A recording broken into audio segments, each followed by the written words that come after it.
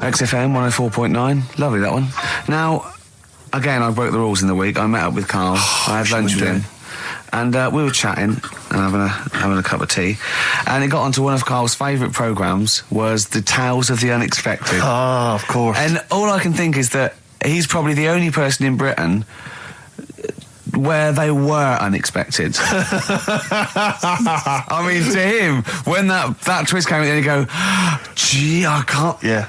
Oh, God. Can't believe so it was the tree that did it. I mean, he was probably the only... And we were telling all these stories of horror, and he liked horror stories. And I told him this story. And I don't know if this had come across the way, but I told him this story. It was a short. It was a horror short. This was a film you saw, was it? Yeah. And what it was, it started off, just there'd been a car crash. You see, it's a horrendous wreck. And you saw it from the point of view of the person in the car. And he was calling for his mate, and he was going, Dave... And he sort of looked over and saw a body without a head that had been thrown at you. He goes, oh no, Dave. And then into the field of view came Dave, his mate, and looked at him with a look of horror, and then it sort of went black and you realised that he was just a head and it had been his body. Oh, wow. Right? Yeah. And I said, then it came up at the end, at the executions in the French Revolution, people experience consciousness for, and he went, oh, no, he said, it wouldn't be for that long. And then he went, if it was a chicken, it would work. Imagine remaking that film, but it's two chickens in horrendous car crash. Their own fault for driving. It would work. No, he wasn't having that. Yeah. No, it was too long. I think he said, how long was this film? I went, 5 minutes. He went, no.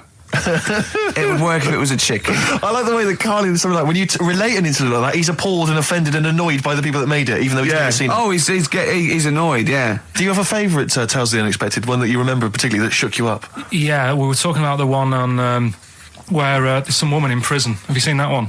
I can't remember them all. Right. This woman's in prison. Yeah. And she gets a bit friendly with the guy who takes the dead bodies out. Right. And he said, I can get you out of here. He said, what you've got to do, right? You've got to, at midnight... When you hear the bell toll, that means there's been a dead body. Yeah, there's been a dead body. So what you've got to do is go into, like, the place where all the dead bodies are, get in the first coffin on the right, and then I'll come along and carry you out and you can run away and escape, right? So she goes, yeah, all right then. So she hears the bell go. I'll bury you, right? And then I'll come back later and dig you up. Right. Yeah, but that's the point. It doesn't matter. It does matter. Trust me, Karl, it really matters. Okay. Listen, I don't know if I'm going to ruin this for people at home. Yeah. Can I just skip to the end? I would imagine that she gets buried and he doesn't come back and she has to get buried alive. Better than that. So she gets in the coffin and she's lying there for ages. She's buried. She can feel a bit of movement going on, so she's obviously, being carried somewhere, so she's thinking, this is it, I'm getting out. And she's lying there for ages and thinking, why ain't someone coming and lifting the lid off this? Do you know what I mean? Letting me get out. So she's really bored. She gets a lighter out, right? Lights it to have a look at who she's lying on. It's only the fella who said he'd help escape. Oh. How bad is that? That is... How bad is that? So it is quite important that she's buried alive then, isn't it? In retrospect, you realise that the jeopardy is that she's buried alive and can't get out. Yeah. It makes it so much worse, doesn't it, than just like lying in the morgue and going, actually, I'm getting out of here. Yeah. This isn't going to work. Look at Carl's face. Having told that, he's so pleased. His face is lit up. He's beaming like a child. Have you seen any? Is that your favourite horror thing ever? What was that one you told me about with the porn? That was a good one. Oh, this was fantastic, right? Right. There was this... Sorry, can I just check now? We're just remembering classic episodes of the Tales of the Unexpected. This is important. Well, I saw one, right? I saw one on Tales of the Unexpected, right? And it was these two gents. What they used to do, they look down the obituaries and they'd blackmail the wife or the son of a dead eminent person, like might be a priest or a doctor, like that, and they'd go and they'd say, he bought some erotic stuff from us before he died, and he owes 100 guineas and all this sort of stuff, and they'd pay up because it'd be so embarrassing. They just didn't want them to say, just pay him, right?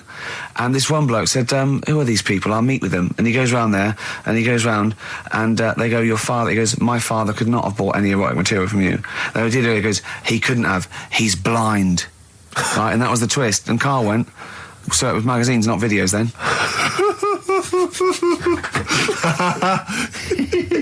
Yeah. Now think about it, Steve. Is that so stupid? Well, presumably it was set in olden times because professional pornographers don't tend to call it, erotic material. Yeah. They tend to call it, juicy jugs or whatever. But more than that, I don't understand how a video is going to be any use to a blind person either. I know that you can hear the sound, Carl. Look at him nodding like he's caught me out. Yeah, what sound will you hear? Do, do, do, do, do, do, do, do. Your meter needs looking at? Yes. Cut. What's then? What's that? Then it's just noises, isn't occasional it? groans. Yeah. Right. You could listen through the wall at your neighbours. He does. I mean, that's why I save a lot of money. But I thought you were going to point out, Carl, that they could have had a Braille porno. Now, have you thought of that? Look, feel the lumps on that. Exactly. Think about it, Carl. Think about it. You're excited now. Yeah. Your girlfriend's away, Carl. Yeah, the cheese grate is only under the cupboard. No, she's a good-looking lady. What do you make of the first genetically modified baby? Oh. Are you worried about this? Do you know what did they do? What? Let me see what it says here. Isn't it just choosing the eye colour? Well, this is the concern, isn't it? That in the future you'll be able to decide whether it's a boy or a girl, how intelligent it is, what it looks like, is it handsome, is it ugly? Obviously, no one will choose an ugly baby, and so on and so on and so on. And so it means that where will it lead? Where will it end, Carl? Are you concerned? I've thought about this a lot. What will us three look like in the future if they're being, genetically modified beautiful people? What will we be like? How will we be considered in society? True, yeah. But we've talked about this before, haven't we? About the cloning thing. Yeah, that's a bit weird. Yeah. But I don't think it matters because at the end of the day, right, you might look like some other kid, but it's the way you're brought up that will change your features and the way you are, your personality. If you lie, you get a long nose, don't you? Well, no, but listen, right, because I remember when we, I was growing up on this estate. This is going to be good. Go on. No, it's not. It's just an example of how this doesn't work. Go on. So we don't need to worry, sort of thing. Sure. Right? Okay. So I'm growing up on this estate, and there was this woman about 4 houses down, right, who's a bit rough. All right. Didn't fancy her. Oh God, no.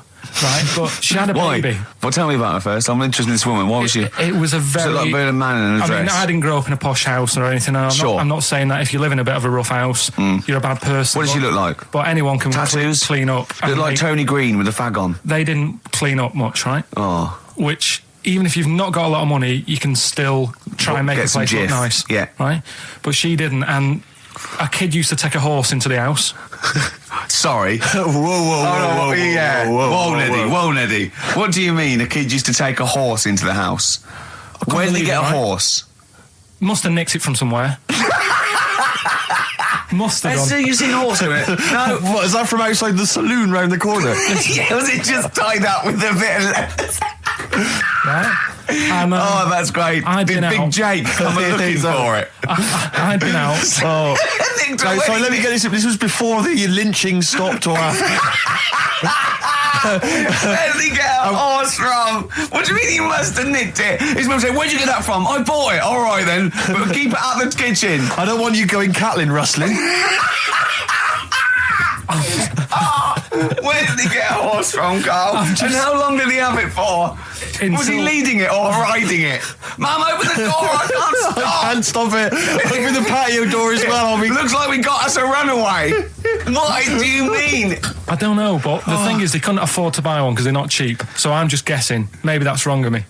But I think... He had a horse? Yeah, right. So that's why the family didn't have any money. They'd spend it on the horse. No, I don't think, that's what I'm saying. I don't think they would have bought it. So anyway... Yeah, it's wise to whisper, Carl, in case they're listening.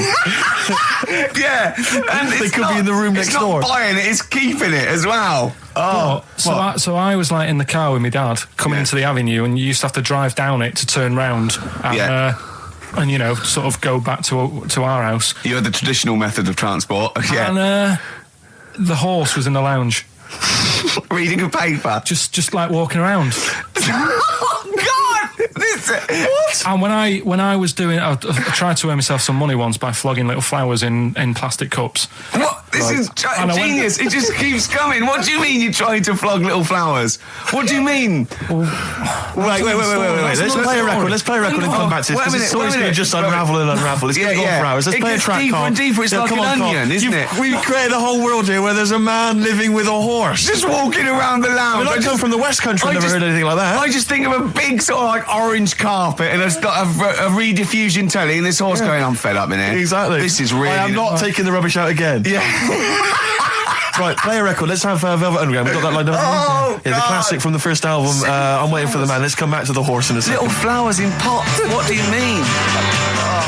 From that classic first album, Velvet Underground and Nico, which apparently peaked at a disappointing 171 in the US charts. Think of that. And that's obviously Lou Reed, the Velvet Underground, and Waiting for the Man. Yeah, great track. So we were talking, we were doing White Van Man, and we got onto genetically modified babies, but and somehow then Carl started telling a story about someone with a horse, and then he got onto, he was trying to make money selling flowers. Just do the flowers briefly. Well, hang on, I just want to recap slightly. So there was a family, and who had the horse in the family?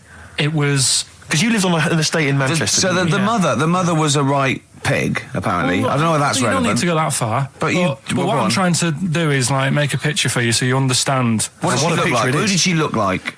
Bit of a, and no disrespect to her, bit like Pauline Quirk. Quirky, yeah.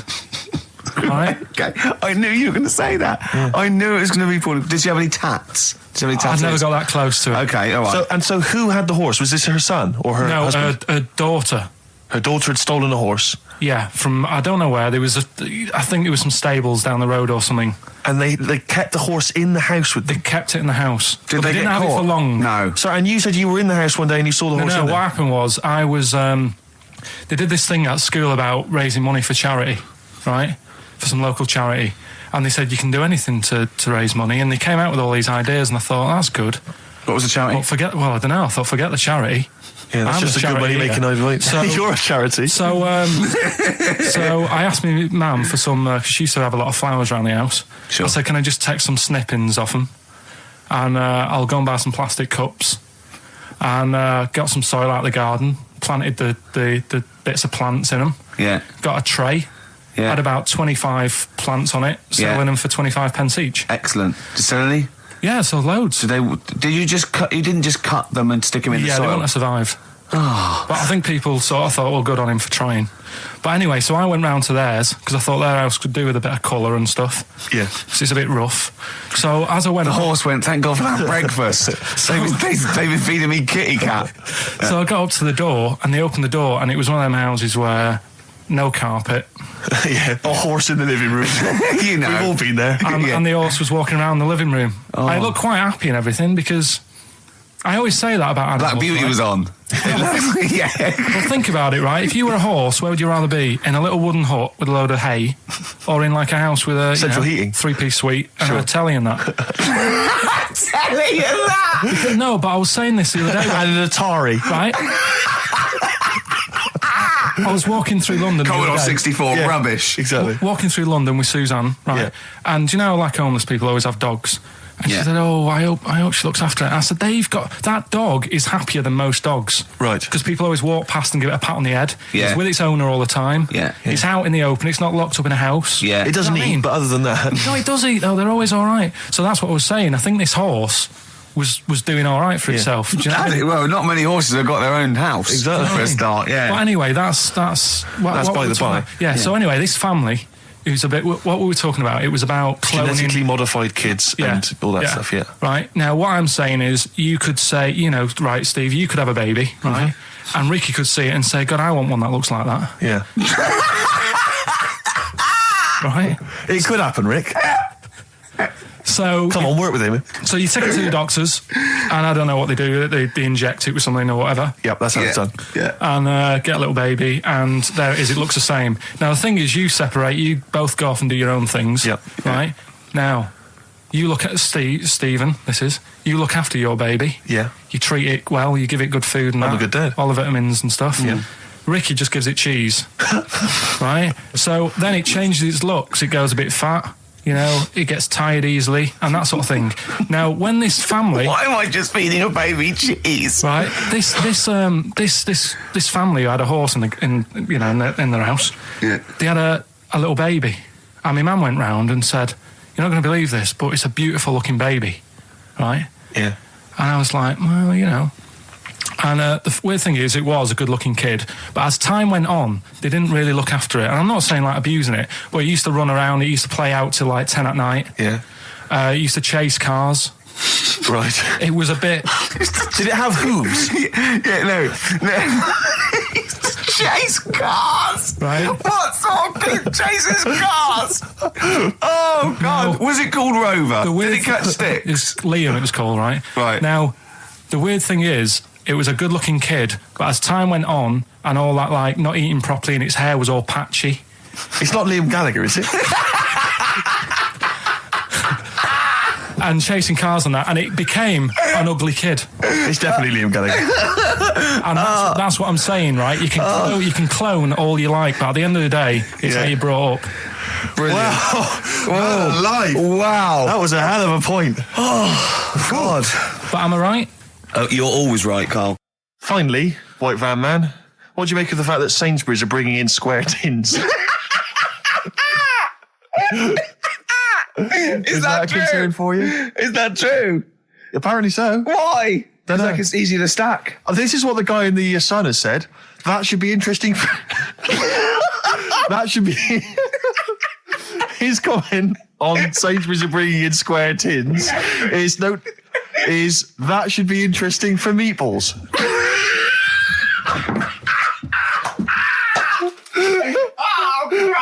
Ricky's just collapsed on the floor. Let's just play a song, Carl. I don't think even you can top that. Cooper Temple Claws. Who needs enemies? Good question, lads. Nobody. This is XFM 104.9. I'm Ricky Gervais. Oh, they should print a little book of those. They're great. Oh, how you can relate any song or artist to anything else. Easy. Joyful. Easy. Well, yeah, so me and Carl went out for a beer, and it was great, wasn't it?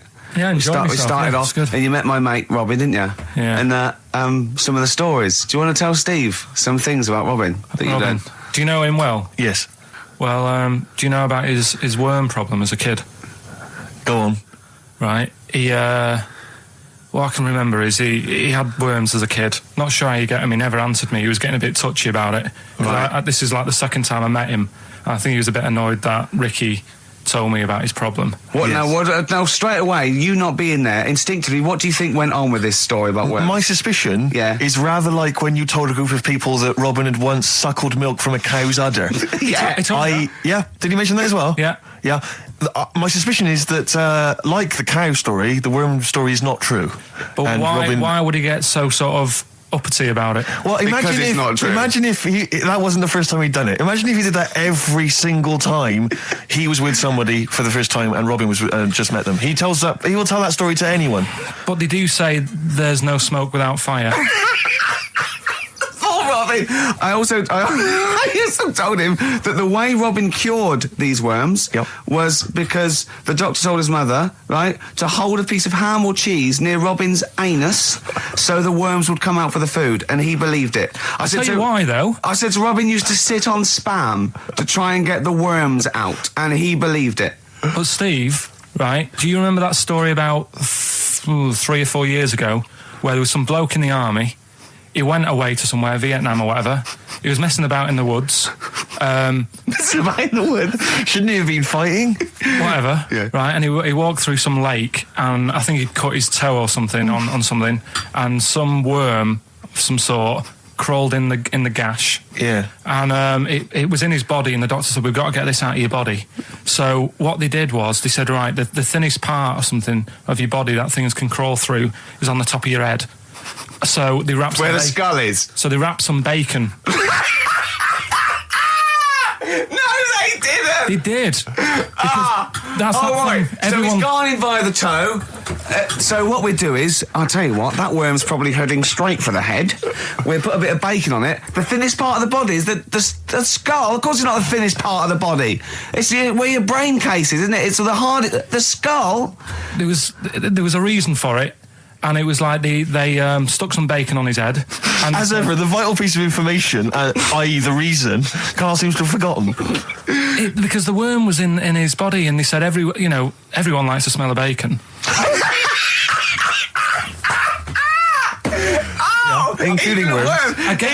Even a Vietnamese lake worm. They love bacon. Remember last week when I said about the little fella with the bone with no brain, and you were proved wrong? No. We were saying it wasn't a little fella. We were saying it was a stillborn child. It wasn't a little fella. You're changing it now. You weren't having any of it last week. Right, hang on a minute. I'm getting confused. There was a Vietnamese snake that went inside of a soldier. A little, like, maggot or some sort that you have to get out of your body because it causes problems. Yes, and so in order to get it out of the body, they strapped bacon to his head. Yeah. That is great. This doctor. And did that work? I think so. They had a picture of him smiling. Oh, God, what, the worm or the bloke? The bloke. Oh, dear. Honestly, I hope someone knows the story. Right. It was about 3 years ago, I reckon. Okay. And, yeah, it did work. G.I. Bacon. So this is why the worm burrowed out of his head to get the bacon? Get to the bacon. Right. That's great. So this is why when Robin was telling his story, I was a little bit disappointed if it wasn't true. Right. Because in a way, Robin's never been to Vietnam. No, but what do you really think that Robin? Well, as Robin said at the time, Carl, why would I sit on ham then tell Ricky Gervais? It's a very good point. Because if he was a kid, you do daft things like that as a kid. Right. He is telling Ricky Gervais though. Yeah. And then, bless him. Okay. And then anyway, Robin left, and I tried to chase him, but he got away. He knows. And then we had a few pints, and then Carl embarked on some of the greatest stories ever told. Can you tell the story about your dad? Let me run it by. I haven't spoke to him all week, so let me run it by him. Okay, play records. Because what we got? We've got one of Steve's tunes. Yeah, well, bizarrely enough, this comes from the Teachers 2 soundtrack, the soundtrack to the current TV series. There's a slight whiff of nepotism in the air. Yeah. Rick, would you like to explain why? Well, that's why you're doing it. No, my girlfriend worked on it. But Yeah. you were going to play this anyway, weren't you? Well, I was, actually. Bizarrely enough, I was going to play some I Am Clute, and this is from, as I say, the Teachers soundtrack. This is called To You. It's a good track. That's I Am Clute, a track called To You from the Teachers soundtrack. That's also got, I noticed, the Electric Soft Parade, The Hives, Star Sailor, Feeder, Turin Breaks, Mercury Rev on there. It's a good little collection. Lovely. Carl has just had confirmation. He's looking smug because someone phoned up and went, it is true, it's a Laogai chi worm and you wrap bacon around your head. That's all the bloke knew as well. Yeah. And his name was Gary. Yeah. So I'm not having it. No. And he said, see, that's why the Robin thing isn't so weird. He said, but when you said he tried it with cheese, he said I was having none of it. He's got standards. Strokes, hard to explain. Like Carl, really? Yes. So, Carl, concentrate. Yeah, go on. So, we'll leave the worm with the bacon wrapped around the head, shall we? Well, if you're ever caught in the jungle, Yeah. Always carry some... bit of Danish. Good advice. Lovely. So, would you like to start on your... to Steve, because I've heard all these. Well, we won't do them all. Well, we'll start off with the Mr. Freeze. Tell Steve the story of Mr. Freeze. This is the first time he nearly died. This is the most serious of the lot, really. So, what it was, do you know, like, don't know if your mum and dad did the same thing, but, like, they do the weekly shopping on like, a Friday. Yeah. So when you got to Thursday, there wouldn't be much stuff left in the cupboard. It'd just be like, your Jacob's crackers and stuff like that. So when they'd been to the supermarket and they came back, I was like, what's that saying? Like a pig in... I loved it. It was like loads of food coming in, loads of biscuits. What is that saying? He nearly said pig in shit. Right. Is that the saying? Yeah. Right. So yeah, all this food comes in. Thank God he didn't.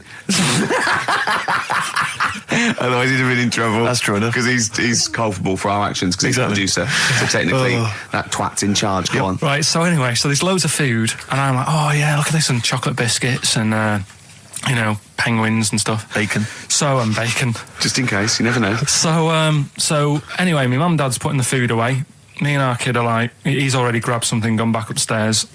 It's like feral children. It's like a quest for fire. And then they were running upstairs. What did you sit under the bed, gnawing at some sort of pig's trotter? So I saw. Do you remember Mr. Freeze Pops? I do. Yeah. So they're kind of like popsicles, icicles. Yeah, but really long, like a foot long, right? Yeah. So I thought I'll have one of them. So I grabbed it. Went for the nutritious stuff first. Absolutely. And like my mum and dad are putting this stuff away and what have you. And I rip it open and knock it back, right? Straight away, just right back like Swallow that. it, Right yeah. But it went down the wrong way, right? So What, down your shirt? So I was like, oh God, I can't breathe. And my mum and dad didn't even know what I'd ate. Do you know what I mean? I ate it so quick. Yeah. And I'm sort of tapping my mum on the back, going, and she's going, oh God, you know, he's choking again, because I was always choking. If it was one thing, I don't know if I've got like a small throat, but I mean, even Ricky knows I can't drink that much, can I? Yeah. Do you know, or eat pebbles. I'm not a quick drinker. I'd always, I think I'm scared of like swallowing stuff. Yeah. And it was like bottle tops and mint imperials and stuff. I was always choking on stuff. Oh, jeez. So anyway, she's going, oh God, what's he picked up on it now? Drop it. So- And she hit his nose with a stick.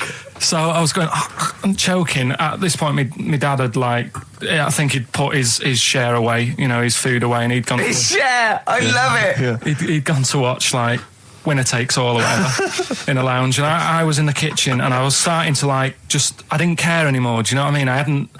I just got to that point where I wasn't struggling anymore. You just thought, I'm done I just for. was like falling to the ground. And my mum's going, you know, get in here, I think it's serious. My dad comes in and sort of starts shouting at me, saying that's what you get for being greedy. He didn't even know what I'd eaten. Well, it was the moment to teach you a lesson, certainly. So he's there like that, and my mum's going, oh, look at him. And my lips were going purple, and my eyes were rolling into the back of my head. You look like Marilyn Manson. And so anyway, she grabbed me from behind and did that fireman thing. The Heimlich manoeuvre. Yeah. And, you know, winded me. And it came up, and I was all right. What, the whole popsicle came flying back out? You see, that's what I don't understand, because there was nothing there. No, just a little bit. No, it swells up, doesn't it? Because it irritated it. So it went down your sort of like your epiglottis. It went down the wrong way, like it went into your air canal instead of your throat, and it sort of spasms, and that's the fear. You just got to calm it down and relax. So in time, I would have been all right. Yeah, anyway. you don't. Well, no, you might have. So that's so that's hang on. one. No. But the weird thing is, like for 3 days after that, I felt like a sort of a special person. I went to school. I'm saying nothing. I did full days. A special needs person. Yeah. I went to school the next 3 days after that. I didn't wag it or anything. I did full days. I love that. 3 days, turn over a new leaf. Yeah, exactly. After 3 days, you thought, screw it. Yeah, did a quick history exam. Yeah. Right, next one. weird. That's popsicle. That's popsicle hell, we'll call that. Right, next one. Which one's the next one? Oh, what about your paper round? Right, the paper round one. Paper round, I'd still say it's the best job I've ever had. And he means it. No, I really enjoyed it. It's like, you know, you don't have to work with anyone else, right? So you make your own rules. Just think of that. You know, you sort of You're spreading information to people, vital information. You're giving a service, and no one else is around. You know, you can just do what you want and think about stuff whilst you're cycling around on your bike. It's really good. Yeah. So anyway, imagine the stuff he's thinking about when he's riding around his bike. So getting in the head of a salamander. So anyway, I loved it, and even though I only got 50p a day, right? No matter what the weather was like and stuff, I used to get up at 4:30 and go and do the round. And why did you get up at 4:30? Because I wanted to watch the Pink Panther at 5:30, so I wanted to get me paper round done. I said, why didn't you watch the Pink Panther? And then he went, I can't sit there thinking I've got my paper round to do. He'll ruin it for him. Yeah. So is it a good job or not? So 4:30 I was up and about, and this morning it was like winter, really bad winter, bad snow, you know, freezing cold, really windy and all that. And my mum said to me before I went to bed, she said, don't be getting up tomorrow, I'll give you the 50p. I said, it's not about the 50p. So, you know, people want the papers and stuff. So, conscientious. So anyway, I went to bed thinking, you know, that's it. I've told her I'm still going, so, you know, whatever. Go to sleep, get up in the morning, and put all my kit on. And I used to have layers of clothing on because it was really cold. They had a big anorak on with the fur on. I had waterproof pants, and I got my paper round bag. And I went downstairs to get out and tried to open the door, and it was locked. Oh, God. So she'd locked it so I couldn't go out. So I'm searching around the house looking for the keys. She must have hid them somewhere. I thought, oh, God, you know, I've got the papers to do. So I thought, how can I get out? So I went upstairs, climbed out of the bathroom window. God. Right, and to try and jump out of the bathroom window onto the porch. But the problem was, I had so much gear on, I was like the Michelin Man. So I could hardly move as it is. Yeah. And I'm trying to get out the window, and I'm like, trying to stretch down like that, get my foot on the porch, and my bag got caught on like the hook of, do you know, like how you have a hook so you can put the window open? Right, yeah. The little arm goes on. My bag had got caught on that. I was holding on to the wall and my foot on the thing, so I couldn't sort of pull it away in case I pulled it away and then fell on my head. Yeah. So I'm stuck there. Dangling. My dad comes back from working nights. Yeah. He thinks I'm a burglar. Gets out his gun. So he's shouting and stuff, going mad and going, Dad, it's me. And he had to give us a hand using a... He's heard that wily trick in Manchester before.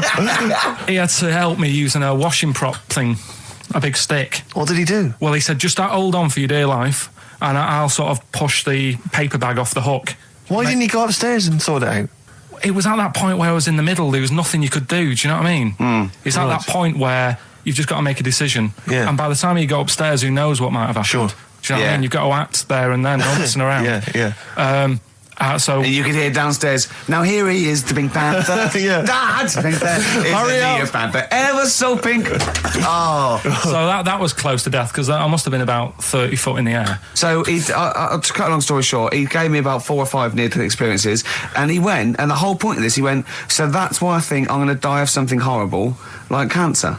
And I went, why? He went, right, you ready for this? Yeah. He said, well, I don't check my balls. Wait. He said, I don't like the feel.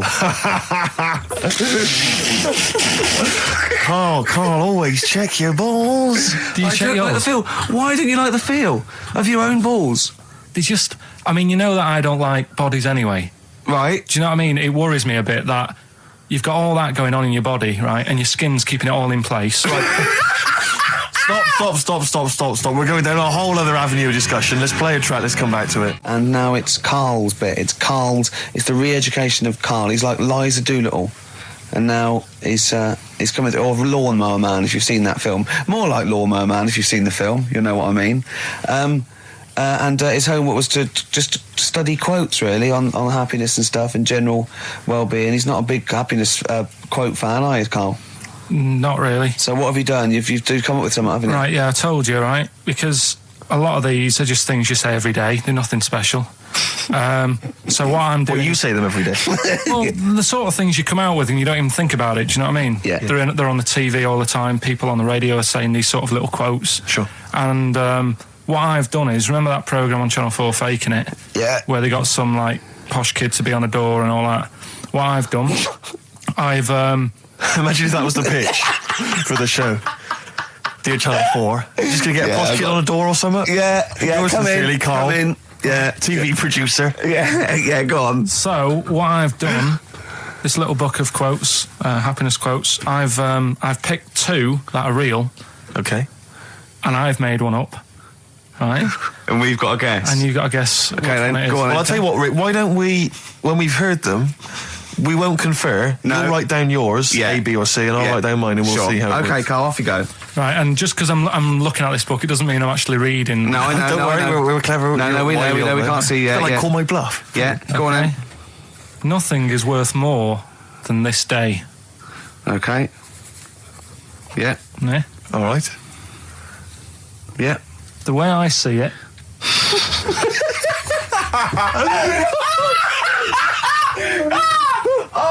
Oh God, my head's gonna burst. No, hang on. My head's gonna burst. No, Hang on. this might not be Carl's. Oh, it might not be. How do you know I haven't tweaked them a little bit? Yeah, good Okay, point. fair Good enough. point. No, good point. The way I see it, if you want the rainbow, you got to put with the rain.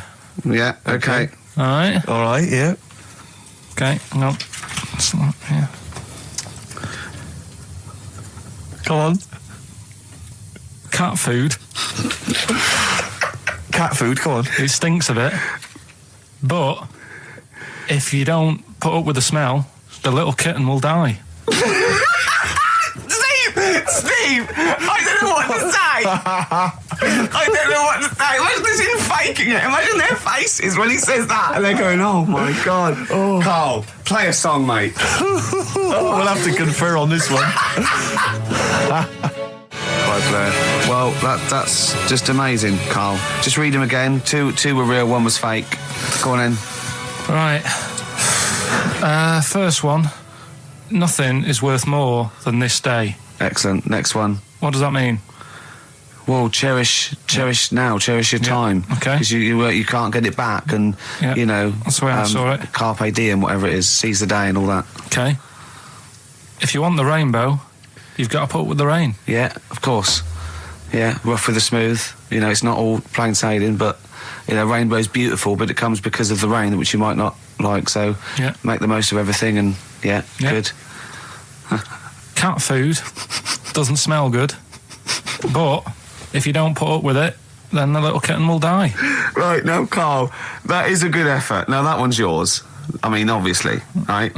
Right, no, but it's a good effort, right? I mean, it slipped seamlessly into the others. Yeah. Don't think it didn't. No, but it's good. I mean, we knew it was that one. But what I will say is, it's good, but what you don't know, maybe subconsciously, is, I mean, it's very similar to the putting up with the rain and the rainbow. But that's good. Why do you think that? Well... What does mine mean? Well, even though it smells bad, it's good for something. Right, so I didn't look at it like that. What did you look at that? I kind of thought... Was yours more specifically about cat food, generally? Because, normally it's an analogy. Yeah, or a metaphor for something, much bigger. Well, no, the way I mean, Dolly Parton, who I think did the rain thing, she wasn't specifically concerned about weather conditions. No. It was a sort of general idea. It's all about life. Yeah. Well, that's what I've done. Go on. I've used an everyday thing. Yeah. And put it with today's problems, right? Go on. So, my girlfriend, she might like to go shopping for clothes. I hate it. Right. But because I love her, I put up with it. Ah, that's nice. Yeah? Yeah. So, you love that little kitten. You can't stand the smell of the stuff you got to feed it. But because you love it, you go, well, I'll put up with this just for a few minutes, and then I can, squeeze its head later and give it a little... Sorry! Squeeze its little head. No, yeah, well, that's just the thing that I do with cats. Put it in a bag and drown it in a lake. I can feed it and then I can throw it against the wall. Exactly. So you didn't see it like that, did you? No, that's very good. So it's about love, is it? It's about putting up with the bad things for something you love. Yeah. Well, that's nice. But Carl, you seem now to be convinced and rather smug that you've tricked us and that you've fooled us and that we didn't understand it. Well, I say that's your fault, not ours. No, it's not, though. I mean, look, that man in Forrest Gump, he was a bit of a nutter. And he came up with the life as a box of chocolates thing. Yeah. Now, if that was in this book, you say, oh, yeah, brilliant, good bit of work. But if he was sat here doing the show with you, you'd be taking the mickey out of him. Sometimes I feel he is. No, but Carl, I could. In fact, if people are out there, we're too lazy. Could you write down everything Carl's ever said? Because I think we could publish that. Yeah. He said one today. He saw my salamander. It's not a euphemism. He saw my salamander, and it's just sitting there in the tank. Your exotic pet. Yeah, and he's worried about there not being a lid on. And he said, I went, what are we worried about? He said, wow. He said it sits there for 24 hours a day, obviously planning to get out. Well, it's got nothing else on its mind, and it's, the daft thing is, he has actually got the lid ripped up a little bit. And he'll be looking up there, and it's going to get out. But what's the worst that could happen? What's it thinking? What do you think it's thinking, this salamander? It's got its eye on the DVD player. I can have Ian be down the market. Class. Rock the Casbah. I love the fact you had at least 3 minutes to get that right. I know. Prepare and get that right. I know, but my mouth was full of Maryland cookies. Yeah. Last week, this would blow your mind. He came in, do you know what he'd bought for himself? About 10 penguins. Who buys penguins still? I know. Or wagon wheels. Oh, I've never liked wagon wheels. You've not been a fan? No, but I was sorry about that. It's The Clash and Rock the Casbah. Talking about records, have I told you that time my brother-in-law, he was moving out of his place, and I think moving in with my sister, and I was about 13, and so he was about 30, and I moved in, and he brought round all his records when he was storage to leave them at our house, right? And he had all these old sort of records, 50s and 60s records, no Elvis, right? And they put them upstairs, and I was looking through them, and it's just all like Elvis stuff and Beatles stuff. And there was a mate of mine who loved Elvis, okay, and he had loads of chemicals. Yeah, he had loads of chemicals, and I was into chemistry, and he said, "Let's swap me some chemicals for them." So I sort of nicked about 5 Elvis singles, and I got all these chemicals, and then the guilt just hit me. I just thought, well, he's going to notice that, and one night I just came downstairs and I confessed to my mum, and she went, "All right, well, I won't tell him, but you've got to be good." And it's sort of like I was just really, really good for a year. And then I remember when I was about 18, my brother was talking about it, and he said, "Did you ever play those records I left for you?" Brilliant. He told my mum, he said, "These are for Ricky." She just didn't tell me. She was sharp, wasn't she? She used opportunism there. Oh, that's genius. And that was it. That's why I was good. But you've never stolen anything since, have you? No, I don't. Except that spate of shoplifting after that to teach your mum a lesson. yeah.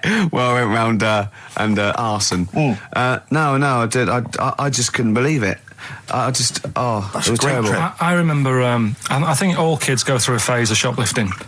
Well, and when I was going through it, I used to just little things, just like magic markers and magazines, Mars bars, that sort of thing. Yeah. And one day, right, my mate Anthony, his mum called up my mum and said, I've got to meet up with you. I've got to have a word with you." And she said, "What about?" She said, "I don't want to talk about it over the phone." So she goes, "Oh, right. Well, yeah, come round tonight then." So anyway, my mum sees me. She don't want to be in an awkward position and, like, be a bit embarrassed and what have you. So she sees me and she goes, "Right, Anthony's mum's coming round. What have you been doing?" Yeah. So I go, "Oh, God." I said, I've been nicking stuff." So she goes, "Like what?" So, not big stuff. I've had a few calculators and Mars bars and stuff. How many? I'll just work it out. Hold on. Works out at 7.2 per day. So, how many calculators do you need? So it was when that phase. You failed maths. Everyone wanted a calculator. It was like a trendy thing, wasn't it? Right. Oh yeah. In Manchester a couple of years ago. Yeah. So anyway, I told her all this, and I confessed to, like, computers will make it there one day. I confessed to There's magic in the back of battery. Go on. Confessed to nicking all this stuff. She comes round. She only wanted to borrow some money. Brilliant. She said, "Oh, I don't like asking. I was a bit embarrassed to ask you over the phone, but can I borrow 20 quid? Oh, that's fantastic. And there's me. That's great. And it's similar sort of thing to yours. And did you? And he went, "Hold on, Mum, let's work out the interest on that. I bank 10%. She'll owe you £4.40. Yeah. Oh, dear. So your mum was a loan shark. yeah. And did she mention? She went, "I just stuff with that other?" Because what I'm saying is, presumably you got your mate in trouble. No. Right, you didn't. That's great. Anyway, should we have some more music? Because we've been waiting for hours. What are you going to play, Carl? We've got the Cooper Temple Clause. Oh, brilliant. His homework was to come up with one of those stupid lateral thinking problems. We maybe should give an example of the... Romeo and Juliet, right? Romeo's asleep on the bed, Juliet's on the floor, covered in water and broken glass. What happened? And you ask all these stupid questions, and it's... Romeo's a cat and Juliet's a goldfish. Again, awful. What am I thinking? Yeah. Yeah, come on then, Carl. Right, Yeah. There's a bloke lying on the floor, right? He's cut his head, blood's coming out of his head, and all his mates come running up, and they're all stood round him. Yeah. And they don't take their hats off as a mark of respect. That is outrageous. Why didn't they take their hats off? I'm laughing, but it's probably as good as the real absolutely. ones. A bloke's fallen with his... Yeah. He's lying on the floor. Yeah. He's dead. Yeah. His mates come running up. Was it important that his head was cut? I don't know. I mean, Would it have been okay if he'd have been wearing a hat? He wouldn't have been dead if he was wearing a hat. What's your answer? No, you're meant to answer a question. You don't just go, "What's your answer?" You say, "Where's the turn?" So you go, "No," and I have to guess. It's obviously like sort of motorcycle stunt team or a parachute. Why didn't they take their hats off? Because they're probably still on the motorbikes or something. Or well, yeah, but if you mark a respect to someone, you could take your helmet off. I'm getting angry. What? They're parachutists. Why can't they take their helmets off? Because they're coming down from the sky. But he's on the floor dead. Well, yeah, but they can look down and see him on the floor. Are they on the floor, Carl? They're on the floor as well. They're walking, are they? Yeah, well, they sort of stood there looking at him. They're stood there. Yeah. They're stood on the floor looking They're at him. and he's soldiers.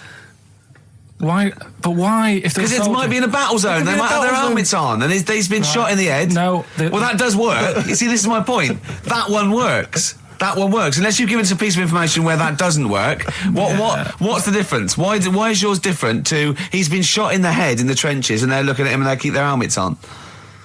I just don't think it matters as much. If they're in the trench, they're already guarded a little bit, so they could take their hats off. It's the best mate, for God's sake. Okay, he's dwelling on this. Are they normal hats? What kind of hats I'll are give you the they? answer. No, don't get ratty. What kind of hats are they? Baseball hats? If I told you what sort of hats they are, you'd have the answer. Wow. Okay, I've got to guess what sort of a hat it is then, have I? Right. Is it a trilby? No. Is it a bowler? I know what it is. What? They're spacemen. No.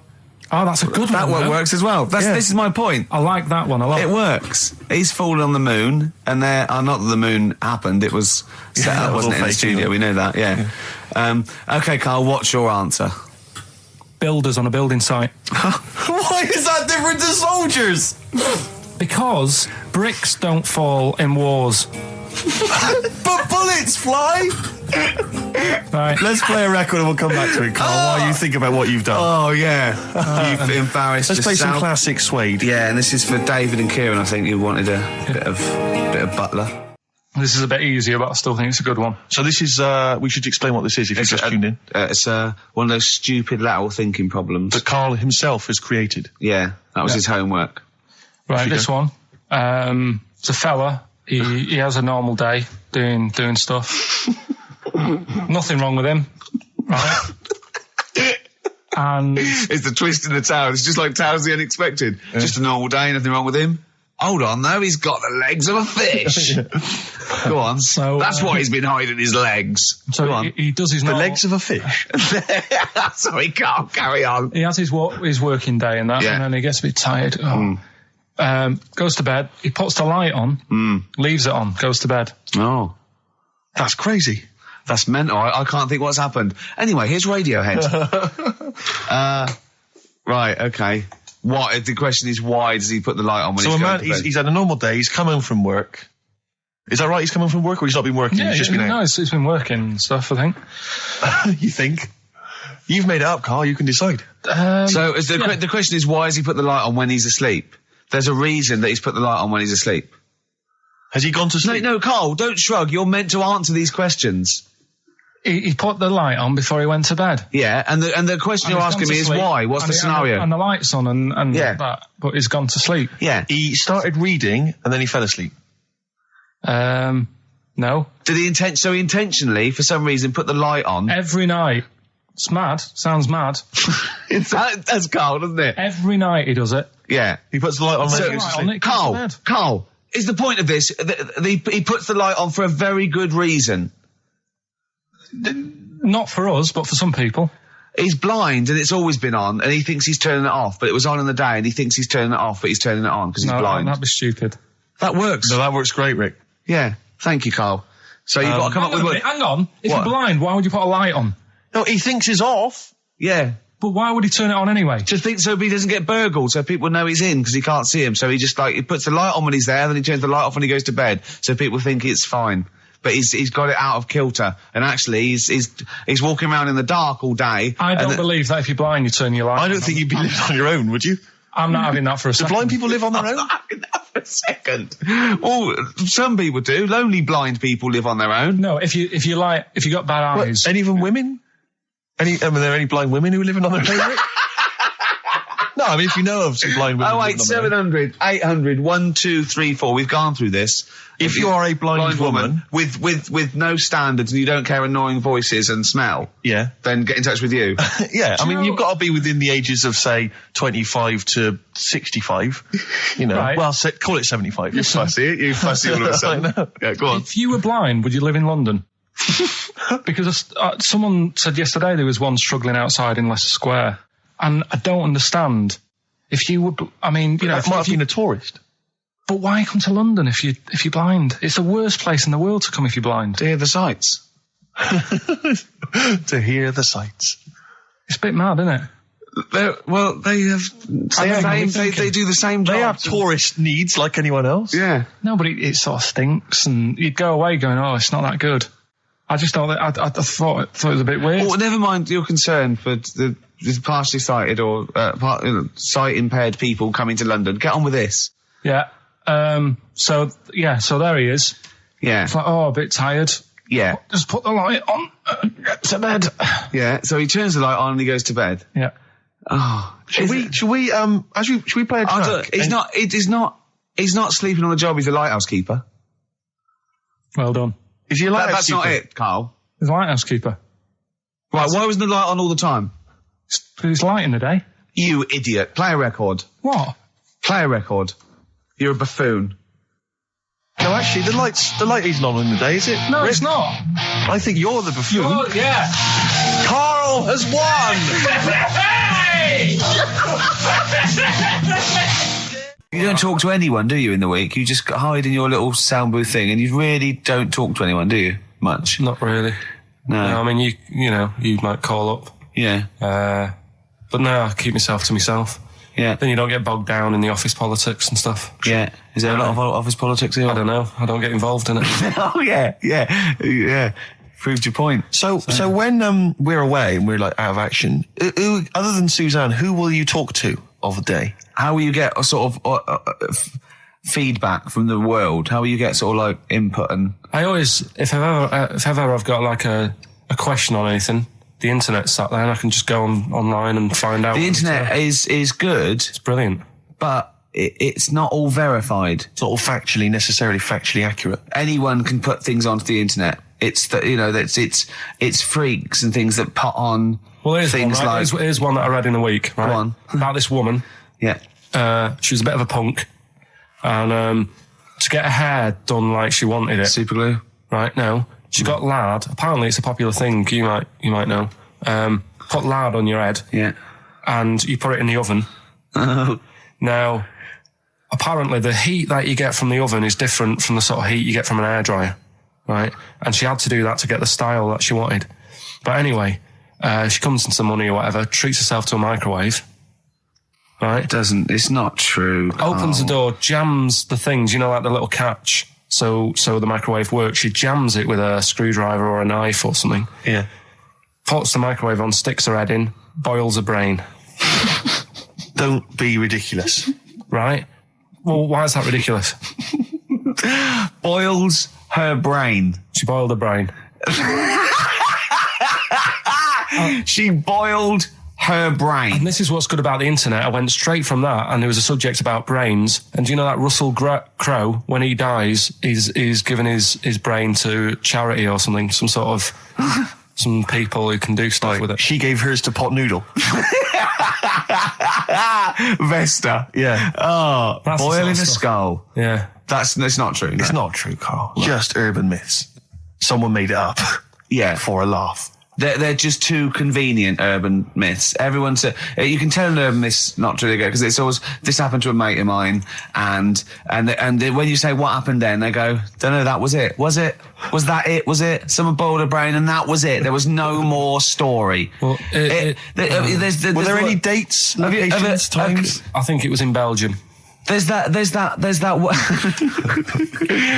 one that a bloke, right, was going to get a phone call at 4:00 to find out if his business was, okay, right?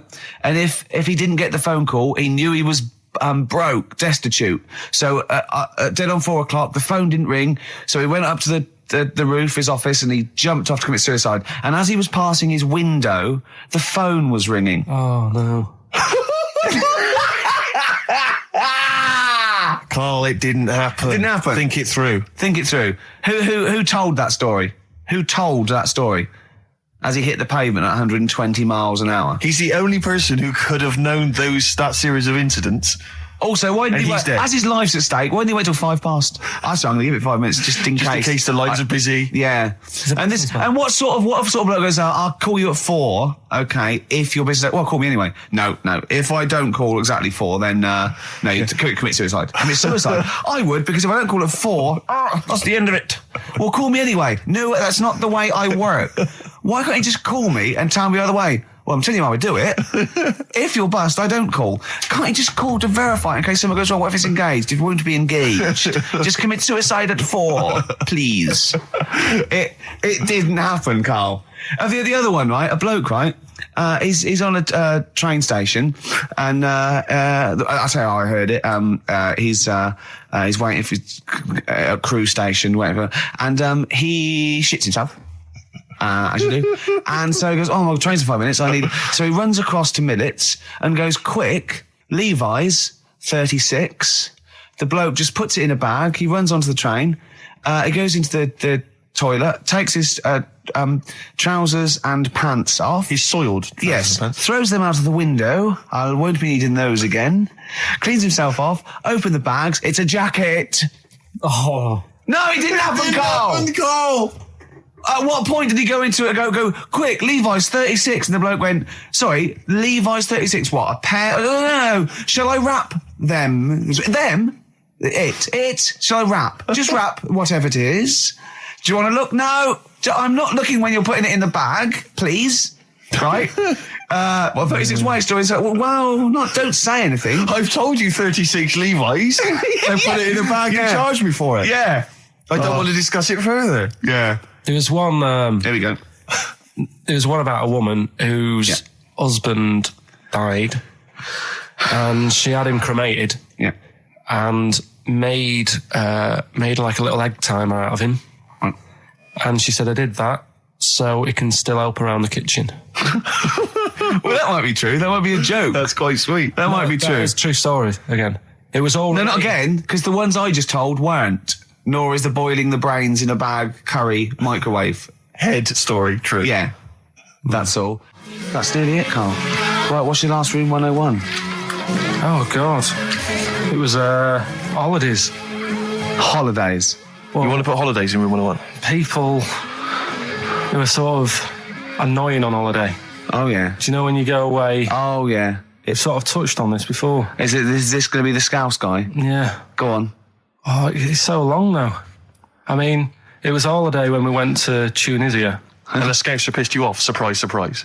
Yeah. Yeah. But the annoying thing was, when you go on it was a cheap holiday, and like the lesson here is, if you want a good holiday, you got to like spend some money. Yeah. And we didn't on this one. We spent about, I don't know, 400 quid for 2 of us for like a month or something ridiculous.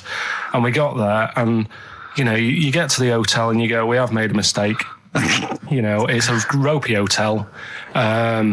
You can tell like the blinds and stuff as you walk in, they're all dirty and stuff. And you think, well, let's make the most of it. Let's not get down about it. It's a holiday. It's for a rest. And you try and make the most of it. And we had to meet. Like you have one of those things where you get to your destination and the rep says, right, go and unpack your bags and that. Go and sort yourself out in the room. And tomorrow morning we'll meet up at 10 o'clock. And I'll go through, the best sort of place to go for camel rides and, the best deals I can get you. That sort of thing. Can anyone here walk like an Egyptian? So she says, right, tomorrow morning, meet 10 o'clock in the discotheque. So we get up and we have breakfast, and it wasn't a good breakfast. The kitchen was, like, bit horrible. The food wasn't good, and it was run by sort of midgets. What do you mean it was run? There's anything wrong with that. There was little fellas running around, and the annoying thing was one of them sort of started to fancy my girlfriend. How did he manifest his affection for No, you're not saying there's anything wrong with midgets, though, are you? Just saying it was strange. There was but even midgets shouldn't be cutting in on Karl Pilkington's territory. I know. But it's also that thing of, they've got little fingers, and it's sort of ruined. I'm so sorry. No, I'm not. It is a bit of a phobia of mine. Okay. Do you know what I mean? They are nice people and that. Sure. Oh, God. But the annoying thing is... So what was he doing then? How did he... I don't understand how he was chatting up your girlfriend. Was he crawling under the table so you couldn't see? Just kept... Whispering to her from underneath there. Stop it. Just sort of, Wait, I don't want to get a complaint on our last show. There's not many midgets. What's going to happen? Can we just finish this and start up again in a couple of months? Oh, yeah. So if you want to know more about the midget theme restaurants, then we'll talk you in 3 months. Yeah. It's just. Oh. It's just. No, that's fair enough, actually. Oh, You're yeah, absolutely no, right, sorry Carl. about That's this. your producer's Listen, head on. we'll see you in about a really, it's been a pleasure, truly, and thank you for everyone that wrote I've got your letters. Have you really? Yeah. I've got you both a present, right? Oh. I got Ricky, do you know, like we've done fables and Yeah. stuff? Right? Yeah. This is like Mr. Ben. Oh. This is brilliant. Yeah. Right, and it's like little fables that Mr. Ben goes on. Oh, fantastic. So I want you to learn something from that for when you come back. Okay, brilliant. That's lovely, I'll tell you Carl. one of the stories I read this morning. It's brilliant. In fact, when you've done with it, Yeah. give it me. Yeah. Because I haven't finished reading that. Okay, thank you, Carl. And for Steve, a little shout up lines. A little book of chat lines. That's fantastic. Carl. Well, we'll see you in 3 months. But carry on emailing Carl. Cherish Karl Pilkington. He sits in a little room by himself, so keep him in touch. And we'll see you in August. We're going to leave you with something that we all love. This is There Is a Light That Never Goes Out by the Smiths. Very apt, I think. Goodbye. See you later. Forever Lost. The magic numbers, and the magic number is 104.9. Oh. XFM. I'm Ricky Gervais, with me, Steve Merchant and Karl Pilkington. Right, 2 more shows. 2 are off air for don't know how long. Is that 2 more including this one? Yeah, no. 2 more after Yeah, this one. yeah. No. It's this is one, and then there's another one. Right, 2 more and that's shows. the last one. There's Okay, 2 right. more shows. Yeah, Including this one. We're starting now. Starting now, If 2 I'd more have said this at the end, it might have been ambiguous. That was But I've why said I it at the was beginning. There's 2 hours. That's a whole show. Right. So there's 2 more shows. 2 more shows including this one? Yes, well, Okay. obviously. So 1 more show after It's this only one. 1:05. After this show, 1 more. Yeah, one more. Yeah. Next week there's 1 more show. That means 2 altogether. Oh, no, now it's only 1 more show. Good night. Okay. Now, it better be a good one, Carl. Have we got Rockbusters? Yeah. To win those prizes? Check. Have we got Monkey News? Check. Is it a real Monkey News, or is it something that's is. slightly made Always up that is. you... What? Always is. Check. Okay. Knob News?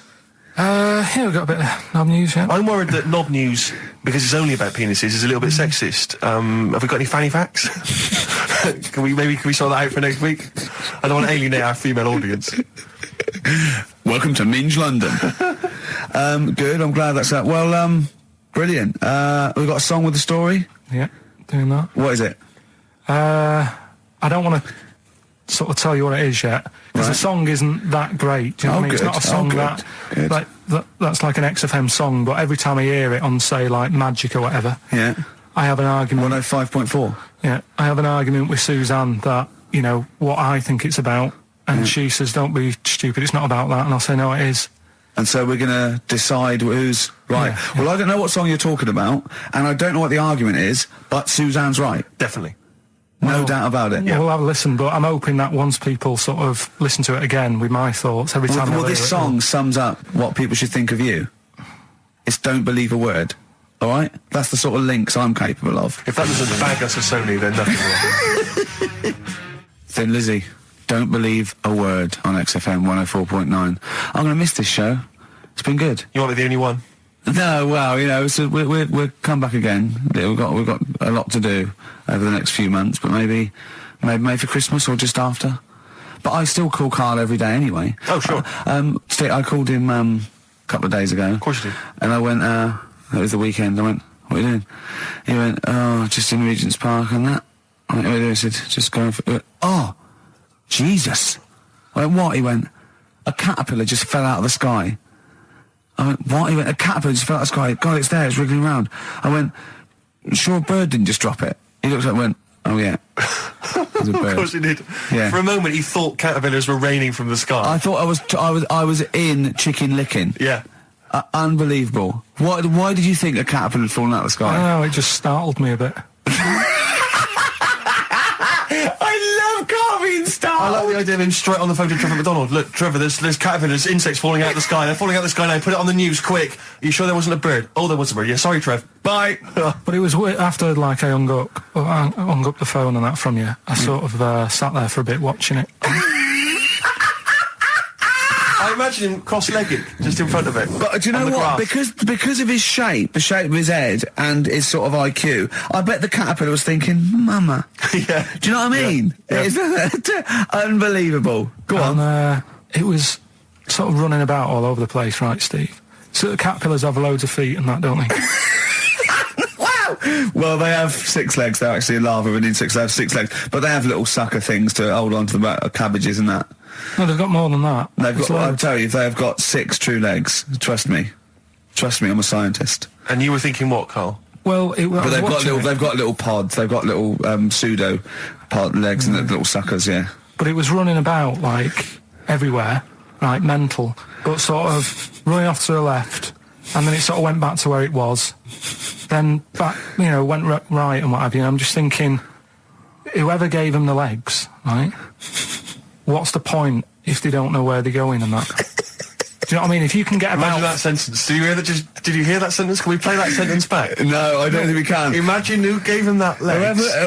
Whoever gave him them legs, what's the point if they don't know where they're going and that? And that. Always and that. And that. But maybe you just, to be fair to the caterpillar, with all its legs, okay, and you didn't know where it was going, it had just been plucked from its house by a bird, shot up into the sky, and then dropped from 80 feet, hitting the ground. Onto the head of a weird, bold-shaved monkey.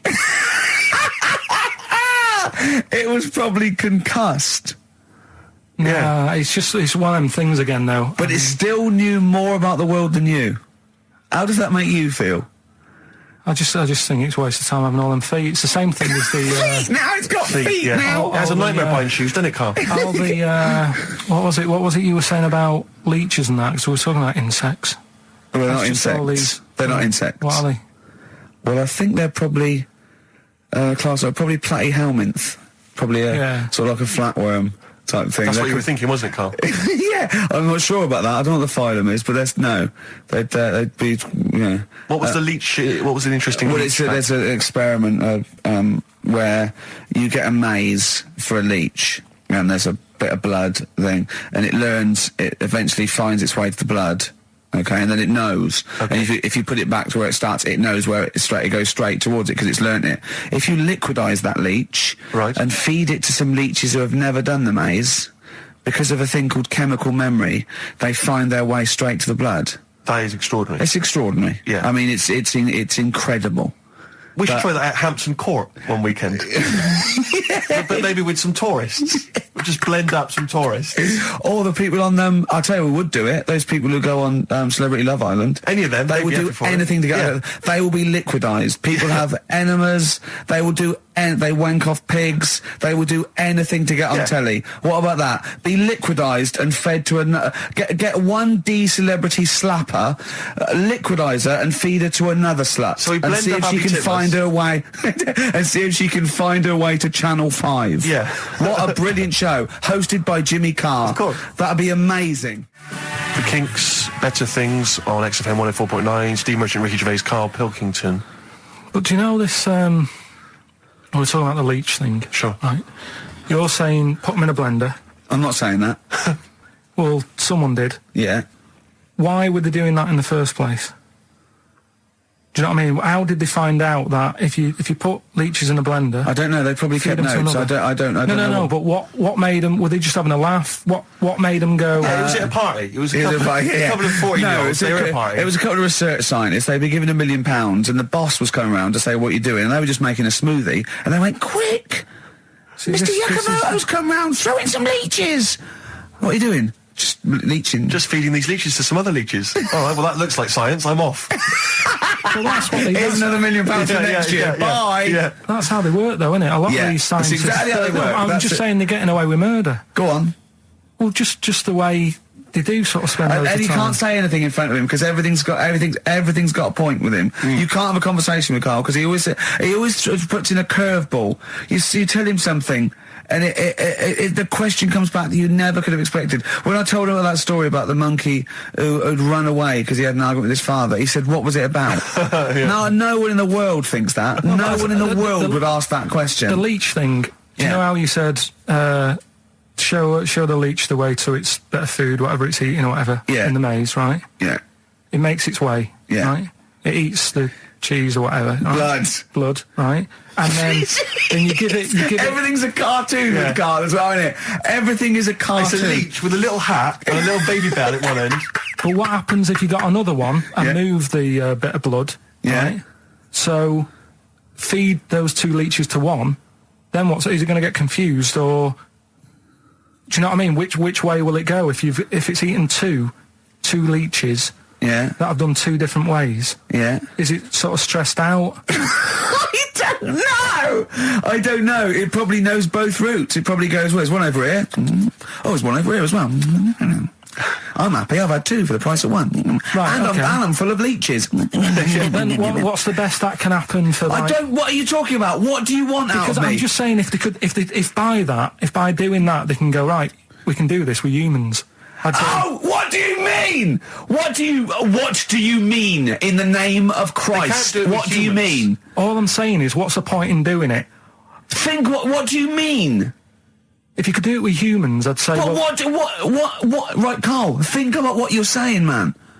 yeah, I'm saying. If you could do it with humans, do what with humans? Say if Einstein, right, didn't do all that maths that he did, right? Say if he got to E equals and then he died. Squash his brain, give it to someone else, say, right, eat that. And they go, right, it's E equals MC squared, isn't it? What I'm saying is... But they wouldn't. They'd go E equals, wouldn't they? If it was chemical memory, they'd go, E equals, yeah, same as Einstein said. Yeah, I just ate his brain. What am I saying? What have you made? Carl, think what you're saying. It's unbelievable. The thing is, right, you are what a scientist does. You just keep saying why and what and why and what. But nothing's ever enough for you, which is good. It's nice to have an insatiable... I get annoyed with all the amount of time and effort that's put into stuff that's useless. What's the next stage to squashing that leech? If it's not going anywhere, forget it. Work on something else. It's the same way in some science magazine I was reading about... Is there anything smaller than a quantum electron or something? Yeah. It's like, if it's not getting in the way, don't worry about it. Why are they worrying about things we can't see? If you blended up Carl's brain and fed it to someone, would it make any difference? They wouldn't even notice, would they? Wouldn't register. You fed it to a leech, and the leech would go, I don't know what I was doing. I don't know what... Where was I going? I'm even more confused. I don't know. Talking of leeches... Did you see the dregs that they put into Big Brother last night? I've not been watching it. It's bad enough anyway. It's a house full of people you wouldn't cross the road to save, right? Yeah. But there's 3. They've put in 3 more to spice it up a little bit. They've put in a low esteem model. Sure. Right? They've put in Mr. Bean, who is the whitest man I've ever seen. Mm-hmm. I mean, it's like a new race. Yeah. He's nearly see-through. And this thing that looks like Matt Lucas in a bikini. Wow. Unbelievable. The fat things on her back, I thought she was coming towards me. Really? It was unbelievable. And the first thing she said, she went in, she looked in the mirror, adjusted herself and went, "Oh, me minge."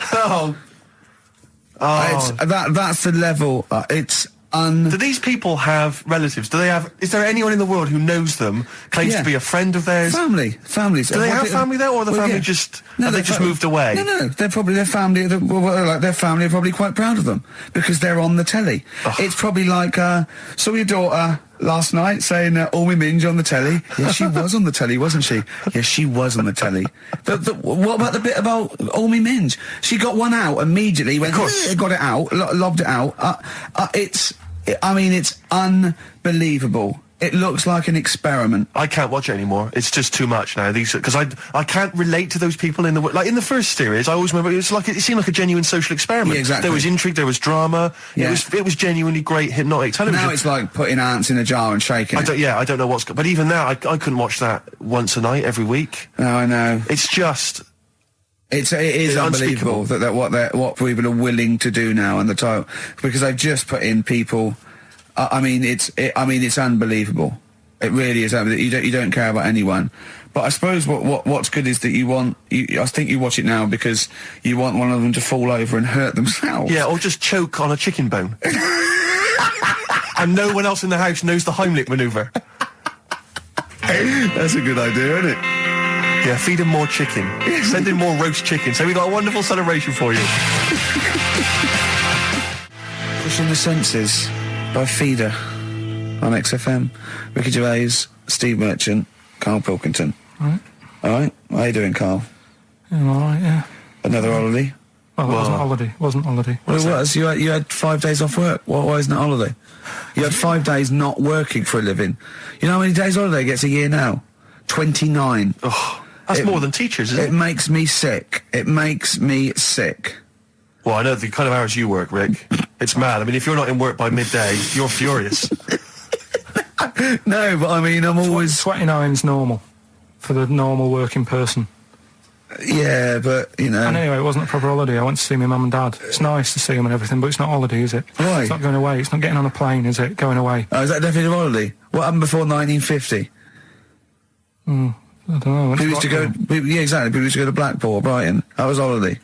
Yeah, but I didn't Where did you to... go? Went to Wales. There you go. Lovely holiday. Lovely holiday. Have a holiday in Wales. That's what they say, innit? Come to Wales and have a holiday. That's what they say, innit? So come to Wales and meet your parents. Come to Wales and have a lovely holiday. Right. Well, anyway, it was good and that. It's always good to see him. Right? Yeah. But week off work. Do you know, like my mum likes gnomes and stuff. Yeah. Right. Of course she does. She's lived with one for 30 years. She said, get your dad to take us to this park where they've got 6-foot gnomes and stuff. Right. Have a walk about. Sounds like a nightmare. Yeah. Sounds like a living nightmare. Keep an eye on Carl. Yeah. So anyway, he stood still for 2 minutes. Someone bought him. No. You can't buy them and that. It's like a little exhibition thing, yeah. Right? And it's part of a hall, right? This big hall that you have to pay to get in. But we didn't want to see the hall. I just wanted to see the gnomes. Of course you did, yeah. So anyway, my dad says, yeah, well, we can get in there for free. Of course he did. Clever. Right? So we parked up on this little country lane, right? No one about. We walked How much down, was it to go in? Like £2? About £3 each. Yeah. But he said, well, yeah, but if you don't have to pay, do you know what I mean? You enjoy it even more, don't you, when you're walking about and you think, I've got this £3 in my pocket, no one's having it. Yeah. Right? No, looking over shoulder for a bloke with a peak hat saying, can I see your ticket, please? I wouldn't enjoy it more, no. Go on. Yeah, but you don't worry about it, do you? You got a bit of money now then, Rick. You've changed. So anyway, so we had to walk across about 4 fields. For £3. Right. And what happened was, we're walking through all these fields and what have you, big grass and muddy bits and all that, 'cause it'd been raining, and climbing over fences and stuff. And we're in this field, right? And I look to my right, and there's about 30 cows all staring at us, right? And Suzanne started to panic a bit. She said, we shouldn't be here. Dad says, of course we can. We're allowed to go wherever we want. You know, all this land, it's ramblers' rights and all that stuff. Yeah. And take a cow if you want. So, unattended. Serves him right for leaving him in the field unattended. I'm having one. Yeah. And So keep us fed for a week. across. Anyway, these cows start surrounding us. Surrounding us. Oh, brilliant. Oh, no. Face off. And Suzanne's panicking, going, this isn't right. We're not going to make it to the fence in time. They're moving faster than us, and they started sort of running a bit. Wow. And it's like some kind of bovine West Side Story. A gang of cows coming at you. Don't worry about it and stuff. But my dad had to sort of stand there and like wave a stick at him. Of course. And we got away, but Suzanne was like having a bit of a sweat on. You got away. Saying, we could have got killed. Sure. And my dad saying, no, it never happens. And I just wondered if it does, if there's a risk of... Yeah, it is rare, but there's been a couple of cases of being trampled by cows. They're not aggressive, they sort of run through you. Well, they're aggressive if they've got a calf. They did have kids. What? They had kids with them. Kids, yeah. That's goats you're thinking of. Yeah. Maybe they were trying to sneak into the gnome thing, and they were worried that, like, if too many people did it, they thought some cows, we can just sneak in where cows, no one's expecting cows. And the cows were going, walk upright like you're human. Don't walk upright. They thought you'd blow their cover. Yeah. Yeah, people have been killed by cows before. Yeah, that was like the highlight, and then... So when you arrived there, you were presumably covered in mud, looking like something that had just come from Glastonbury, staggering around this exhibition. It wasn't that bad. It was just like a woods, and it had like a funny sort of funeral, like a graveyard thing. Right. Yeah. With bodies sort of hanging out the ground and that, and we had these 6-foot gnomes. Right. And then we just set off again, walked back. But we're sure this wasn't a dream? No, it was good. But then I got back, right, Steve, and called up Ricky. I said, right, are you about? Have a chat and that. So he said, I'll just come round. It's a nice day. Have a drink and what have you. So I got round there at about 6:30, right? Go up to his door, knock on his door, right? He stood there with his tackle out. Oh. Yeah, what did you make of that? What was wrong with that? What do you mean, what's wrong with that? Why were you looking at it? Why were you looking at it? I tried not to look at it. But again, you're always sort of attracted to it, aren't you? Kind of like... I've never been attracted to another man's tackle. I don't know what you mean. You can't help but have a little sly look. Especially when it's there. When you ring the bell, and I mean the one on the door, right? And that's hanging out. And does he dress to the left or the right? It was to the left, right? Yeah, it was left, yeah. Just popped it out of my shorts for him. Just popped him out of the shorts. Should have seen the state of him. Shorts on, no top, cigar. Looked like someone out of The Sopranos. It was a mess. Yeah. And then... we sat on the balcony drinking wine, didn't we? Did you pop it back in, or was it still... Yeah, I popped it straight back in. I've got the laugh. Sure. I've got the laugh I wanted. Yeah. He walked in, he went, it's not that hot. Straight away, it's not that hot. Oh, brilliant. Then, was that knob news, or is there more? No, it's got more knob news. That's just a coming. taster. Just a taster. Listen, let's play some adverts, let's play some great music, and maybe we should have some early knob news. Early knob news coming up. XFM. Landed by Ben Folds on XFM. I'm Ricky Gervais, Steve Merchant, Karl Pilkington. We've had a couple of emails, Rick, saying that there have been reports of people actually being killed by cows. Yeah. So it is actually quite a lucky escape for Karl and his family. The worrying thing about that is it's tragic, and anyone dying unexpectedly, it's terrible. But what makes it worse is when it's something like being killed by cows, because there's a slight humour aspect. Yeah. How were you killed by a cow? Yeah. Like, for example, if you were killed by a falling safe, Yeah. the vicar might laugh. Yes. That's my worry. Yeah, well, I read a story in the paper of a man who fell out of a window and died. He fell out of, he was like a third-story window and he fell out. But it was slightly amusing because at the time he was mooning. I know. For a laugh, he was mooning someone and he fell out. I know. So when he fell, even though it was tragic, he obviously had his trousers around his ankles and his arse out. I know, the thing, there was a kid who died, got hit by a truck mooning. But you know, the worst thing about that is, it's not funny enough to be killed for. No. Mooning isn't funny enough. No, it's just not a good enough gag. Do you know what I mean? It's a witless sort of thing to do, and then to be killed for it. If you'd just done a 2-hour impromptu Eddie Izzard style, routine, and then you got tragically killed, that would sort of make sense. But doing something that's mooning, it's almost karmic because it's such a bad joke. Yeah, it's like in some weird universal karmic way. It's like if you hadn't been mooning, maybe you wouldn't have got killed. I know. If you hadn't done such a lame joke, maybe you'd be okay. Yeah, but that's it. But there's lots. Yeah, you don't want to be walking along. You don't want to be walking through the garden and stand on a rake and it flips up and it hits you so hard, and it's like a boing noise as it hits you. And it hits you so hard that it kills you. It kills you. Yeah. Or you fall out of a window and a cactus goes up your bum. You don't want that. You're killed by a cactus up the arse. I know. Or you're at a concert and a fat woman stage dives. Yeah. And she just squashes you. How did he die? He was squashed by a big hefty. Mama Cass just jumped on him. Just big fat woman squashed him to death. Yeah. Tell you what. Yeah. Tell you what though. Right, talking of fat women. Go on. I'm not having a go, but did you see Michelle McManus on... Man alive. Yeah. You are what you eat. What had she eaten? Girls allowed. Look at that. It was unbelievable. No, but to be fair, she did... Did you see her in her bikini or whatever? Yeah, well, yes, but she was always a little bit... Yeah, but just a little bit. Well, no, she eats too much, right? But what I did like about it was that she had a go, she did lose her... hard and that, yeah. Huh? I quite liked her at the end of it, really. Yeah, she's not an unpleasant woman. She's a lovely woman. But, I mean, like I said before, there was that interview in Heat magazine where she, I tend to eat 11 packets of Doritos a night. Yeah. 11 I mean... Yeah. Come on, Michelle. Yeah. That's too much, isn't it? Unless you're trying to win some kind of competition, like trying to find some kind of, a golden ticket in one of the packets. There's no excuse. What could you possibly be trying to win to eat those every day? But she's not. It wasn't her who annoys me. It's that doctor in it, that woman. She does me head in. Yeah. I can't be doing with her the way. Well, she's not actually officially a doctor, is she? No, and her bedside manner's not very good either. No, it's like the fear tactic that I think you want a little bit of... And what does she look like? I mean, she doesn't look like the sort of peak of health. She's got that weird sort of witch-like crone face. It can't be good for you hanging about all that poo all the time. She's always delving into that every day. I used to be told, don't mess about with dog poo because it can make you go blind. Yeah. She's constantly at it. Yeah, I know, yeah. Rubbing through it. And it annoys me the way it's like, well, let's have a look at your poo. Let's see if you're eating the wrong types of food.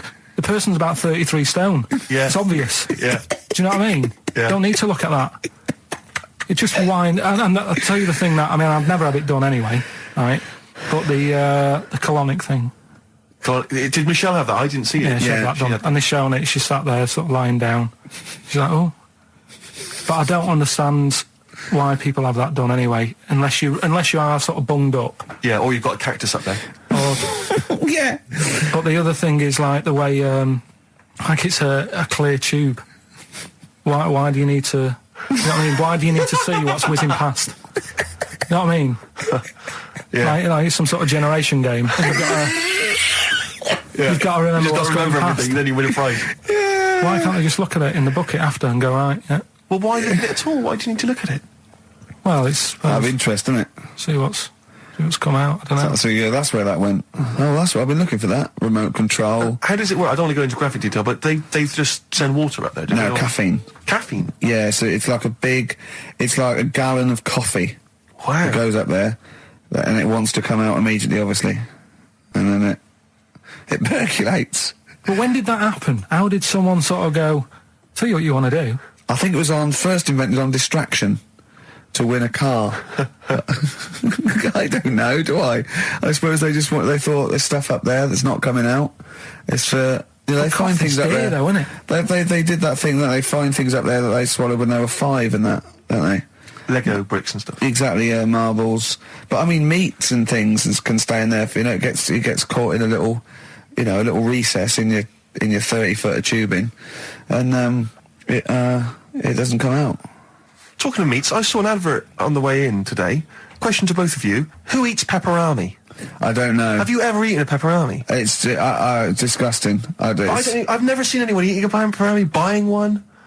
I've never heard anyone say delicious pepperoni earlier. I don't associate it with anyone. I've never seen anyone eat when one. you think, what is it? Just sort of like curdled, salty. It's sort of like, do you want to try a big long blood bogey? Yeah. I won't. No, it lasts forever. Oh, that's scary then. Yeah. You just keep it. It's like keep it under your couch. It'll be just as nice in a year's time. It does look like something you'd find down the back of the oven when you were cleaning out. One of those Gordon Ramsay documentaries. Yeah. Yeah, exactly. Because I always associate it's pepperonis, and it's the those nutrition drinks, which are it looks like a dog food tin. I think it's just called something like nutrition or Nutri drink or something. Oh, yeah. And you always see some empty ones on a brick wall near a council estate. Oh, right. Which I think the only people who eat them are homeless people. Oh, really? I thought you were going to say the bodybuilders. No, it's because you buy these, you can see them in regular newsagents. It's not a bodybuilding I don't believe a homeless who's just got a quid because who runs in and buys an isotonic Nutri drink. It's not isotonic. No, I think it's basically if you don't want to eat a meal because you're too high on smack, it'll give you as much as you can possibly need to keep you alive until your next hit. And tell me, Steve, doesn't Special Brew do that? Or am I barking up the wrong tree with that? I don't know. Because they seem to be getting a lot of nutrition from Special Brew. The people who make Special Brew now, they've just resigned to the fact that it's only homeless people who are drinking it. It's like, well, we may as well just market it chiefly at them. What's the advertising? Takes the edge off when you can't find smack. Yeah. Are you trying to sleep on Tottenham Court Road? Oh, God! Tom Petty and the Heartbreakers on XFM, Free Falling, Ricky Gervais, Steve Merchant, Karl Pilkington. Coming up after the ads, Rick, you'll be loving it. Go on. It's Knob News. Excellent. XFM. New Order, World, XFM 104.9, Ricky Gervais, Steve Merchant, Karl Pilkington, and it's Knob News time. We're all very excited. Now, last week's Knob News was what, Karl? Do you remember? It was a man who grew a knob on his arm. Sure. No, he didn't grow it there, did he? He put it there. Well, I know that, but yeah. Just popped it on his arm. Yeah. A bit. Yeah.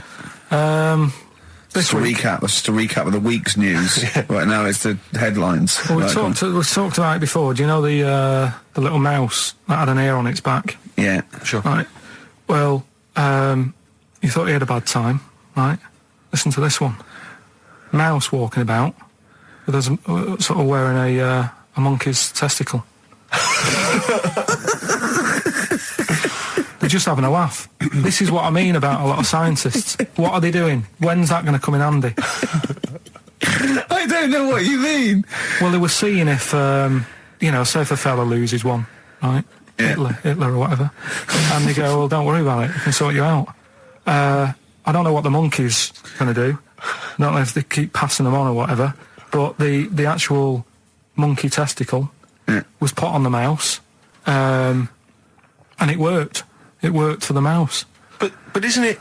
I mean, isn't a monkey's testicle quite large in relation to a mouse? Would it not look like the mouse was on a space hopper or something? Oh yeah, it didn't look good. Well, they didn't put it where its testicles would be. No, they did. They put it. Well, how could it walk then? The ear was on his back, so he could just get about. Well, I don't know. But well, you don't know, do you? You just guessed. Did they grow the monkey's testicles where the mouse testicles it would... looked stupid anywhere else, though, wouldn't it? Oh, whereas a mouse with monkey testicles, that's fine. Oh, you'd be showing off. You'd be all right. I'd prefer that than the ear. When that mouse gets put back in with the other mice, do the other mice go, George, you look different. Have you had anything done? but the weird thing is, as well, apparently it still works as a monkey. What? So, like, what are you talking about? Like the sperm and that was it was still sort of monkey. Of course sperm. it was. What are you talking about? Well, that's weird. But what, Carl? What? But what? It's only a thing to give it nutrients. That's all the thing they're testing. It's like grafting at that level. Right. What's your question? Because I'm right. What do you think? It would change eventually. It would have changed into a mouse testicle because it had been hanging round a mouse for so long. No, I thought the actual sperm of it though would be a mouse's. Why? Because it's hanging off a mouse. No, but your sperm is actually created in the testicles. So that's why it has to be outside your body. Otherwise, we put them in a nice little cage. But I'm guessing then that they've done this operation so that they can do it to humans. Yeah. Why would I want a monkey testicle if my kids are going to be monkeys? What use is it? No, think. That's no. That's going to happen anyway, Carl. No, yeah, but think. Think of what you're saying. They've grown a monkey testicle on a mouse to see if it would still function as a monkey's testicle, okay? So they can do that to humans. So think, Carl, what they'd do is they'd grow a human testicle on a mouse and it could still be used as a human testicle. So what? To give you a testicle that you've lost. From a mouse? No, from another person who it was kept alive on a mouse. Because it's kept the nutrients alive, as opposed to keeping it in a deep freeze. Maybe bollocks go off after a week. I don't know. Maybe they get accidents. He had a little a card. Do you donate your testicles? Yeah, I'll tell you what. No one needs testicles yet. Let's keep them on a mouse. You have yours ripped off in some sort of bizarre skiing accident. You go, well, you're in a Battersea Dog Town. You pick the ones you want. They can grow them on anything. They can grow them on a Dachshund. Bulldogs are growing them usually that's where you see a bulldog. Usually that's waiting for an operate. What don't you understand, Carl? Hang on a minute. I thought this was knob news, not testicle time. I don't understand what... Yeah, this testicle time's not for another 10 minutes. Yeah. No, it's all sort of linked and that, though, isn't it? Well, sometimes it's linked to a mouse. But what do you think about, like, I don't know, testing stuff out like that? Is it worth it? Could you not just go straight from... But listen, Carl, I'm getting this information from you. No, if this was on Question Time and someone said there were, Dimbleby and Paxman or whoever said it, I'd think about it as a moral dilemma. You've just said you saw a mouse with a monkey testicle. What do you think of that? I don't think anything of it. I don't think anything of it is the answer, Carl, because I can't trust the info. I cannot trust anything that comes out of your mouth. Well, it's true, but it's just all this. It's the same thing, innit? It's the leeches in a blender. It's the fella looking at an electron. Yeah. It's the mouse with an ear on its back. Yeah. I don't know what the point is. But you don't read on. Because I've seen you read something and you're going, look at that. Man survives on eating knee. And I go, what else? You go, I didn't read on. I didn't read on. You look at the mouse with the ear on the back and you just think, that must be murder at a concert. You don't think. You don't think. No, I just think, is it worth sort of wasting You think he swallowed someone's ear? He gnawed it away and swallowed it and it's just in his system? Yeah. No, I just get a bit sad about the mice and that. I agree. I mean, that is sad, yeah. Of course, anything like that is awful. But saying that, I remember ages ago, they have a load of people on Oxford Street. Don't know if you've seen them, where they get you to sign stuff. Yeah. And the woman got annoyed with me, right, because she was saying about, drugs with animals, testing them out and stuff like that, which is bad. Yeah. And I was saying, yeah, it's really bad, and I was looking at the pictures and that. But I said, what would happen, if like the drugs, aspirin, and the monkey's got headache, is it such a bad thing? She got annoyed. Didn't want to listen anymore. It's a good point, though, isn't it? At what point is it cruel to test stuff out and things? Yeah. Give it some Nurofen. It's happy. Yeah, well, I bet that's not nice. I bet that mouse had headache. Because everything must have been loud. The other mice squeaking must have done its head in. Yeah. Oh, that would give Turn him a that Nurofen. radio down. Give him a Nurofen, please. But listen, are we going to get Rockbusters out of the way quickly? Go on then, Let's do quickly. it. Might Give as us well a do it. clue. It's not going to take long, is it? Go on. Right then. So, 3 clues and that. Yeah. Initials of a band and artist. Yeah. And win some stuff. Steve can go through the stuff. Ladder 49 better be in there. Oh, let me Got to check. just quickly. It's ladder 40. You get on with those clues and I'll tell you what's happening. And this is the last time. The winner of this. No, we'll do it again next week. Oh, is it? And then there'll be 6 people, and we just draw someone out of a hat to win the signed Homer, the Nigel Tufnell, and the Us as Flanimals. Right, you ready But then? they've got great prizes. They've got Alias. They've got They've got Alias, they've got The Aviator, a Batman cartoon series, M. Night Shyamalan's The Village, atrocious film, and Ladder 49, there it is. Brilliant. It's in there. Joaquin Phoenix, John Travolta. Their greatest challenge lies in rescuing one of their own. brilliant. Go on then, Carl. Right, the first one then. When I'm ill, I throw up horse food. When I'm ill, I throw up horse food. How can that work? What's going on there? The initials there, I-H. Right? It's a band or an artist or a singer. Something like that. I-H. They're the initials, the clue. I've got it. When I'm ill, I throw up horse food. Right? I've got it. Right then. Well, don't say anything. Works, doesn't it? No. Second one, that garden tool, it's not yours. What are you doing with it? Right? Yeah. That garden tool you're messing about with there, it's not yours. Yeah. Give it back. Right? What's that? ND. ND. Right? Artist or a band. What's going on there? Right? Third one, that male sheep sounds fed up. Why is he fed up? Right? TR. TR's the initials. That male sheep sounds fed up. What's going on? If you know the answers to them 3, email in ricky.gervais@xfm.co.uk, or you can text in 83XFM. Right? Great prizes. You can win yourself a copy of Ladder 49. Foo Fighters. Best of You on XFM 104.9. All right, Carl. You calm down now about science. It just does me head in, a lot of this stuff. I think I would have been better off sort of growing up in the 1940s or something. Why? Where there isn't as much science going on. People just live, don't they, for the moment. So You know what I mean? well, but what if you'd had to go to war? What? What if All right, you- maybe 1945, then I'd be happier. Just after the war. Just that bit after the war and before they started What messing age? about. What year would you want to be born? When was the war over? 45. Right. 46 then. But there'd be Born rationing. 46. There's rationing for another 10 years. 56 then. But there's a lot of science going on. Oh, forget it. It just annoys me, all the messing about. They're always messing about with stuff, and I sometimes think, is it doing any good? Is what I mean. Mouse with ears, mouse with monkey's testicles. They're messing about with a mammoth now. Go on. Well, they're just saying, well, they're managing to knock one together. Who And you asked? just think, some scientist somewhere. just messing about. Andy. No, but it's just, do you know, I mean, we've done it before about the do we need them thing. The amount of creatures and insects and that are knocking about. You've got that caterpillar that I mentioned walking about, it doesn't know where it's going. Get rid of them. The mammoth. The world's busy enough. It's crowded. It's overcrowded now. How much room are they going to take up?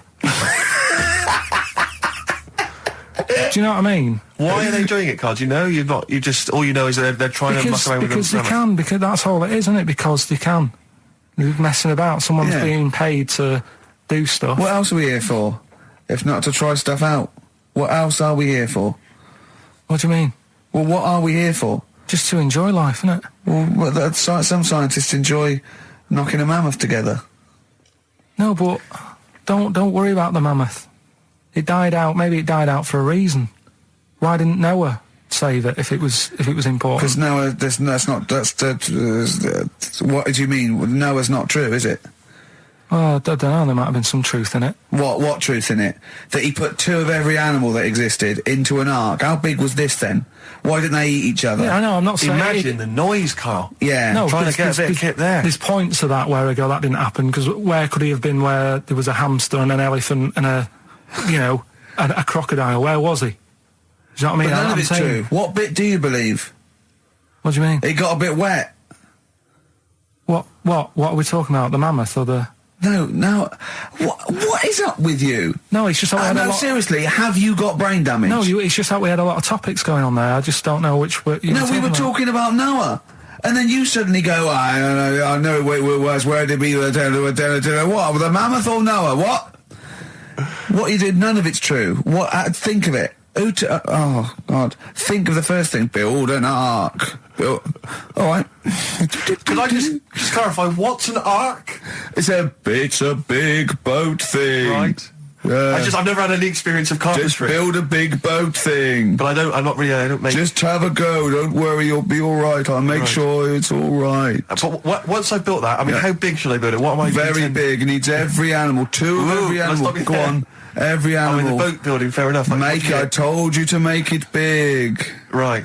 Don't worry about the fish. They can swim. Okay, but so all what's the birds. Get the flightless ones though. They're drowned. Get the flightless ones. They would not the penguins. They're flightless, but they can swim. But all other animals. I should be writing this down.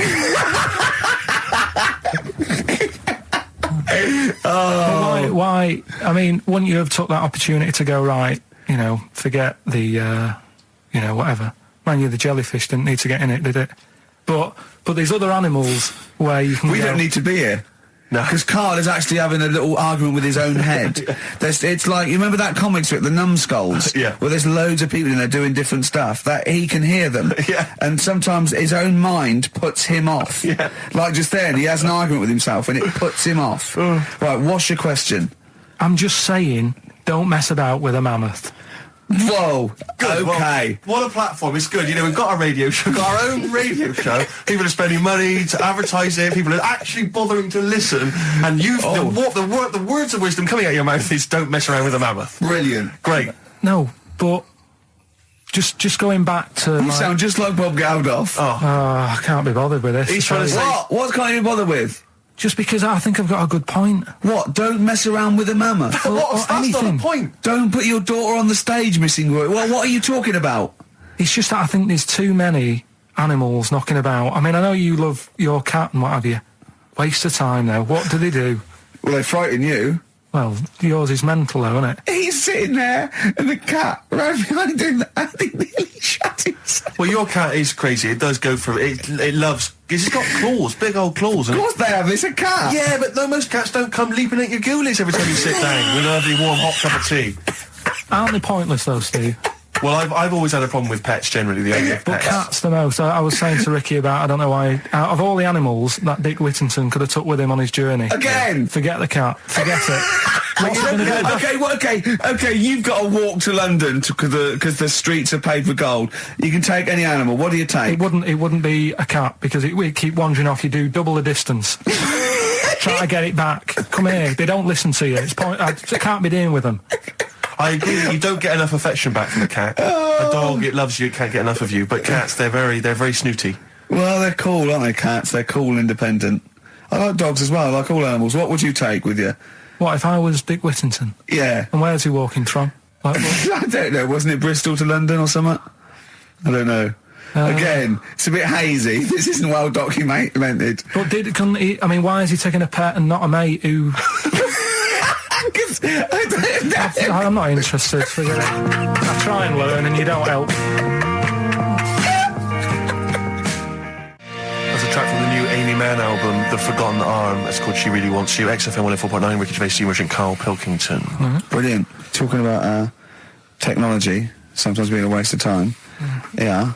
You know, when you came round the other night, before you came round, I'm sitting there, just at the computer. It's a hot day, wasn't it? As you know, I was in my shorts.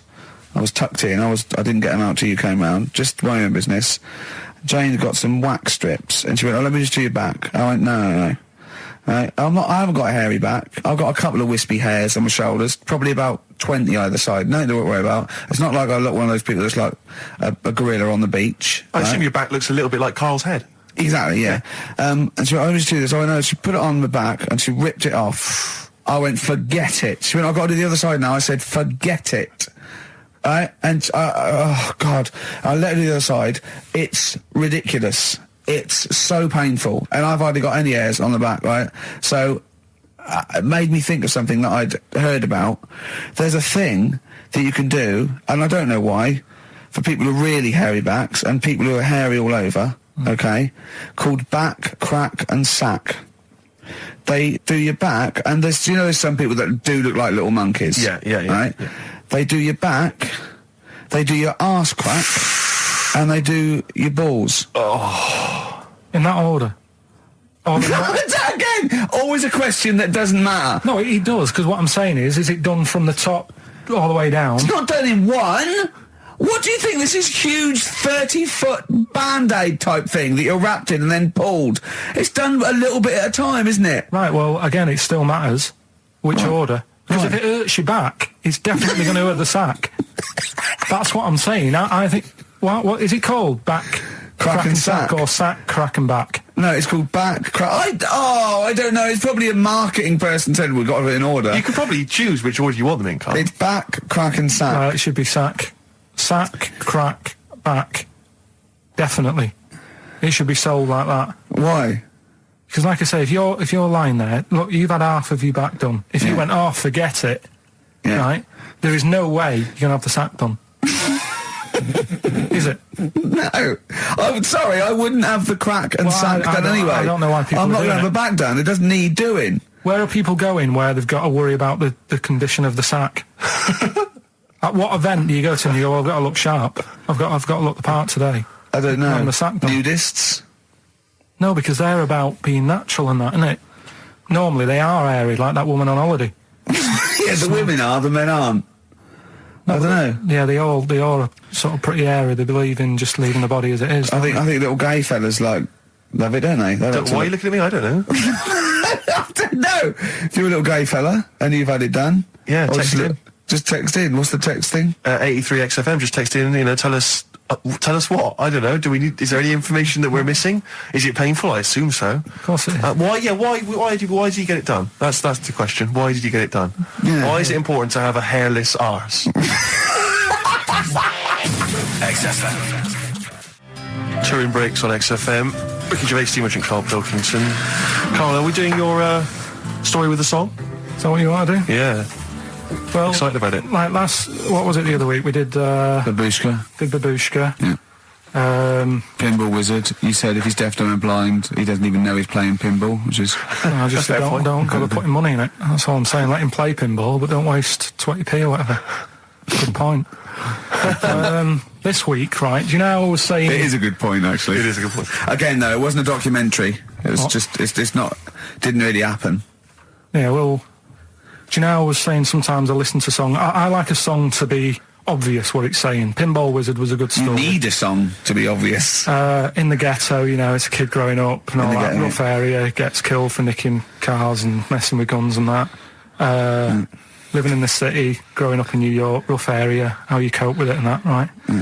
But they've got to be as simple as that.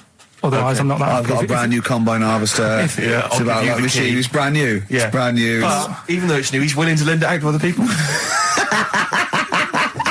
No, but what I mean is, if you start trying to be clever, the story's lost on you, innit? Yeah.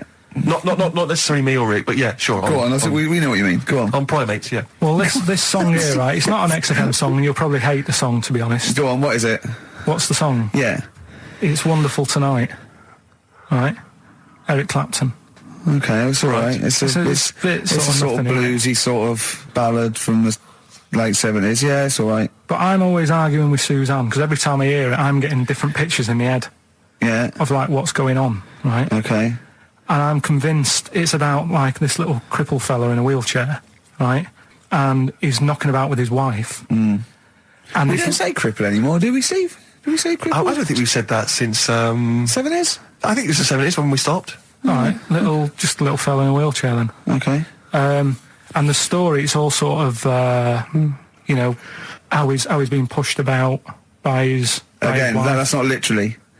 By his wife, she's wheeling him about. What do you mean? He's wheeling him about. They go to a party. Everyone sort of looks round and looks at him. What makes you think that he's in a wheelchair? What's the clues? What's the words? There's loads of little things. There's like, well, like I say, something about his wife walking around with me and all that. Well, of course she is. She's pushing him about. But walking around. If someone said, "Oh, she was walking around with me," I'd think they were both walking around. There's a few. But that's not. There must be another. There must be a reason why you suddenly thought that fella's in a wheelchair. Right. My wife's walking around with me. Put on your makeup, and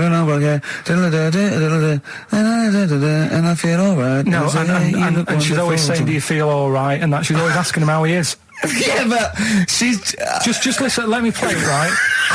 And try and picture the scene, right? But now I'm only thinking of a little fella in a wheelchair. Well, have a listen to it, and you know, just everything that's being said. Okay. Understand why I'm thinking what I'm thinking. No, never. Right, you ready? Yeah. No clue yet. Yeah. He's just sat there watching, probably. No. There's no. Wait until he's done. Yeah, no clue. Okay. No, that's all right. Right, that's just a woman getting ready, and he's fine. Yeah, he's just sat there, and he's got a great pair of legs. Right, well, he's sat there in the wheelchair. Watching. No, he's not in a wheelchair. Listen. Right. Yeah. Everybody looks at him. No, her. He's saying she turns heads. Walking around with him. Yeah, walking around with me. We're both walking around. Are you all right? Yeah, it's a nice thing to say. He's all right. Huh? Yeah, he is all right because he's got a great pair of legs. Right, he might not have any legs and that, but he's happy. He has got legs. Right. He has got legs. I don't know why you think he's in a wheelchair. There's no clue whatsoever. It seems to be based solely on, do you feel all right? Yeah. Which she's just saying really that because they're together at a party. Maybe he doesn't know anyone else there. Leg. Right. So he can't drive. Because he's drunk, probably. He's had a great time. He's been dancing. Puts him to bed. Because he's drunk. Well, is he though? He's turned out the light. His hands work. Is that it? Yeah, there's no clue. But the thing is, that's what I'm picturing. But that doesn't mean it happened. You picture people that are half man, half moth. It doesn't mean it's possible. Do you know what I mean, Carl? What you think is usually not true. Suzanne is totally right. There is no reason. I have never, ever thought that Eric Clapton was singing about a little fella in a wheelchair. And the one clue in that, there's two, isn't there? Are you all right? Oh, let me say that, little cripple. Right, and I'll give her the car keys. Oh, why is she driving? He ain't got any legs. Pushing him around and that. No, pushing him around. So we'll do one more next week then. Okay. XFM. Jack Johnson on XFM. Carl. All right. Yeah, we were talking briefly earlier about something that you'd been reading. Well, it's just that you're always having a go at me, saying, you know, you're never happy. True. You know, what cheers you up? What's the best thing that can happen for you and stuff like that, right? Yeah, sorry, I've never said to you what's the best thing that can happen for you.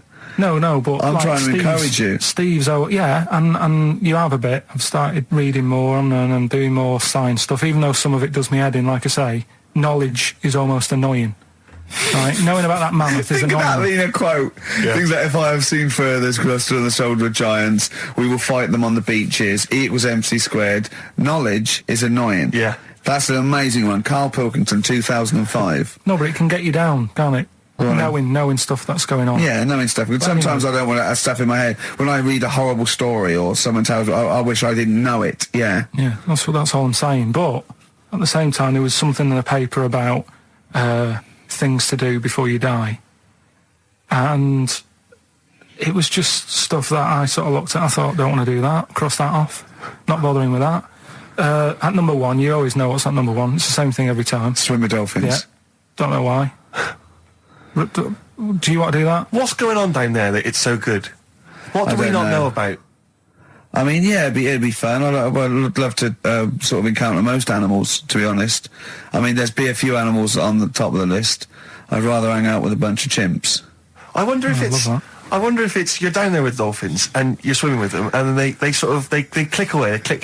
And they tell you a secret. You go into they lead you into a cave, right? But down there it's like being at like Rolling Stones' house in the 1970s. It's They're like berserk. smoking. There's drink, there's women, Yeah, there's don't tell 'em. bars. There's like they're eating tuna. They're loving tuna. They love it, but they can speak. They go, "Oh, this clicking stuff, it's nonsense." We're having a wild time. Then they go berserk, go crazy. It's 24 hours of non-stop debauchery. I think it's spiritual, but isn't it? never mention it to anyone else. It's incredible because they're so intelligent, and you know, do you know about dolphins though? That how intelligent they are. Well, people keep saying that, but what have they done? Do you know what I mean? Why? What's someone done that they've gone? They spoke. I've read a book by a dolphin or whatever. What have they done that makes them so bright?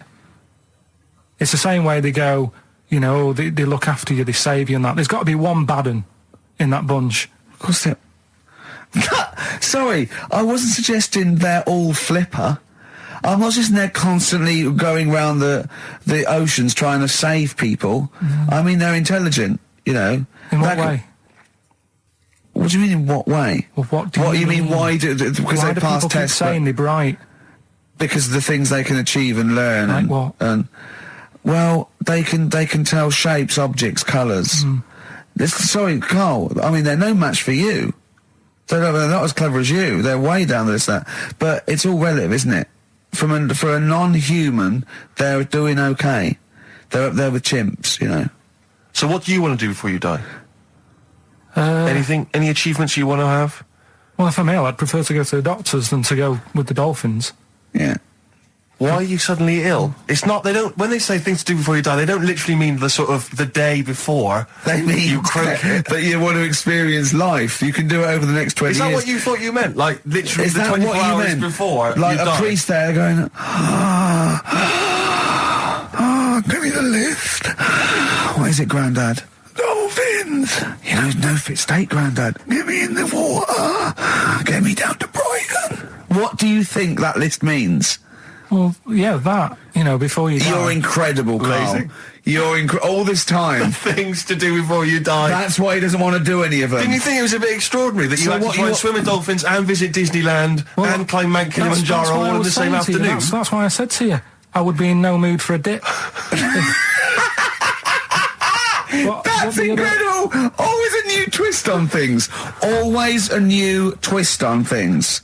But you say about travelling and that, you like travelling and stuff, but why? Because I've seen and experienced extraordinary things. I went to Kenya once. I met a man who was a vigilante. He was cleaning up his neighbourhood because the police were too corrupt to do it. Carried a sword, and he was extraordinary. He'd been attacked, but he didn't care. He fought them off. He was trying in this little slum area to try and instill some law and order. He had to arrest his brother-in-law once. It was a fascinating story, and he was an extraordinary man. I went to Manchester and I saw two lads with big heads and webbed feet looking at a house. There was a horse in the living room. I mean, That's living. Leave it then. Listen, I didn't realise it's like 7 minutes to, right? Well, come on then. Well, let's do Rockbusters on Yeah, do Rockbusters. And you got Monkey News. Well, we'll see if we've got time. No, we got to do Monkey News. Listen though, Justin, if he's out in the office... Oh, look, just quick, do the Right, listen, Rockbusters right. answers then. Have you got a winner? No, I don't even know the answers, we'll do I? pick one. All right, then. The first one. right. that's I just dropped chaos. a plastic cup. Right, the first one was, when I'm ill, Yeah. I throw up horse food. Right? Yeah. That's the clue. The initials were IH. I got this one. And that I must was, say, Tim. that was I sick haze, because when you're ill, you're sick. What do horses eat? They eat hay. I sick haze. I sick haze is the answer. You got that. Second one, that garden tool. That garden tool you've got, it's not yours. What you doing with it? Right? ND. That was different. That was what's a garden tool? A rake. Right? If it's not yours, what have you done? You've nicked it. You've nicked Drake. You've nicked that rake. Nick Drake. Nick Rake. Right? So that's ND. You got that? That's fine. No, that's fine. That's fine. The third one, that male sheep sounds well fed up. Go on. What's up with it? That was TR. Yeah. That was that ram. That's a ram. That's a male sheep. It's fed up. It's moaning. Ram moans. Ramones. The Ramones. So they got that as well. Well, let's give it to Jenny McKean from Isle of Wight, because she's got all three of those answers. And Right, straight on to Monkey News. It better be better no, than let's that. play a record. Two We've more. got, let's play a record and We've and got have to Monkey do News. Monkey News. We've It's got- only 5 minutes to go. We've got time for a record and then some Monkey Yeah. News, surely. Bit of XTC. Making plans for Nigel XTC. Okay, let's play the jingle. Oh, chimpanzee that. Monkey News. Right. This happened in Pittsburgh. Right.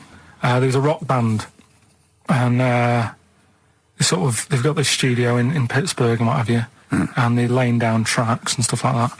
And in the studio that they use, right, there's this monkey works there. Right, I love the way he throws that in.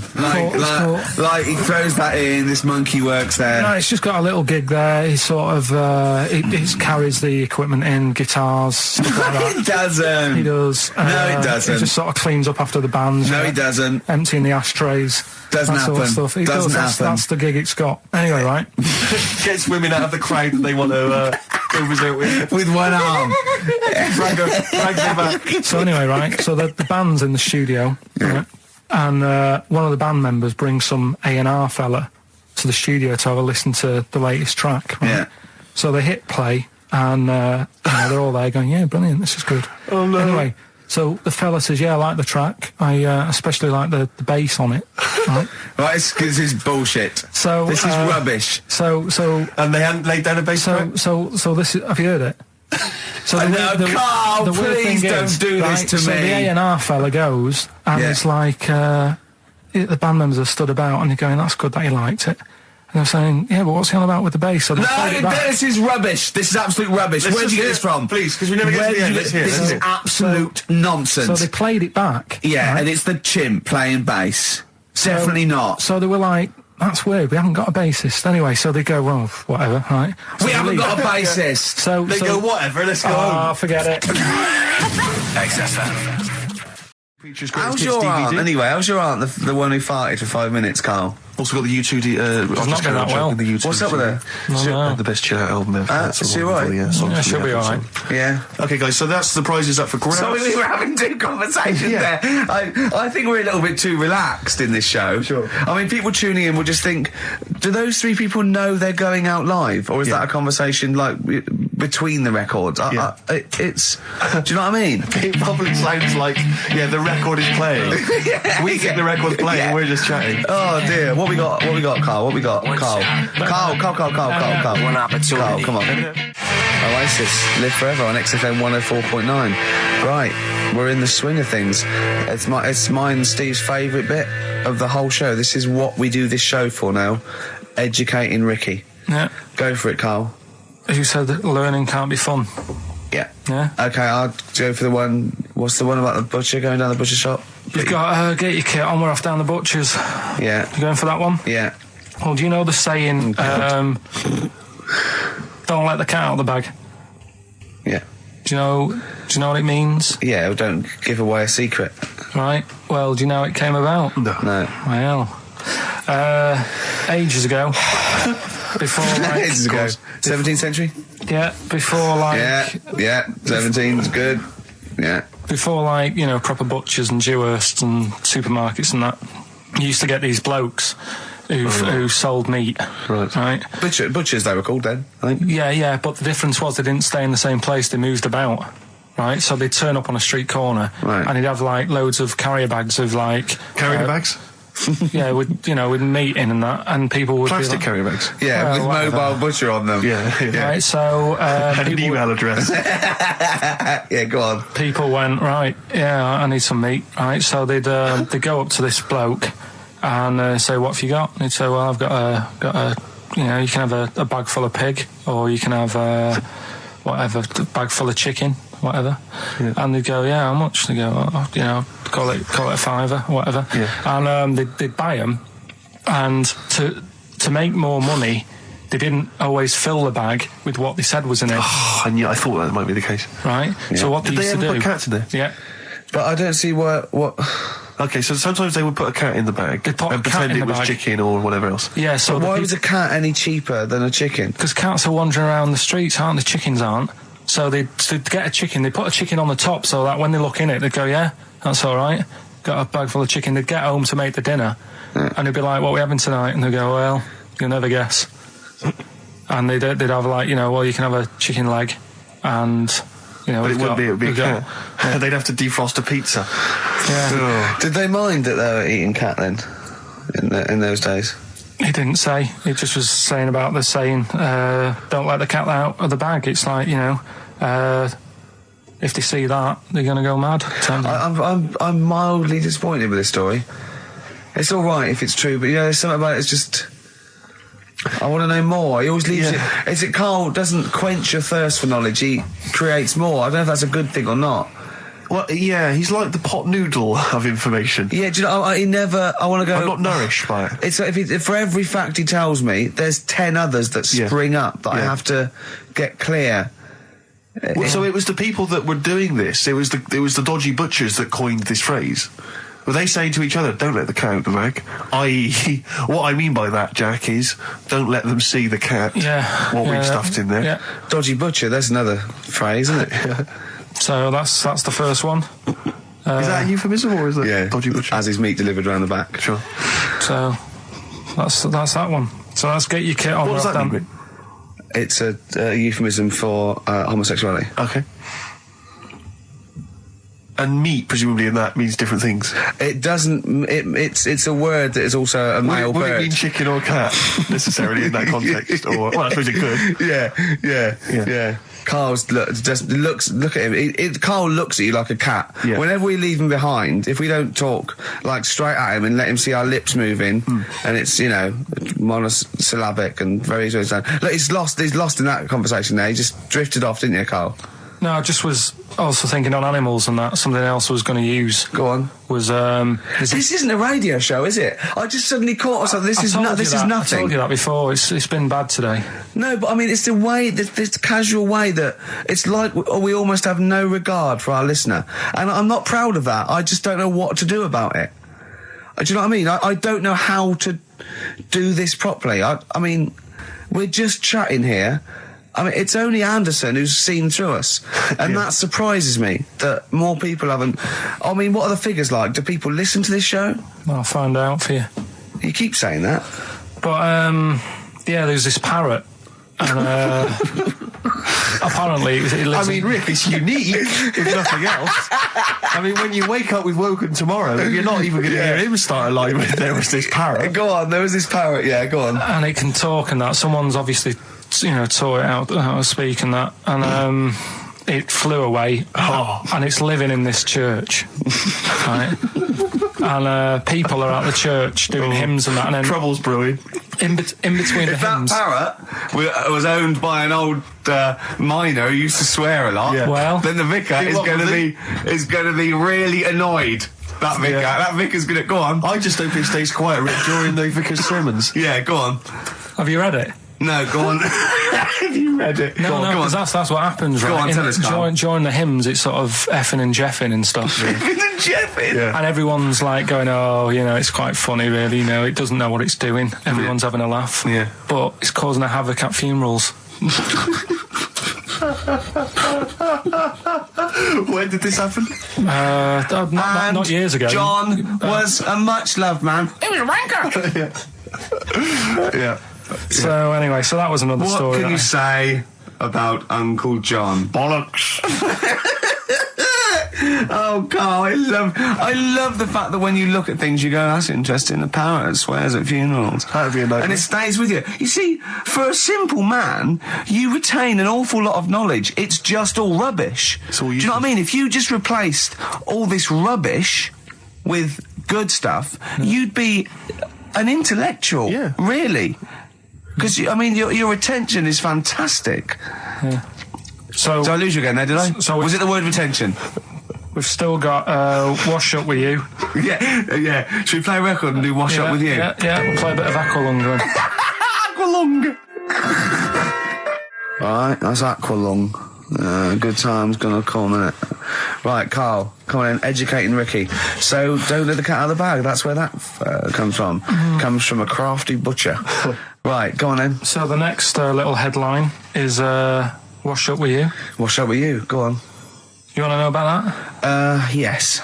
It's a survey that they did this week. They? Yeah, some university did some survey. Brilliant. Did a world test on washing up. Yeah. And each country were given 140 pots to clean. Brits were the quickest. Yeah. Turkey were the slowest at washing up. The Turks. It's not because the little fellas that work in the kitchens with no... Is it? They can't reach. Spain were the cleanest, and the Germans were pretty good as well. So I don't know where to start with this. Honestly, Steve, I don't know where to start with that. Look at his face. It was really light, right? We've had the parrot, right? These are things that I found. Found the parrot, right? I've told you about the dog in the car wash. Right, you didn't tell me about that. You said there's a car wash for a dog. That's all you told me. Yeah, the but parrot, you said there's a parrot. What? It's a problem at funerals. Yeah. That's nothing. That's nothing. That's nothing. Do you understand? And They used to eat cats. what else have we got? There's an elephant in India with sore feet. Why? There's an elephant in India with sore feet. I'm interested. Why? Tap dancing. Why? I didn't write that He's much trying down to about break it. Roy Castle's record. He's still going. Go on. What is it? What is it? Think. It's an elephant, and it was really old. It was about 76. Right. And it had sore feet because it's old, and They don't make stair and lifts the that roads, big, do they? roads are bad and that. Yeah, go so they said, "What are we going to do?" And the town was like, "Oh, you know, we're used to seeing it around. It's part of the thing. You know, we don't want it to have sore feet." Yeah. So they got some slippers made for it, and it had like a picture of the elephant looking happy wearing some slippers. I love him. I love Carl. His world. Think of it. Where did you see this picture? That was on the internet. Right. That's a lesson, though, for any elephants listening. You know, don't wear stilettos to work every day, No. because it can do your feet in. So that Well, it's don't elephants have really bad memories? no, they're great really good memories. memories. Oh, do they? Yeah. Oh, well, that's good then. No, I just thought they'd forget where they put them. I thought there was something about elephants having bad memories and that.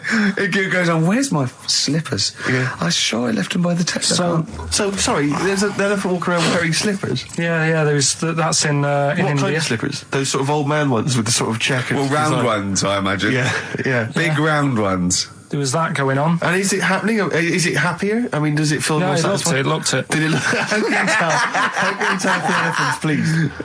What else is there? There was a woman who's had a breast insured for 150 grand. Right. Okay. Okay, Any more what? information there? What? Third party fire and theft? Don't know. It had a picture of her with them, like, you know, out. I just thought, yeah, you should get them covered. He's done another real joke. Brilliant. That's a proper joke. He's done. Look at his little face. He smiles. I'd like to see you on one of the sort of TV panel games. If they could bring back sort of celebrity squares, Yeah. he'd be amazing as the centre square. Oh, that would be Wouldn't that be incredible. extraordinary? Or on the countdown in Dictionary Corner.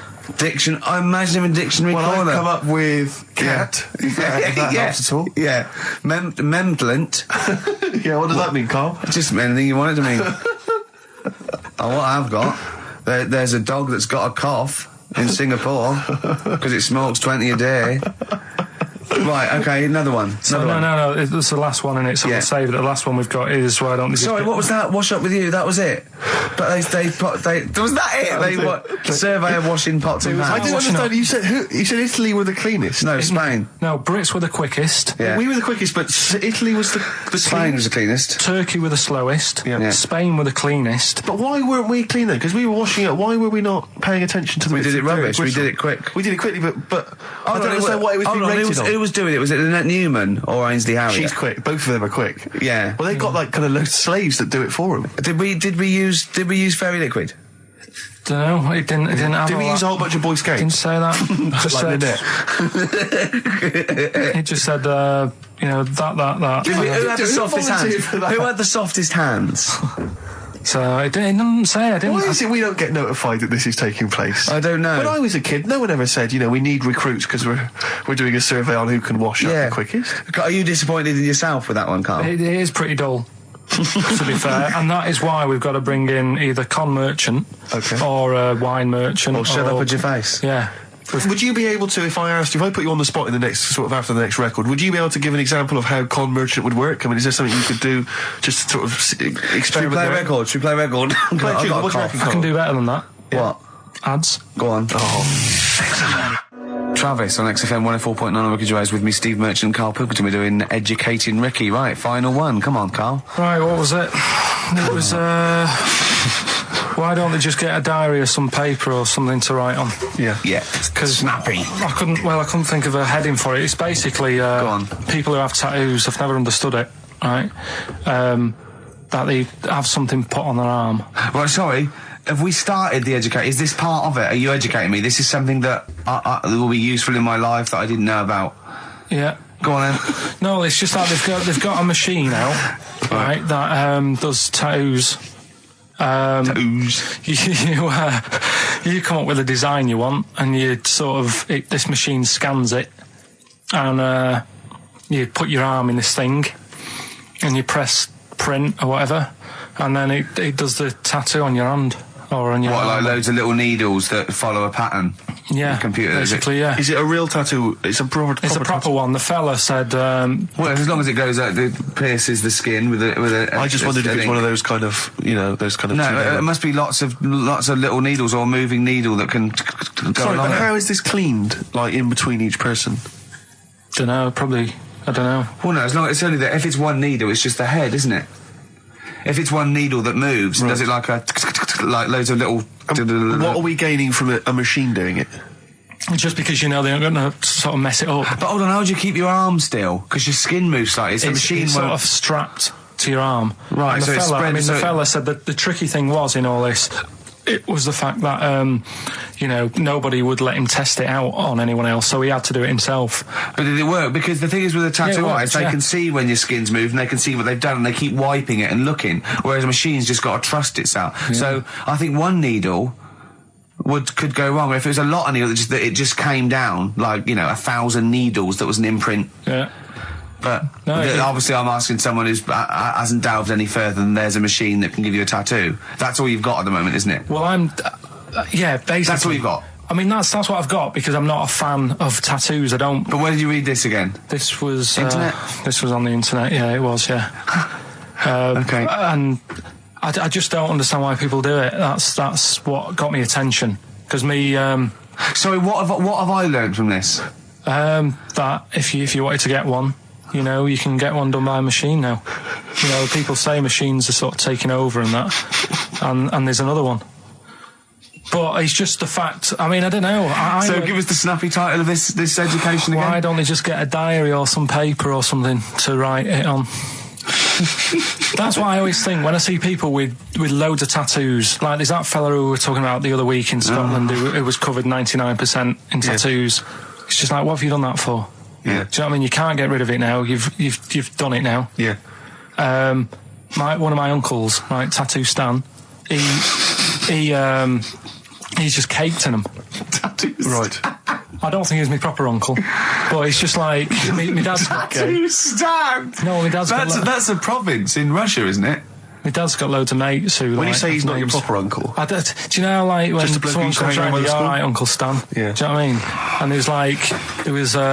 my dad had loads of mates like that. There was John the Screw. Right. So he either works in a prison or he likes to have sex. Cabbie. Cab driver. Okay. There was Jimmy the Hat. I don't know where he Jimmy did. the Hat? Yeah. And, did he wear a hat? No. No. There was Fred the Veg. You sure he wasn't a relative? Sorry. Fred the Veg used to get us like big bags of potatoes and that. Fred Veg, okay. And there was Tattoo Stan. Right. And he was just caked in them. And I used to always look at him thinking, why have you done that? I must have only been like, 6 I or suppose 7. if you're born with a name like Tattoo Stan, exactly. You're destined, aren't you? Were Really? they like a 1950s gang? I'm worried about. I'm worried about doing a bank job. What was his name? The Hat. What was his name? Jimmy the Hat. I'm worried about Jimmy the Hat. Yeah. Not having a hat. I don't understand it. Are you sure he didn't have a hat? Not when I met him. Did he ever wear a hat? I didn't see him that much. Do you think it was a joke, like, when your mate's sort of like, 8 foot and huge, you call him Little John or Tiny? Do you think? Well, the fact that he never wore a hat. They went, hold on, I've noticed something about Jim. Go on. No hat. And I go, oh, true, let's call him Jim the Hat. Jimmy the Hat, yeah.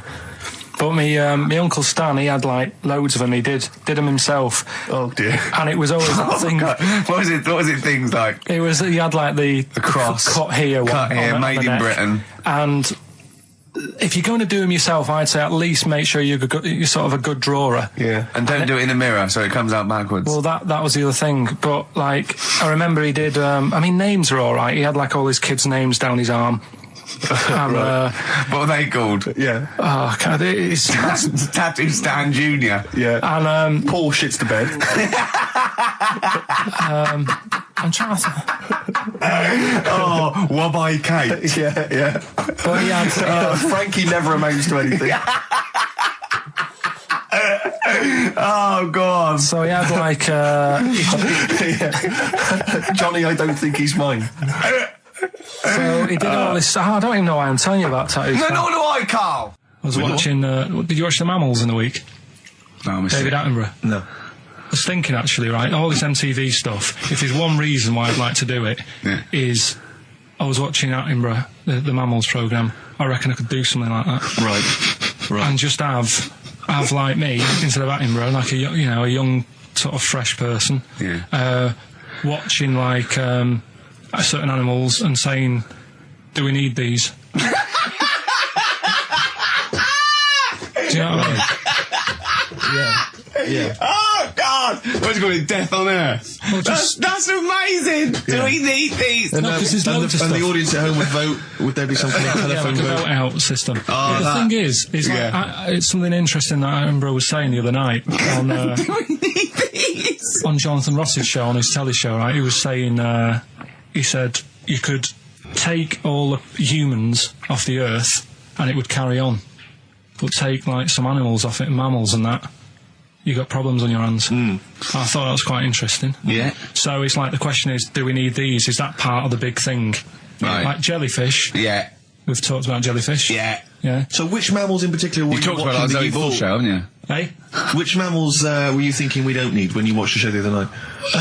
Any in particular that you thought they don't need them? They're not of interest. Well, I like whales, but I don't know what they do.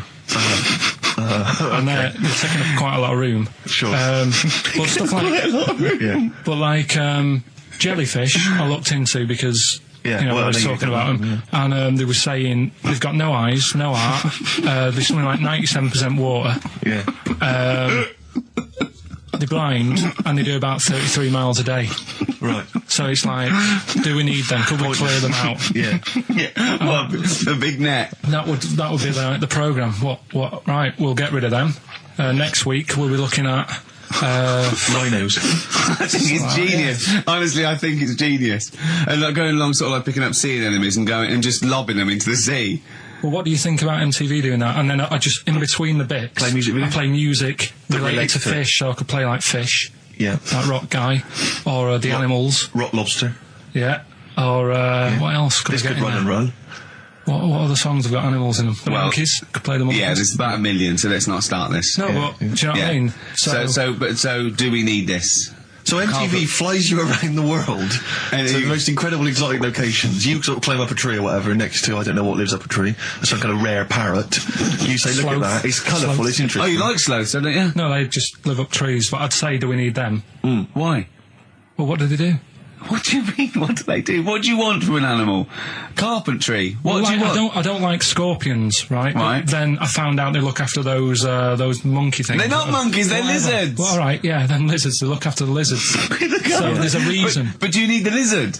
Could be your Well, next yeah, question. because the local people made shoes out of them. But not when the scorpion protected them, they didn't. All right, we don't need them then. So ultimately, would anyone decide? I mean, do the animals kind of get a chance to mount a case for their survival? I mean, is there maybe someone that comes into their corner and sort of defends them? I'd have like a David Attenborough type character who says, Right. well, they do this, and I'll go, yeah, but do we need that doing? Yeah. Yeah. Okay. Yeah. So what does an animal need to do in order for you to feel that it sort of gets a chance of life? I mean, like a pet, like an animal, like a dog maybe, or a cat. I mean, they give a certain affection to its owner. Is that a valid reason to survive? Not particularly for you. Not really. No, okay. I mean, saying that though, blind people use dogs, so they are useful. So dogs are useful. St. Farmers Bernards, use they often dogs. save people, don't they, in Yeah. snowy weather? Cats. I'd have to think about it. Okay. Keep the mice down. Yeah, but you got rent to kill. Okay. So what I'm saying is something that will affect the world. Right. I think you'll find everything does. Except Carl. I'm not sure what effect he's having on the world. I'll tell you what though, Steve, right? Did you watch The Mammals? I didn't see the mammals. They had bison on it. Right. The weirdest looking things you've ever seen. Yeah. They've really Again, you're on dangerous ground here, Carl. but they've really got it's like, decide what you want to look like. It's just a mismatch of stuff. It's got a really big airy head. Yeah. Unlike you. Sort of bald at the back. Right. Sort of It sounds like thinner. someone you went to school with. Was there two of them? Ah, brilliant. from the album Original Pirate Material. It's obviously The Streets, and an album track from that, It's Too Late. Fantastic, isn't it? Yeah. I know everyone's raving about it being, one of the albums of the year, but it is, I think. It's great. That's brilliant. I love the backing as well. It's just so good. The lyrics, the things that go, they're my favourite band of the year. Next week then, we'll do all our favourite songs of the year, shall we? No, I think it's got to be 2 weeks' time, hasn't it? 2 weeks, is it? Yeah, We'll do I'm the away Christmas next week as well. What do you mean you're away next week? What are you doing? Zoe Ball show? I'm going up north again. Why? So Claire's going to be here with you. Okay.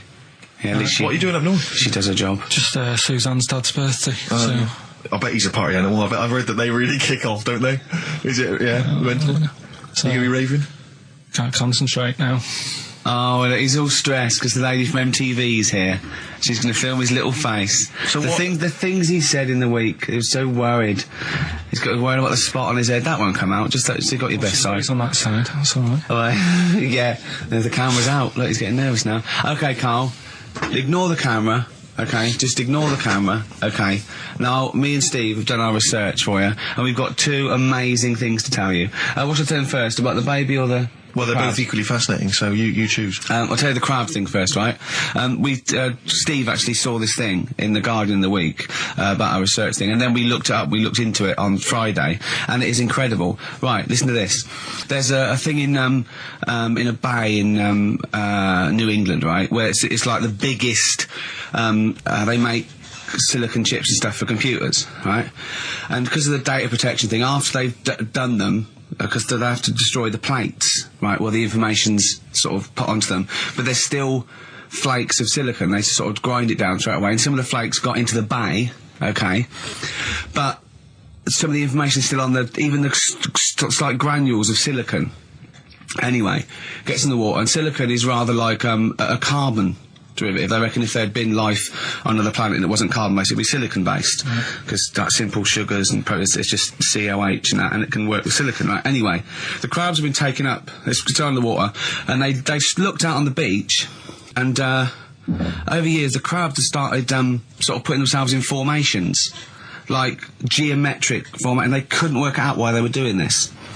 And when they put them in the experiment, they sort of like chopped them up, and they found they'd taken on silicon, and it had sort of got into their brain, and they were downloading information.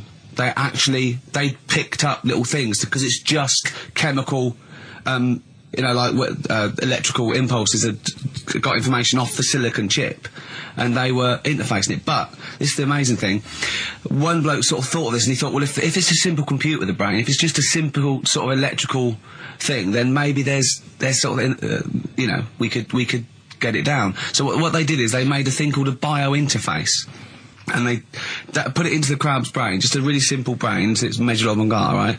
And it got impulses from it, and they were getting like computer, just flashes of like symbols and geometric things right on this screen to read the crab's brain, and it was stuff like fragments of a. What made them do this in the first place? Because they saw the crabs behaving differently. They were behaving differently to each other. They were just like intelligent, and they were sort of solving problems and all this sort of stuff. Anyway, when they downloaded the thing, it was like they found one of the secretary's names where it had been on the silicon chip, where it was just like a flash of a computer screen. But the most amazing thing is, they downloaded a memory, right? It was like a snapshot where it had been burnt onto the retina of the crab, just a snapshot of something, and it was like a picture of the beach, like a couple of years ago, right? And they also did, incredible, it was like just a digital black and white sort of thing, so they could see what the crab had seen. Amazing. Jeez. Amazing. So intelligent crabs. What are they doing with them now? Super brain. Well, they think this is the upshot. They think they could use it as spy crabs, because they could get these crabs. Also, the other thing is, as generations went on, right? So they put a crab in the sea or something, right? Lots of crabs in, and then as generations went on, a newborn crab, they downloaded the memory, and it had the memories of its great all together. It had every memory that any crab had been related to it beforehand, because it passed it on. It just passed it on. So not even ones that had been eating the silicon stuff. Yeah, no, these are just like ones that have had kids. Yeah, and they've got like, and they know so you'd know everything. Your great everything right the way back. So would that work if we ate silicon? Well, I suppose so. possibly. So what are they going to... Well, they can use them for all sorts of things, though. I mean, that's what's incredible. I mean, I don't know how you train it particularly. I don't know, it'd be quite tricky to train, but I'm assuming if they can do it that way, then presumably they can give it certain silicon information, which they can then plant in it, if you like, within its sort of food. Also, if you get them onto enemy beaches, you'd have like 1,000 digital cameras just taking around. You could get Osama bin Laden or someone. They don't understand the information they've got. No, they don't know they're doing it. They just download them. So they're not, you could torture them and they won't be able to sort of give you the information because they wouldn't know what information they had because they're just. But the first crab they downloaded, they just kept seeing the same picture of a big crab feeding it, which they really. Yeah. Wow. That's what, like its mother crab or something. Yeah. Just memories of it as a child. But they're not in colour, presumably. Because no, it's all in black and white. It's just a digital camera because it's just they don't see in black and white, so it's just like a I don't know. I think it's burnt onto the retina or something. And the only one that they kept were the ones they saw a lot of the time. Well, I mean, in a way, some of the educating Ricky I've got for you today is on the similar lines. Right. Oh, you've got to be impressed by that. You've got to be impressed by that. That's pretty good. I mean, I'm interested to see, what they do. What they do with what the crab developments are. But that's pretty good. Yeah. But I mean, amazing. Yeah. Amazing. Well, just digest that information because that's not even the most impressive one we found. I think it is. I suppose it's pretty impressive, but the next one's maybe more shocking. Okay, right. But let's play a tune and Ricky's got another extraordinary Okay. The Cure, Love Song, classic on XFM. So that's the crab that you can download their memories. But what about other animals that are in the sea, in that same sea, eating the stuff? Have they tested them yet? I don't know. I think they just took it on because their biology, something to do with, I presume they could take up minerals and, I don't know why. I don't know. But anyway, next one, it's just on the horizons, a bodybuilder, yeah? Married, freaky. Married another bodybuilder, right, and they're pregnant. And they had these tests, and the baby was very large, but it was causing it pain, right, in the thing, right? And it's almost bizarre, and like after the female woke up pregnant after 7 months, and the baby was walking around. No, it forced its way out of the vagina. Oh, no way. Yeah, it forced its way out. It almost had, like, super strength. Like, and it was pulling her along by the umbilical cord, and they had to... And it was a stone. Extraordinary. That's freaky. I mean, you're talking about freaky stuff. That's made up. What? It wasn't pulling her along. Well, no, it was she could feed it. Exactly. And it was... Do you know what I mean? Like, just went... and just sort of squeezed its way out because it was ready, because all the hormones. Because it thought it was ready. Oh God! Imagine that. Just waking up and finding that in the bottom of the bed. Freak out, wouldn't it? Because you'd think it was a nightmare initially. And it had hair and everything, didn't it? Yeah, because all the hormones there. Like there was something in the week about you've got test tube babies and that now, haven't you? But they've managed to do it. I only caught half the story. I knew he'd be more impressed by the crabs than that. He doesn't care if it's human. No, I am. I'm telling you though that there was something. I only caught half the story because I was busy. But there's something about babies being able to be born without having any people involved. Or something. It's like putting them in an oven or something, and it's like a cake. And after a certain amount of time, it's ready. I think you can buy those in Argos for kids at Christmas. It's my first baby kit. Yeah. There's Play-Doh, I think, that they can buy. Yeah. So what do you think of that then? The baby one. Yeah. I prefer the crab one. Yeah. But the baby thing's pretty horrible. Yeah. So it was bigger than like the average. Both made up. We've made those up. Yeah, they're both rubbish. They are both rubbish. Despite the fact they're both rubbish. Yeah. They're interesting. We made those up. Both those stupid stories up. Yeah. Imagine downloading a crab's memories and seeing its mum feeding it as a child. Both utter rubbish. I had trouble. Yeah. I know I was going to have trouble with pushed its way out of the vagina. Yeah. I practiced that about 30 times yesterday with Stephen. I was going, I'm not going to be able to do it, mate. Yeah. I'm not going to be able to say that. Yeah. Are you disappointed? A little bit. I mean, the baby one's a bit sort of out there. Yeah. I wasn't really having that one. No. But the crab one, See, now, what's interesting, I think, is a useful experiment, Carl. I don't know what it's taught you about yourself, but would you say that that's revealed to you a certain thing? I don't know, maybe that you're a bit gullible. I mean, what I'm saying is maybe you shouldn't accept or swallow hook, line and sinker everything you read on the web. You got to think maybe a valuable lesson? I feel bad because I said to Steve, he won't be annoyed that we conned him. He'd be annoyed that they're actually not true. You'd love that crab thing to be true, wouldn't you? It wouldn't surprise me if it did happen one day. Sure. Yeah. So, and then he's laughing. And he said, in the break, when I said about the crabs, you know, well, I'm keeping them then. Yeah. Yeah.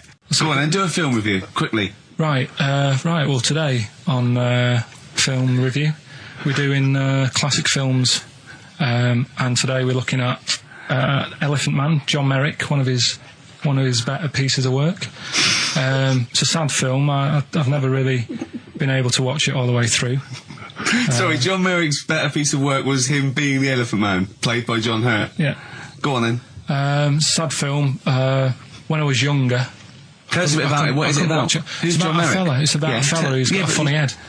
Right, tell us this. And, you know, he lives in, I think he lives in London, in like about the 1930s or something like that. And he's being picked on all the time and stuff. And first time you watch it, you'll probably cry a bit. And then the second time you watch it, you're just sort of thinking, God, that would be bad. Sort of having a head like that being picked on all the time. Then the third time you watch it, you might think, you know, oh, how does he get his jumper on? Then, I don't know, I'm probably bored of it the fourth time. but it's well worth watching, so Elephant Man. Brilliant. Yeah, see it. Brilliant. I think if you want to get on TV, Carl, you'd be better as the subject of maybe like an omnibus documentary. Living with Carl. He had some Germans laughing at him on the tube because they recognised him. You don't think of that? Well, because obviously Ricky doesn't travel on the tube anymore. He's too rich for that. I never did. I always thought it was beneath me. Sure, but I used to walk everywhere, didn't you? But I'm still forced to take the tube, and sat on the tube, and it pulled up, and outside the window, just happened to be on the station, was one of the posters with us. So I was kind of there, not realising it was behind me, and these big kind of fat German or maybe Bavarian guys. Well, they're in Lederhosen eating sausages. Yes, they were. They're Bavarian. Yeah, they were. And I noticed one of them kind of looked at me, and then looked at the poster, then looked at me, just happened to say it, and wittered something to his friend in German. You know, I don't want to try and do an impression. That's freaking goggle-eye. Oh, wow. I think that... No. But I know what you're thinking it means. It doesn't mean that. Right, okay. It means... What's a rough translation? Elegant boy. Right, okay, yeah. And so anyway, He pointed out the poster, and his That's mate... lanky piss and streak. and his mate burst into laughter. And then we pulled they've got a great sense of humour, the Germans. Well, that's indeed. the thing. But we rumbled onto the next station, and the poster was in exactly the same place. And this time they tapped the shoulder of someone else on the train and pointed me out, and that person also laughed. An Italian? There was a French. Was there a bloke with a beret and a little moustache on the other side? Yeah. Was it United? Did you get on the United Nations Express? Imagine that. Yeah, it was fake. See the freak. Look at this freaky goggle eye. Right, whereas I love the fact that before you were at least pretending to be speaking German. Now this is an Italian with an accent. It's just a guy speaking perfectly good English. So you've not even disguised the insult there. Oh dear. That'd be lovely. Try and insult me in other cod languages. You could bring Europe together if they just instead of Esperanto, that there was just one common language. The language of freaky goggle-eye. I'll tell you what would bring the Europe together is you maybe representing England on the Eurovision Song Contest. That would be great. With a self-penned tune. Should I do that? That would be magnificent. It's got to be worth thinking about. Just about everyone being the same. Yeah, just about the people Euro being and equal. Everyone, not and also mentioning the Euro. Yeah. Just doing that. I like all different cheeses. Oh, je t'aime la musique pop. Yeah. La baby belle. Et le cheddar. I'm not a fluent French. Le grand fromage. Yeah. Oh, it'd be lovely, wouldn't it? And they'll all be there, all in their different. Well, every uniforms. line could be maybe in a different language. Yeah, and what would I wear? I'd wear sort of like a kilt. You'd wear a kilt, but you'd also have on your head one of those kind of big, what are they called? Those big furry hats that beefeaters or whatever wear. Or one of them. Is it kind of a busby or something? A busby. Yeah. Wear one of those, or maybe a kind of policeman's helmet, That'd be Bobby's good. helmet with the kilt. Yeah, you'd have the clogs. I'd wear the policeman's helmet under the kilt, so they just thought I was really enjoying the show. Yeah. Good idea. Hey? Excellent. I think we talked for about 3 minutes without having to mention some kind of genitalia. We should celebrate by playing one of my tunes of the year. Really? What one is it? U2 Electrical Storm. Oh, I know you're a big fan. I know you're a good big fan. choice. Well done. Cheers. I've said in the past to you, Rick, that my grandparents, so I love them dearly, but it's like for the last 30 years, they've been waiting to die. I know. It's like they just sort of, it's like, the novelty wore off of life. Life in the 50s. Yeah, they got kind of bored of it. Life, in the 40s, it was brilliant. All sat around the old Joanna's, the bombs fell, singing. They loved that. The 50s, that was great as well, because that was the post-war years. It was, it was a bit tight in the pocket, but it was all right. Everyone pulled together. And then the 60s came along, all the crazy music, the funny hair. Let's stay in bed. Exactly. They basically stayed in bed. And it was one Christmas when my grandmother said to my dad, what do you like for Christmas? What do you fancy for Christmas? And this must have been, I don't know, 20 years ago. She said, what do you fancy for Christmas, Ron? And he went, well, I could do with a nice big kind of warm winter overcoat. She said, don't worry about that. Don't worry about that, because your father will be dead soon. It's what you can have his. Meaning my granddad. Well, to be honest with you, my father's still waiting. Which is good news. Good news for my grandfather. Less good news for my dad. Freezing. He's freezing. He finds out, how is he today? He's fine. Okay. Oh, I'm freezing. It's such a weird mindset, that. I think that, to me, is what sums up people from that older generation, the 40s and 50s. And it seems to me that you've got that kind of mindset. It's like you were born in the 30s. And whenever you talk of your childhood, it's like you had like a baked potato to take to school. And a hoop and a stick is a Christmas gift. The other thing is, I think that that sort of generation, it seems that the man is dependent on the woman. There's a total dependence. Oh, absolutely. If she dies, he's done. Yes. He's done for. Yeah. Just pine away. If he dies, she's got 30 years of pottering. Absolutely, yeah. Do you know what I mean? And going to the youth club and the church. I know what you mean, yeah. It's sort of like that. It's sad. Of course, it's sad for them, but it's not the end of their life. No, sure. And it sort of is the other way around. I don't know why that is. Yeah. It's terrible. That's a little melancholy thought for I know, Christmas I've really time. you brought it down, you've brought it down, I've brought it. This isn't a nice show at all, this is terrible. Well, we're going to have people just killing themselves. What? Well, I didn't really want to make it a Christmassy type show, because I don't really like it. Oh, he's done it again. What, you did Christmas once, didn't like it? No, my dad always said... All right, steady on. Dad said Christmas morning was for for me, so he used to stay in bed. So he never... That's brilliant. That's a great thing to say, isn't it? Yeah. Christmas morning's for you. Run wild. Do what you want. Just don't bother me. I'm going to Honolulu for 2 weeks. That's great. Dad, it's Christmas. Do I have to do anything? No. So my mum used to get up, because she used to like to see my face light up, when I open my presents. And then... to give fireworks. And then I'd have to go to my bedroom from about 6 o'clock onwards, because my mum and dad were into having big Christmas parties, and I wasn't old enough to go. Right. So they'd say, right, you've had your fun there, you go up to your bedroom, stay in there. Really? Yeah, I remember one year, right, I got a train set, that's what I wanted. Yeah. Right? It's brilliant. Playing with it all day. I thought, I don't mind about the party, I'm happy staying up here playing with this. Brother comes in, he's had a few, right? He's going, give us a go on your train. How old is he?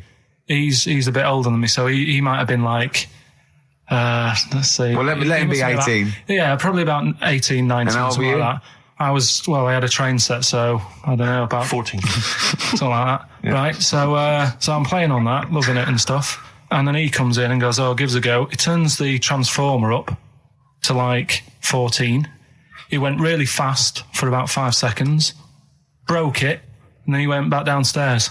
Wow. So Christmas, I hadn't even got to Sounds Christmas like Day. the Conservative government with British Rail. Satire, though. Satire, Rick, I just thought that there's satire. If there's any satirical shows listening or magazines. It doesn't work in any way, because there's the analogy falls down apart from there being a train. Think it through, though. British Rail was trains. Yeah. And the government broke the trains in many ways. They didn't break them, not officially breaking them, but they kind of... It does work. It's perfect. Oh, I'm pretty pleased with that. And I can't... And no one's asked him to be on Have I Got News For You. It's weird, isn't it? Because it's strange, that, when you've got a satirical mind that's as quick as that. Yeah. All right. And he's broke your little train set. So what did you do? I just watched telly and had some sausages. I bet you were happy with that, though, weren't you? Oh, it's a bit annoying, though, isn't it, when your main present of the year has been broke. And did it ever get it fixed? No, that was it. Put away. I'm intrigued why your parents wouldn't let you come and join in the festive fun. Was it really debauched down there? Was it eggnog everywhere? Well, no, but I mean, that's fair enough. 6 is a little bit early, but I just think, if you're a kid, he had his fun, put him to bed at 8, maybe. And Do you think so on Christmas Day? I thought that was a day for family. Well, not if there's a party going on. Well, don't have the party on the Christmas Day. Well, that's another option. Yeah. Your parents are weird, aren't they? A strange breed. Well, I think that was the year, right? You're talking about buying presents and stuff. I think I did treat my mum to... I didn't buy my dad anything. I think that was when I got a bit older, he used to get me dad something because he wasn't that bothered anyway. No. So, got me mum, there was a cheap shop, right? Of course. Thank God for that. Called Snips. Right? So I went in there and I thought, let's see what I can get her. And remember Victoria Plum? I don't think so. Well, it's like a fairy character. Right. Right. I mean, Mum's into gnomes and stuff. Right. So I thought, right. She must be pleased with you, then. Victoria Plum. I was thinking, is that one of the neighbours? Is it like a brandy Do you liqueur? remember Victoria Plum? Victoria Plum. Victoria Plum, yeah, it's like a little fictional sort of character, right? Okay. So I saw it, I thought, yeah, she'll love that, right? So I did my paper round, saved up for 2 weeks, right? Aww. Got that sorted, went to Snips, bought the Victoria Plum. Next day, I'm in town with her, right? So I think, I know what I'll do. I said, come in here a minute, right? So we go in and we're looking around and I tested her, right? I went, look at that there, that's all right, innit? And she goes, oh, it's bloody awful. Oh, Carl. Oh, Carl.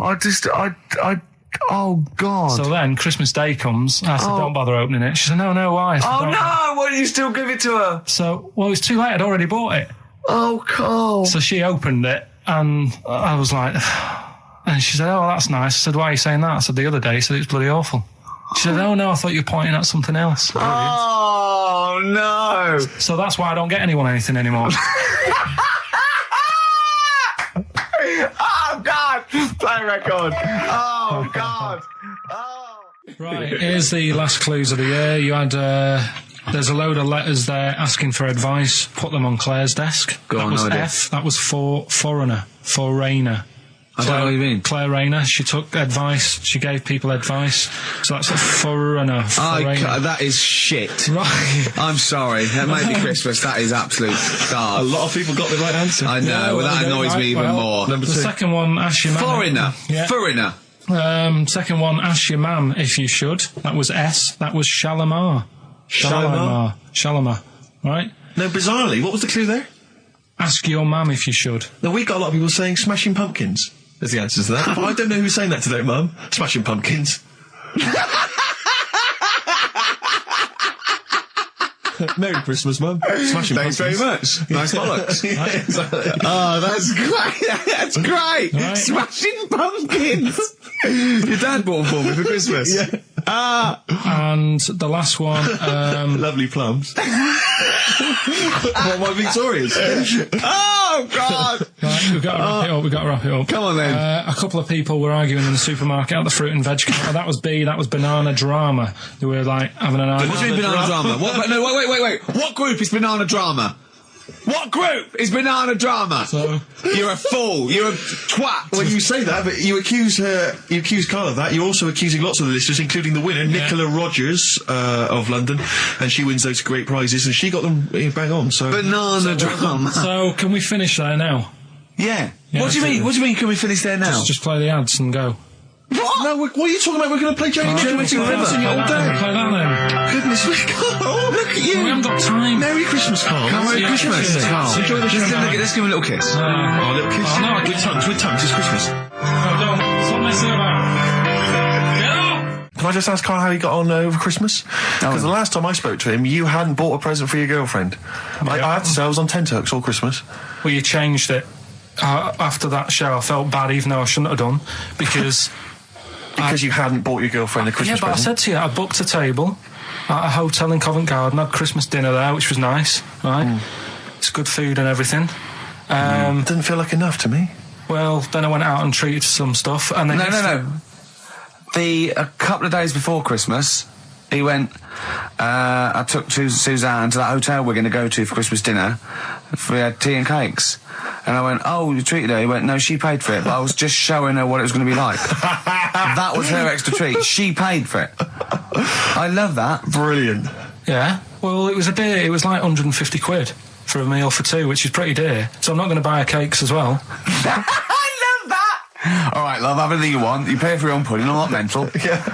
So you treated her to some other Yeah, stuff. some bits and bobs. And then So yesterday, she chose them and you paid for them. what, the presents? Yeah. No, Or no. you chose them and she paid for them, but, you know, it's the No, thought that counts. I got them on the way home that Saturday. Well done. And what did you Past buy? them shops. Well, just some bits. It might be personal, Steve. Well, I don't care. Just some bits. Yeah, Just but bits and pieces. leave out the personal bits. What bits? Just little things. And then yesterday, right? A monkey wrench and a new washer for the shower. Yeah. Some recordable CDs that you need for your job. Oh, So, dear. now, when you gave those presents to her, did her face light up? Right. I don't want to tell you what they were, right? But she wasn't that impressed. You're going to tell us what they were now, Tell Carl. us what they are. You even know what they are. She told you on Christmas Day. Hold on, wait a minute. But it doesn't matter what they are. It does matter what No, they it are. doesn't. It It doesn't. does, Carl. It's you, mate. Of No, course it doesn't matters. matter. Oh, God! Have you just remembered? Yeah! Right, but don't. There's no need. I've got to tell him, Carl. I really want your permission because I don't want to be I know it's not, but we know it's not that embarrassing. It's really quite sweet. Yeah, but in a way, right? The way I look at it is, right? Christmas, even when I was a little kid, right? Is not. Please let me tell him, Carl. Well, let me just tell you first, though. Oh. Let me tell you why I didn't go all out on the old present front. All right. Justify yourself. Right? First of all, I've covered it up since then anyway, right, with that present, because I bought her some shoes yesterday, and she did say, I'll give you the money for them, but when I get home, I said, it's all right. I said, you can have them, right? So not only did I buy her some food on Christmas Day, I got her shoes. She's probably had a And they feel like a horse. Yeah. It's not like, yeah, there you go, there's your shoes, there's your food, right, bed down, see you later. Yeah, but what I'm saying is I she's have done. fed and clothed Yeah, her. did you comb her hair? She's done well this year, right? So the thing She's is, done well this year. It's like you're a single parent living on a council estate with a smack problem, and you still managed to buy them some Right. Lego. when I was a kid, right, it wasn't about what you got. I remember one year when I was about 8, right? Oh, this is going to make me cry, isn't it, this? No, it's not. I'm just Go on. saying the way it is, right? I woke up at about 4 in the morning. And I was like, oh, what I forgot? And I couldn't sleep. I was that on edge. It's the excitement of Christmas, isn't it? It's like, oh, what's wrapped up? I need to know. Yeah. And it's the fact that people are saying, no, you won't know until tomorrow. Yes. That annoys you and winds you up. Okay. So I got up at 4 in the morning, Yeah. opened my presents, and then went, right, I know now. Went back to bed, had a great sleep. Yes. Right? So it's nothing to do with the excitement of what you get. It's the excitement of not knowing what you've got. And then what happened when you got up to go down with the So presents? hang on. So what you're saying to me is that you could wrap up a brick because the thrill of Christmas is in hoping and being excited about what it is, not the actual gift itself. Yeah. Is that what you did? That's- did you get a brick? No, let me tell you now what he got. He got her a present, right? And she said, she came and I said, yeah, he got me. It was an industrial-sized packet of condoms. It was a joke gift. No, it No, it wasn't a wasn't joke. It wasn't even a joke. I went home that Saturday after the year, past Boots, thought, might have something in here. They were on, like, some value. Right. You passed the Were they makeup. used? Right, but Passed anyway, the makeup. You passed all the other. Past the Feminine makeup, stuff. past the lovely vanity cases. Yeah. the foot spas. Exactly, Yeah, the yeah. bathroom Oh, hold products. on. How much are these, love? For 100? Yeah. $4.99. Yeah. Do I get them reduced if I buy in bulk? So how many did you buy? What was it? I don't know, probably about 100. Right, okay. And is she allowed to use those with anyone? Did you wrap them? Can she just go out and have a wild Well, time you don't with need to them? wrap. They're already wrapped, aren't they? Oh. And then what did she say when she opened them? I'm No, just- wait. Carl, what did she Right, play a record and we'll come back to this. You're worse than my father, that's genius. Made famous, of course, by Jimi Hendrix. Yeah. That's All Along the Watchtower, as originally done by Mr. Bob Dylan. On XFM 104.9. So, Carl, just take us through the moment where you gave this gift. Firstly, So you were went excited- into Boots, right? You thought, all right, 100 condoms. Brilliant. Okay. Did you wrap it I don't up? know if it was 100, probably 80. Right, okay. Yeah. Right. You don't want to So, go mad, do you? Wrap them up. I'm just resting easy knowing that he's not trying to breed. Right? No. Yeah. So I got her them. I got her Grease on DVD because she's Okay. always watching that. Yeah. Right? Yeah. So just think of when her mum said, what did Carl get you? Some condoms and grease. I was going to say, I'm glad he said on DVD.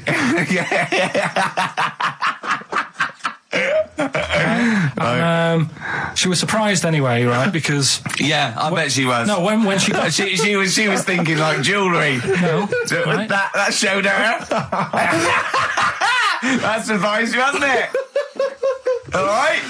So hang on, wait a You minute. thought it was a holiday, didn't you? Yeah. Look at your face. You don't know me at all.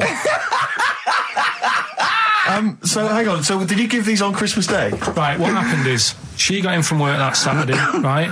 And I said, look under the tree. Knackered. Oh, Right? at least it's Christmas. Yeah. At least I'm going to get a little bit. I said, look, you got some stuff under the tree, right? So Did you give her a sugar lump? Right, she was really chuffed with that. But she said she was a bit puzzled because I didn't know we had any wrapping paper, right? So I ended up using wallpaper. You didn't take it off the wall, though. You had some. No, it was some left over, right? So she said, why have you used wallpaper? I said, well, I didn't have any paper and you were getting in a bit and I wanted you to have a surprise. So she said, can I have a feel of them? I said, no. Presents. You thought, right, I've got the right thing. Yeah. Right. And then Christmas Day, I said, no, don't get carried away. It's nothing really good. You know, we said we weren't going to buy each other much. So there you go, open them. Yeah, go on. And Can I just ask, had you received your present from her yet? yeah. So what had you received? What did he have? Had some shoes, Nice. right? Getaway game for PlayStation. Nice. Which is all right. I'm just totting up Just the value of value this. of those, Go on, yeah. And So- just also think about how much fun and pleasure you get from them. Yeah. Although, of course, condoms, I can see the Well, do it. see the appeal. Well, right, okay. So yeah, I think but I can. also add to that bit 150 quid for a meal. If you're going to start Mindless. totting up, 150 quid for a meal. I bought her some shoes, 72 quid. Yeah, that was after the event, then. Doesn't matter. All right, so you've received these, dare I say it, thoughtful and nice gifts. You handed over the box of condoms. They were wrapped up. She Well, unwrapped them. yeah. Go on, take us through it. Walk us through it. Well, it's not something you play with on Christmas morning. Oh God! Oh, But, right. But when she opened What them, did she her say? What did face she say? well, I wrapped them twice as well, so she thought it was something really good. It was Extra like, oh. protection. Right. And So she thought it was something really good. and then So the disappointment would be doubled. Yeah, go on, yeah. then she just opened it and went, oh yeah, so what's on the telly? And that was Cool, that. ungrateful. That was What an ungrateful woman that is. that. Well, she got stuff. Fancy not wanting I told her. a I told box of her. economy condoms from Boots. I said to her about the thing about, you know, it's all about the surprise and that, innit? Yeah. You explained that to her? Yeah. What, after she'd unwrapped it? Yeah. Thoughtful. And she was all right about it. Yeah. She understood. Rick, you know I suggested to him that he buy his girlfriend a gift. I'm worried I've done more damage to the relationship by suggesting that than if he had just forgotten. Next time you've got to go shopping for her yourself, Steve. I think I might do. You've better go shopping for her yourself. I'm glad it's all over though. It's mental. Yeah. It annoys me. The whole thing annoys me, and she knows that as well. Yeah. She should know. What, she still insists on having Christmas once a year. Well, Wow. I'm you know. no, but well, anyway, what did you get? I can't think what you bring to the relationship, Carl. I don't know what it is she's getting from you in this relationship. It's like she's I doing think all we the know. work. Well, yeah. 80 times. Oh God, God! I love it. You're brilliant. I know what she's getting. He's the. What though? He's not thoughtful. No, but he's thoughtful. He's the best he can do with the brain he's got. Do you know what I mean? Right. He's doing his best. He's absolutely doing his best. There's no. He's working at the limits of his powers. Do you know what I mean? Though he's done as well as he can with what he was given. Sure. Yeah, I and understand. that's admirable. Yeah. It's like I think he's done better than you'd expect. I bet his teachers didn't even think he'd get this far. Do you know what I mean? What? Find a girl. No, well, yeah, a job, a girl. Yeah. Do you know what I mean? Clothe himself. He's done really well. What do you think, Carl? You think you've done well? I think I've done all right compared to some of my mates. What are they doing now? Probably not that much. Do you know what I mean? Mrs. Matthews said I wouldn't be an high flyer. I think I'm doing all right. Yeah. Do you know what I mean? I have a holiday every year. Got somewhere to live and that. Yeah. Got a new flat, haven't you? Yeah, so So where are they then? The condoms? Are they? Did she show them to her family and friends? No, Take no. them into work. Look what I'm Carl's got. surprised she told Ricky, actually. I was a bit disappointed in that. Yeah. Because I didn't go shouting around. Well, she was what so I got. excited, Carl. Clearly, she was just so pleased and proud. All right. Play a record. We come back to it. No, that's it now.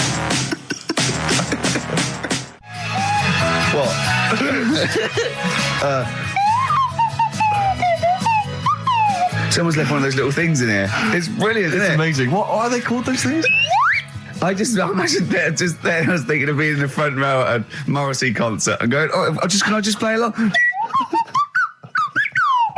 They are brilliant. I don't know what kind of sound that is. I don't know. It's only used for when Kenneth Williams Yeah, exactly. sees someone undressing. Yeah. That's the only time that is used, that noise. Exactly. That is But brilliant. it's like it was specially created for the Carry On films. Yeah, we need, I don't know what it is, but we need something when I walk in and see someone changing. Well, what about this? There is a light that never goes out by the Smiths. I phoned Karl up in the week, yeah, and I said, what are you doing? He went, well, even though it's one of my days off, I'm just doing some research on the web. Found anything that said, yeah, I'm doing science. And then he said, you can get wigs for dogs in Tokyo. That's his scientific fact. And I went, what do you mean? Dogs, if they need a wig? I said, if they need a wig, what? Dogs going bald? And he went, like, this is fine to him. He went, it's a stressful city, Tokyo. The world's all right with Karl. He's always got an explanation. I've only ever seen him confused once. When in Edinburgh, he looked out of his window one day and he saw a bloke putting a parking ticket on some rubbish. Yeah. And that genuinely confused him. Yeah. He couldn't work out, could you? It's a bit weird, isn't it?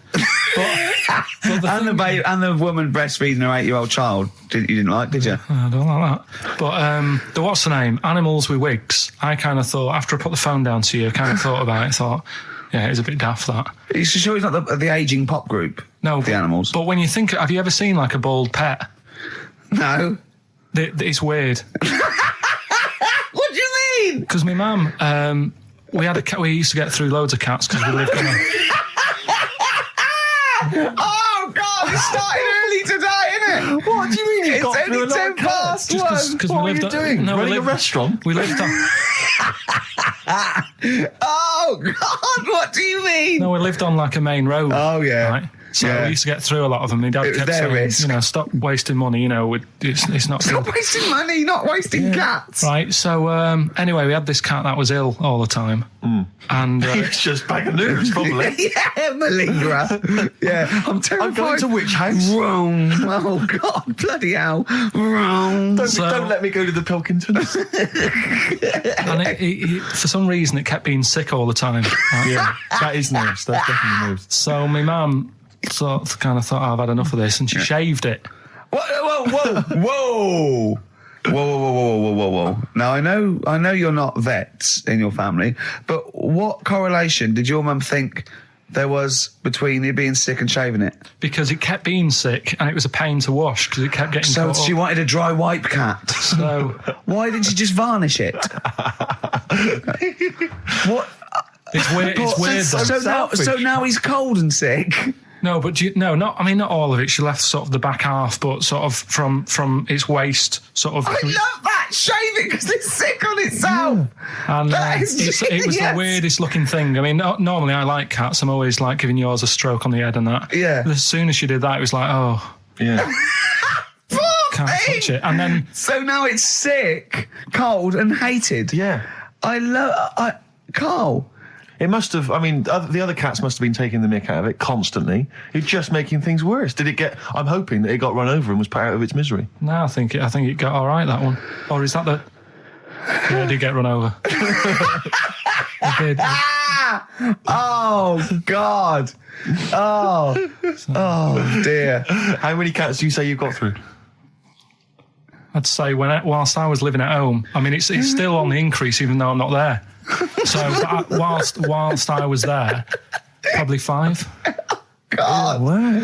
Oh. Yeah. And were you upset each time, or you just got used to it? It's one of them things, isn't it? Like I've said before, when you first see something, it's a bit of a shock. Do you know what I mean? It's like the Elephant Man or whatever. Yeah. First time you see him, it's that sort of, oh, look at that. Do you remember the first time you saw Steve? No, I'm not being funny. Do you remember the first? Yeah, but I've said this before. It's always, then you get used to how people look and you don't... No. I'm going to burst. You have to play a record. No, but- Because I just see Steve's face. No, but I've got used to it. Shut up. It's a long time since we've had any white van Karl. For those that don't remember this particular hot feature, we basically ask Karl some of the questions that are asked of a white van driver in the Sun. They always have this on Saturday afternoons.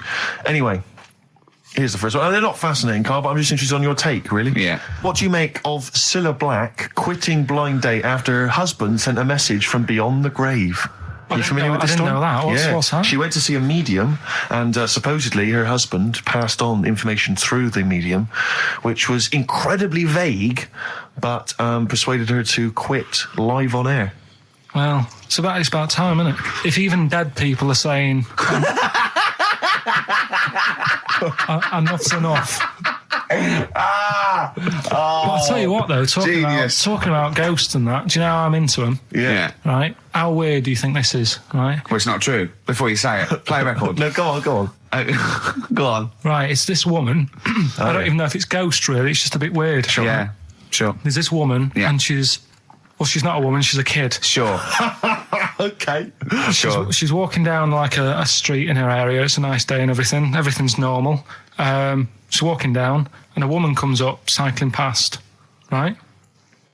The woman on the bike looks at the kid absolutely terrified, right? Got a really scary face on her. Yeah. The kid's thinking, why is she doing that? Yeah. Right? So anyway, she thinks nothing of it, goes, I think she was playing in the park or whatever, goes and has a nice day. About 15 years later, Oh, right, yeah. she's, I don't know, I think she was going to work, right, on a bike, She's riding her own bike. riding her own bike, cycling down the road, Oh, yeah. looks at the kid. That's the thing that happened like 15, 20 years ago. Right. It's her on the bike looking at her as a kid. Right. do you think? Not another child. No. So it's her. She's seen herself. What, Carl? I mean, I don't know where to start. Firstly, where's this information come from? But I mean, why do you ever? I mean, I don't know what part of that you think can be true.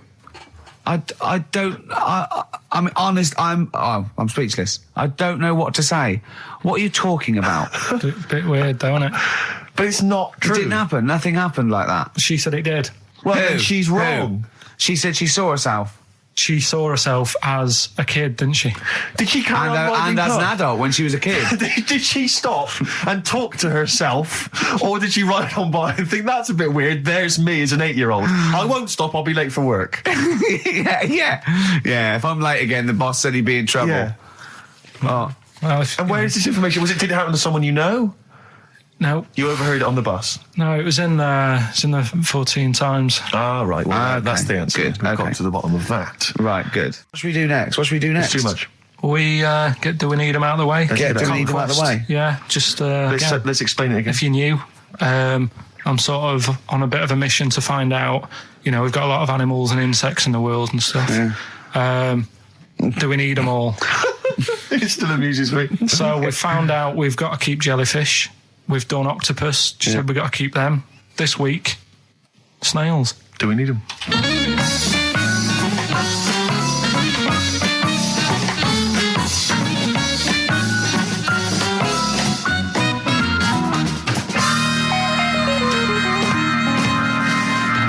Just doing some research, right? I'm sort of working my way through different creatures and insects and stuff that's on the planet. Yeah, Right? And finding out if we need them or not. Right? yeah. Do you know much about snails? Well, sea snails, Well, yeah. snails in general. Don't know much about snails, land snails. I know a bit about sea snails, like whelks, top shells, that sort of thing. Would you say they're important? What sort of sense do you mean by important? Say if we had to sort of get rid of some animals and insects and that because we're running out of room. Right. Do you know what I mean? Because I'll tell you what I know about some snails. I don't know if this applies to sea snails as well. I mean, I called you today because a lot of other places are shut. Yeah. Right? So I know they like to eat stamps, apparently. The glue on stamps. They love it, right? Right. Apparently a lot of letters and stuff aren't getting to where they're meant to be getting because snails are crawling into letterboxes and eating the Right. stamps. That obviously doesn't apply to the sea ones, but that's a problem they're causing. All right. Were you aware of that? No, I didn't know that. Bet you're glad you answered the phone today. Right? They love beer, Beer, yeah, who doesn't? and also, I don't know if this is right, but I heard that they sleep for 13 years, or can do. Right. I wouldn't know if they can sleep for 13 years or not, but I mean, sea snails are pretty important. Yeah, they do quite a good job in the sea. They graze on algae and But they provide food for other animals. I mean, you can say that about any fish, or any animal. Why do they exist? would you be upset if someone said we're getting rid of them. Oh, yeah. You would be. They're an animal, I wouldn't... Forget being like favouritism and all that I get for them, right? There'll be other things knocking around you can sort of spend your time looking after. You'll still have a job. Don't be worrying about that. Because I'm not going to get rid of all the fish. Jellyfish need looking after, so you're safe. Yeah. But do we need them? Come on, there's loads of people saying, come on, we've got to move on through the animals, and you're holding them up saying, well, I want to keep them. Well, who's saying we need to... That just sounds a bit crazy to me. Just imagine. Do you know what I mean? And they would come to you because you're working in an aquarium, so they'd be asking for your advice. Right. And you're slowing it down. Well, they asked for my advice and I'm giving it to them, so, that's what I think anyway. Yeah, but snails, I mean, like I say, they drink beer and that, What did they do apart from some food for a whelk? They were around, their descendants were around a lot longer than we have been. Yeah, they've been around a long time, but what have they done? Well, they've survived that long, so they must be doing something pretty good. Well, apparently they sleep for 13 years, so really, even though they've been around for ages... I think that sounds a bit... I don't think they sleep for 13 years. Not all of them, just the tired ones. So, snails, do we need them? Well, yeah, I just think they've got to, just as, it's not for us to say, do we need them or not, we can't just... So you think we should keep them? Yeah, definitely.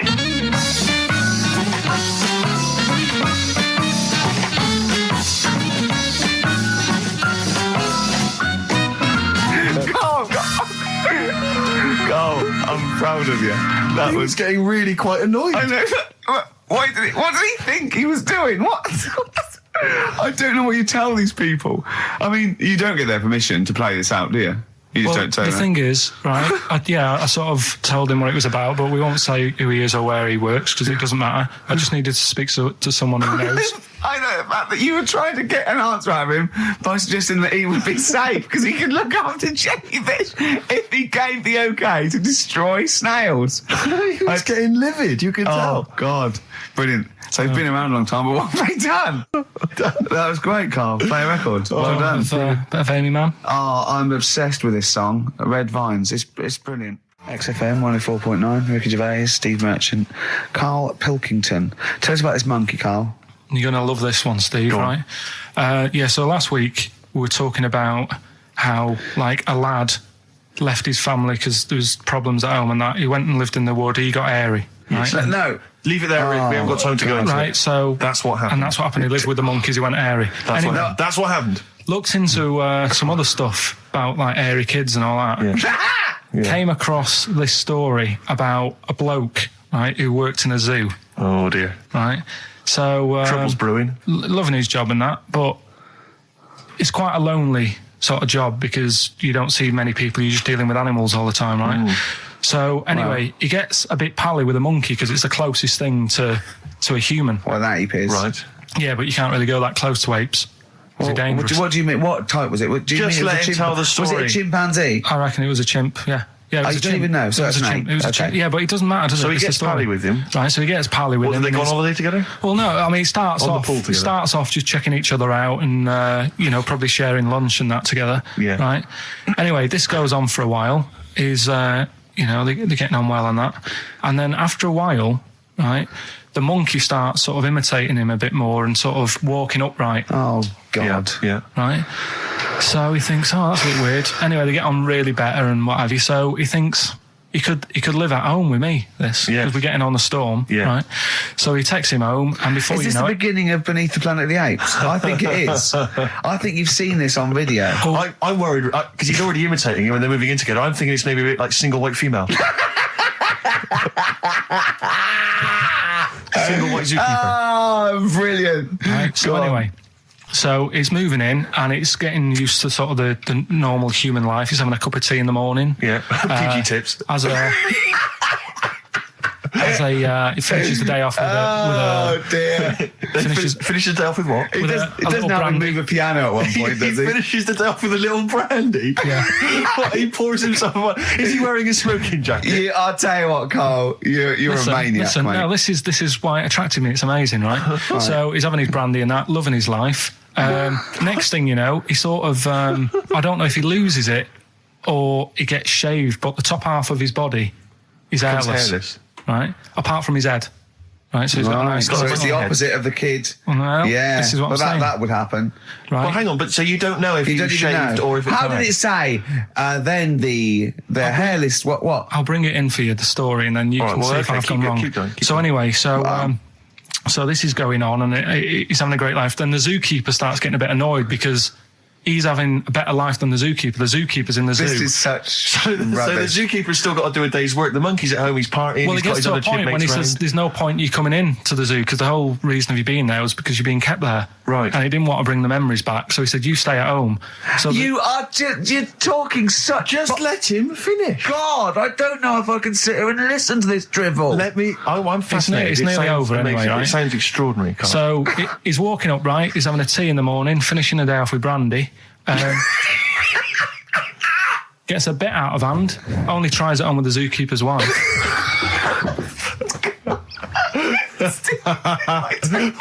Make him go away, Steve. How does he do that? Well, because he's around humans a lot, he becomes a bit of a charmer. And,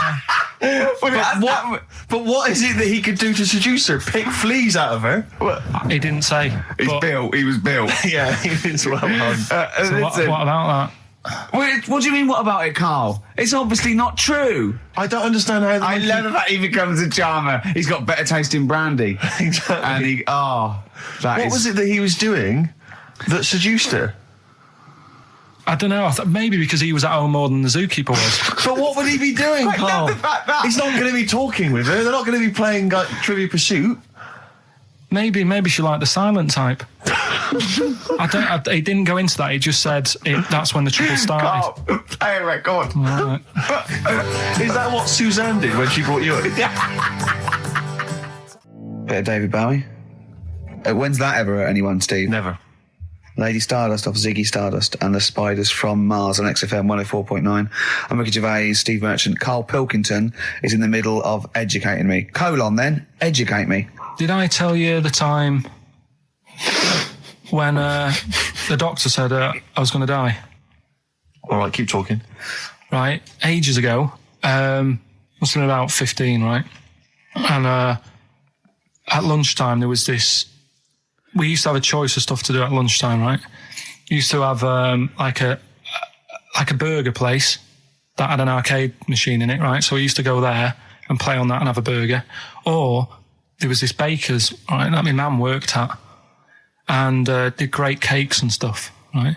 So she used to like bring some home and that, but she couldn't always bring them home every night because, you know, they'd cost money, and she used to get them for free. And they used to say they'd rather chuck them away than give them to the staff because there's a chance that the cream might be off. Right. Right, so they used to chuck them round the back.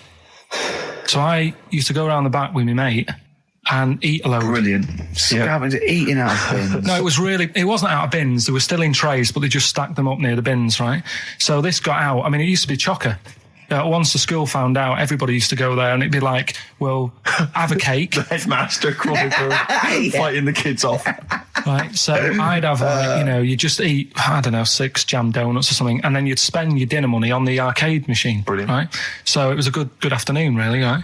So you'd do that, and this one day I must have had 6 or 7 jam donuts, a few Congress tarts. What's the Congress tart? I love them. I can't get them in London, right? So I'd have some of them. If anyone can get a Congress tart for Karl in London, please let him know.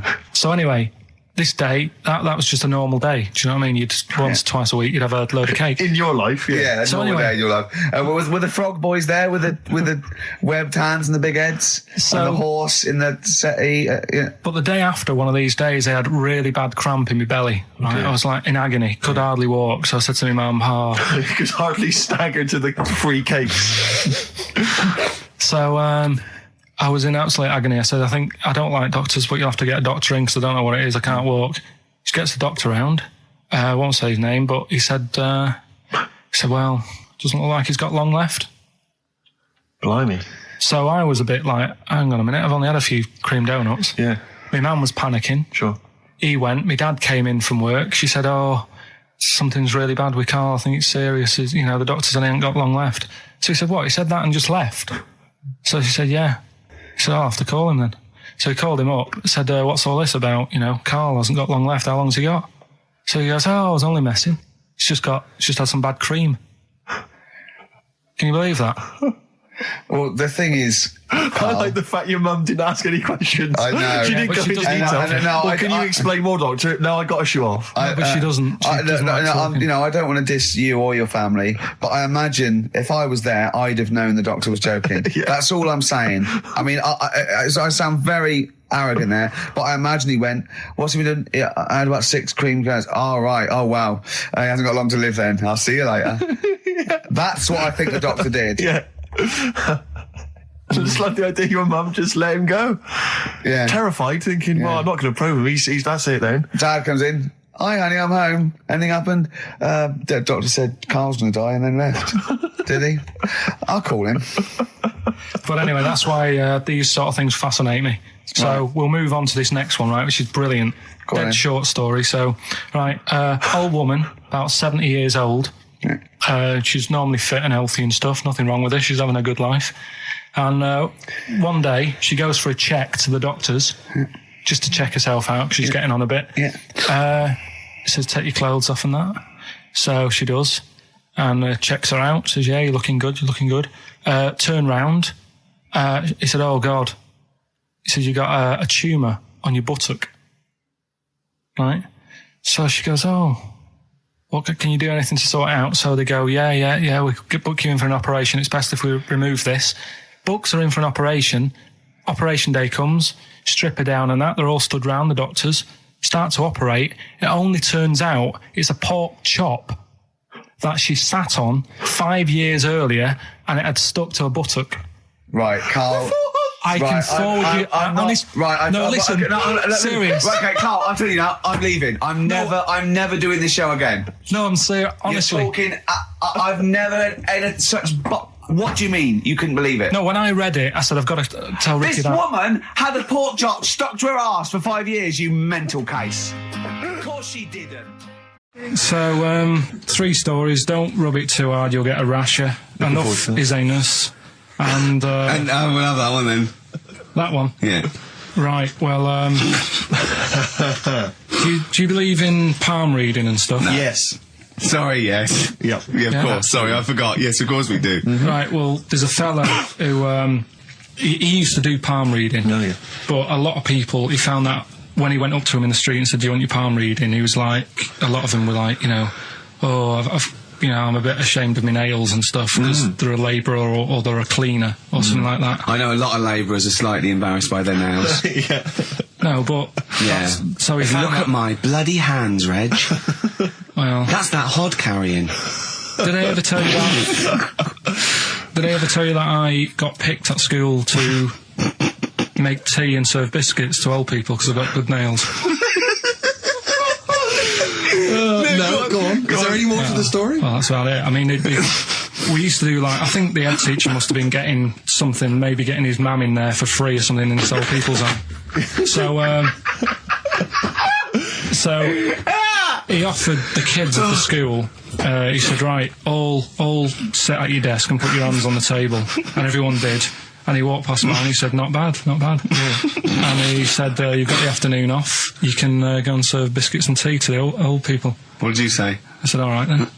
Was that? Yeah. Good afternoon. But anyway, what did he do?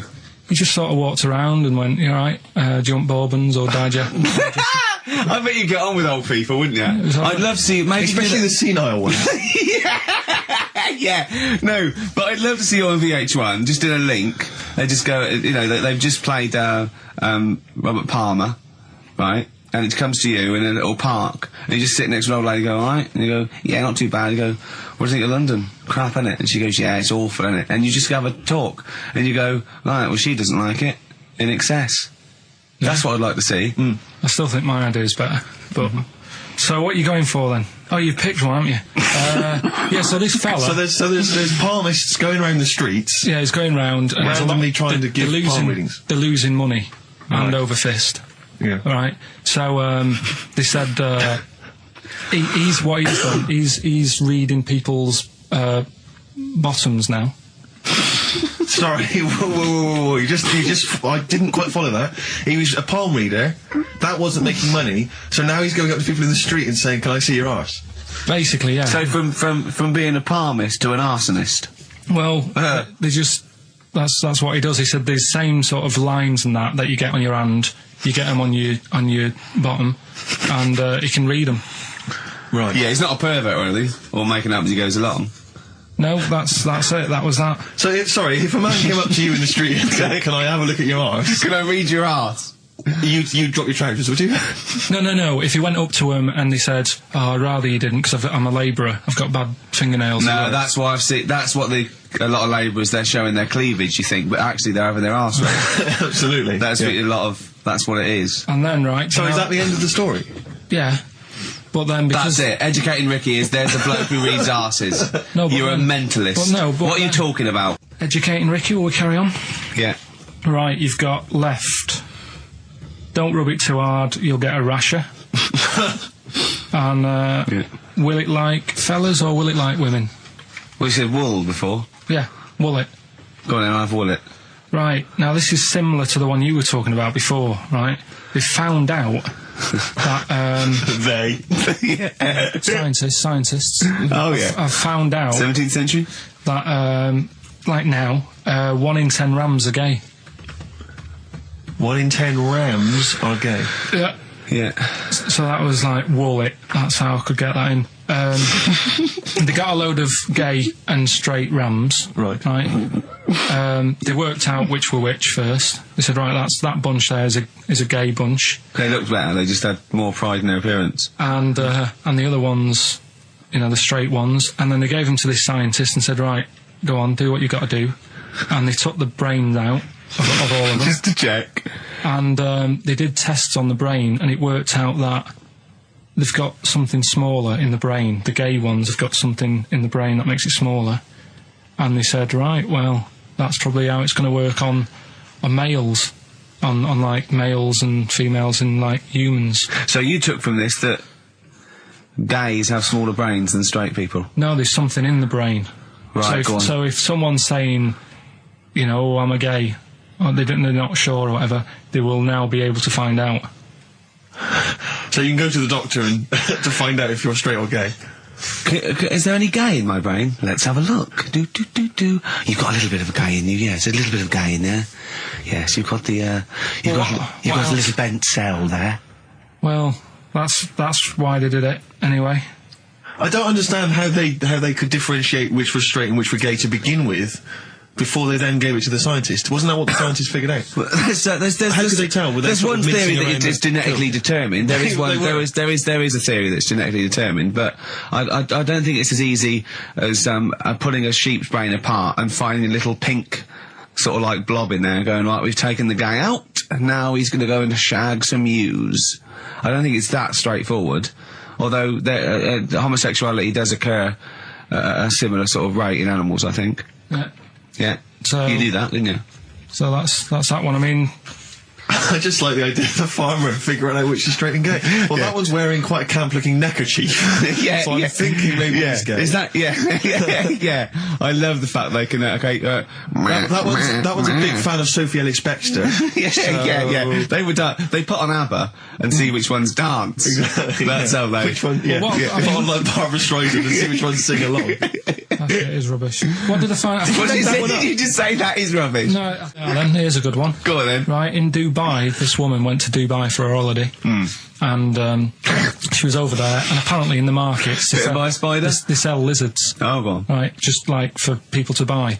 So she buys one, not knowing that you're not really meant to take him out of the country. Sure. Puts it in a bag. Yeah. As you do. What have you? And then she gets to the airport when she's going home. She's thinking, I can't really leave it in my bag. Yeah. So she puts it on her head. On her head? Wears it as a hat. She wore the lizard as a hat? Yeah. People on the plane were just like, yeah, everything's fine. They're doing the cross checks and that. Yeah. Have you got your seatbelt on? Yeah. There's a woman there with a lizard hat. Everything's going well. She gets off the plane at Manchester Airport. Lizard sticks its tongue out. Yeah. The air hostess says, what are you doing with that? She goes, I've had it. Lizard said, I just found her in Dubai. They said, I've had this with me all journey, and they said, well, you shouldn't have done, and they took it off her. Yeah, I think that is true, actually. Yeah. Yeah. So what about that? Yeah, good, yeah. Yeah. That educated me. Right, what, any more? Well, what's that taught you? That's taught you, be careful when smuggling lizards Yeah. back as some kind of hat. Yeah, don't, just say, Lizard, keep your tongue in, you twat. Not at the customs officer. Yeah. Go Last on. one. Yeah. Don't rub it too hard, you'll get a rash out. It's been a mess today, hasn't it? What do you mean it's been a mess? It's been a mess. What has? This. What? The show? Yeah. How has it been any worse? It's just all over the place. There's no sort of, it's not tight like it normally is. And she'll be going away with this, thinking that's what the show would be like. She listens to the show. She knows it's a shambles every week. Go on. Well, don't rub it too hard, you'll get a rasher. Yeah. Do you know the saying, ham it up? Yeah, go on, yeah. Right, well, do you know what it means? Well, it means to overact. Right. Well, years ago, with actors in musicals and stuff, they'd, the actors used to look pretty ill on the stage because they didn't have proper makeup and that. Right. Right. So what they used to do, to make themselves look Rub their face in pigs? well, they got bacon, rubbed it on the face, and it made the face a bit sticky because of all the, the pig fat and bit of lard and stuff like that. And then they'd go and get some bricks. Bricks? Yeah, house bricks. Rub them together, make some sort of red dust from the brick, and then put the dust on the face. And the fat and the lard and that would make the dust stick to the face. And they'd look well under the lights. And that's where they're They'd saying... smell great as well. Yeah, well... Lovely. Everyone likes the smell of bacon. No, but... So that's the old... ham it up. That's where like it that. comes from. If it's true, I've no reason to think that it's not. So that's your third educating Ricky today. So, what have you learned? Nothing. Absolutely sod all. You've got your hamming it up. Yeah. Rams are gay. They know which ones are gay now. Now! And At last, thank God. the fella who can hand read an arse. If you missed the rest of the show, what are you going to make of that? If you've just tuned in. You are a maniac, Carl. So- And you've had your screen test. I reckon we'll be seeing you on MTV or VH1 in the near future. Which one are we No, doing? do the Bughead one. Right, well, the bughead one. Well, we've talked a lot about animals and that, haven't we, without heads. Surprisingly, we have. I think a disproportionate amount on it. If you're a new listener, and this is the first time you've listened, you'd be surprised. Yeah, we've done all that. We've covered worms, the way if you cut their head off it grows back if you don't cut too high above its neck. We've covered The chicken. the fella who blinked. Yeah. I can't go into it again. Right. Let's not go into it again. We've had the chicken with no head that lived for 8 months. Yeah. And we've had And we've had the cockroaches. cockroaches living for a week without an egg. Right, okay. Well, it's a bit more on the cockroach front, really. Right. They've found, right, that if you get a cockroach and you cut its head off, Yeah. right, and then you find a cockroach that's still got its head, but it hasn't got any legs, Right. right, it's not over for both of them, right? Because what you can do, you get the one that's got the legs Right. with no head, Yeah. sort of running around, get the one with the head, sit it on top of it, Right. get a little tube Okay. so that the fluids... So is this aunt is go out of the Let him room? finish. This is like Blue Peter. Let him You can get this for Christmas. Right, you get Yeah. a little tube, you sit that on top so the bodily fluids are still running between the two. Right. The head of the one on the top will control the feet of the one on the bottom. Okay. What about Good. And will it continue to live? that? Yeah. Okay, you don't know that for sure, do you? You're just guessing. That was just a No, question out of the blue he wasn't expecting. Yeah. Well, what do you think of that? Good, yeah, it's great. Yeah, just a primitive nervous system that can, yeah. Did you expect us to be more impressed and excited by that? Did you fall off your chair when you read that? Did you literally topple off? Going, Did you "Whoa, like a cartoon." think you were going to be the Frankenstein of the insect world? Yeah. No, I just was thinking if they can do that, With them, can they do it with them, humans? Because I also did a bit of research course on... you did. Did you come to the sort of conclusion that apart from the moral aspect of it, that the human was probably more complicated than... Yeah, but do you know what I mean? Things move on, don't they? Do you know what I mean? Science, Rick. You know, I had Binatone as a kid. Now they've got PlayStation 2, and the difference in 10 years They is have amazing. found that if you lose your head, a cockroach can live normally on your body, but not the other way around. Your head on it cannot control its legs because it's too complicated It's for too your confusing. brain. So, yeah. So listen, right? Okay. So, last educating Ricky of the year. Oh, Christ. What a cat toast. Yeah, let's do that then. Right. Victoria Plum. There's this woman, right? Yeah. This woman, she's reading Guinness Book of Records. Yeah. And she's flicking through. Yeah. And she notices that there's a world record for a cat, right, with 27 toes, right? So she reads it and she thinks, well, that's not right, because her cat's got 28. What do you mean a cat's got 28? A cat's got 28 toes. So she was like, well, hang on a minute, mine should be in there. So there was I missed the very beginning of this. She's looking She's looking through the Guinness Book of Records. Oh, Sees a woman was looking through the Guinness Book of The Records. woman with the cat with 28 toes looking Right. through, and it said the record for the cat's toes was 27. She thought, hold on a minute, Ross McWhirter. My cat's got one more than that cat, so go on. Anyway, so she said, the person doing the interview with her said, is it happy? And she said, yeah, it's great, and it's really good in the snow. Right. It gets through a lot of nail varnish. Well, that's what it said, right? It said it's really good in the snow. So I just was thinking, that's it, really. That's not it. That's the end of that story. Right, Carl, sorry, go on. Another war fact. So Go you're on. saying it's rubbish, but look, you love that. Yeah. Right? Yeah, Second you're one. absolutely right. The first bomb that was dropped on Berlin, Yeah, it didn't kill a person, but it killed an elephant. I think that's true. That is true. Right. Yeah. Okay. And the last one. Is that all you know about that? See, that's interesting, isn't it? But that's enough. But no, it's not though. Because I mean, listen, most people want to go, oh, what was the elephant doing there? Did it it's land in either- a zoo? Was it a pet? Oh. Was it a lost elephant? Did they aim at the elephant? How did it kill it? Did Was it it hit it on the Hitler's head? favourite elephant? yeah. Was it Hitler's favourite elephant? Did it then have one ball? Yeah. I mean, these are the things, why didn't he catch it with his trunk? Did it have an effect on German morale? Yeah. Yeah. Oh, that Yes. elephant is kaput! Oh, Jumbo! I don't want to fight anymore. What do you think of that then? Yeah. We've got one more bit left. Brilliant. One more fact. The French, right, when they were at war, David Sharma, I just imagine him just introduced it. It's amazing. Which war was this? it was still the World War... One or two. World War Go II. on, it's 50-50, go on. yeah. Right, World War II, what the French did, everyone needs a code. Everyone needs a code. Yep. A code when you're in the army. This is and a that. Disney song. Right? And to sort of give the go ahead if you want to go into battle and stuff. Okay. Right? So, Needs a code. but the weird thing Game is, show. right? The weird thing is, do you know what theirs was? Go on. Do you? Yeah, I know what it is. It's So what a bit was weird. the French code? For what?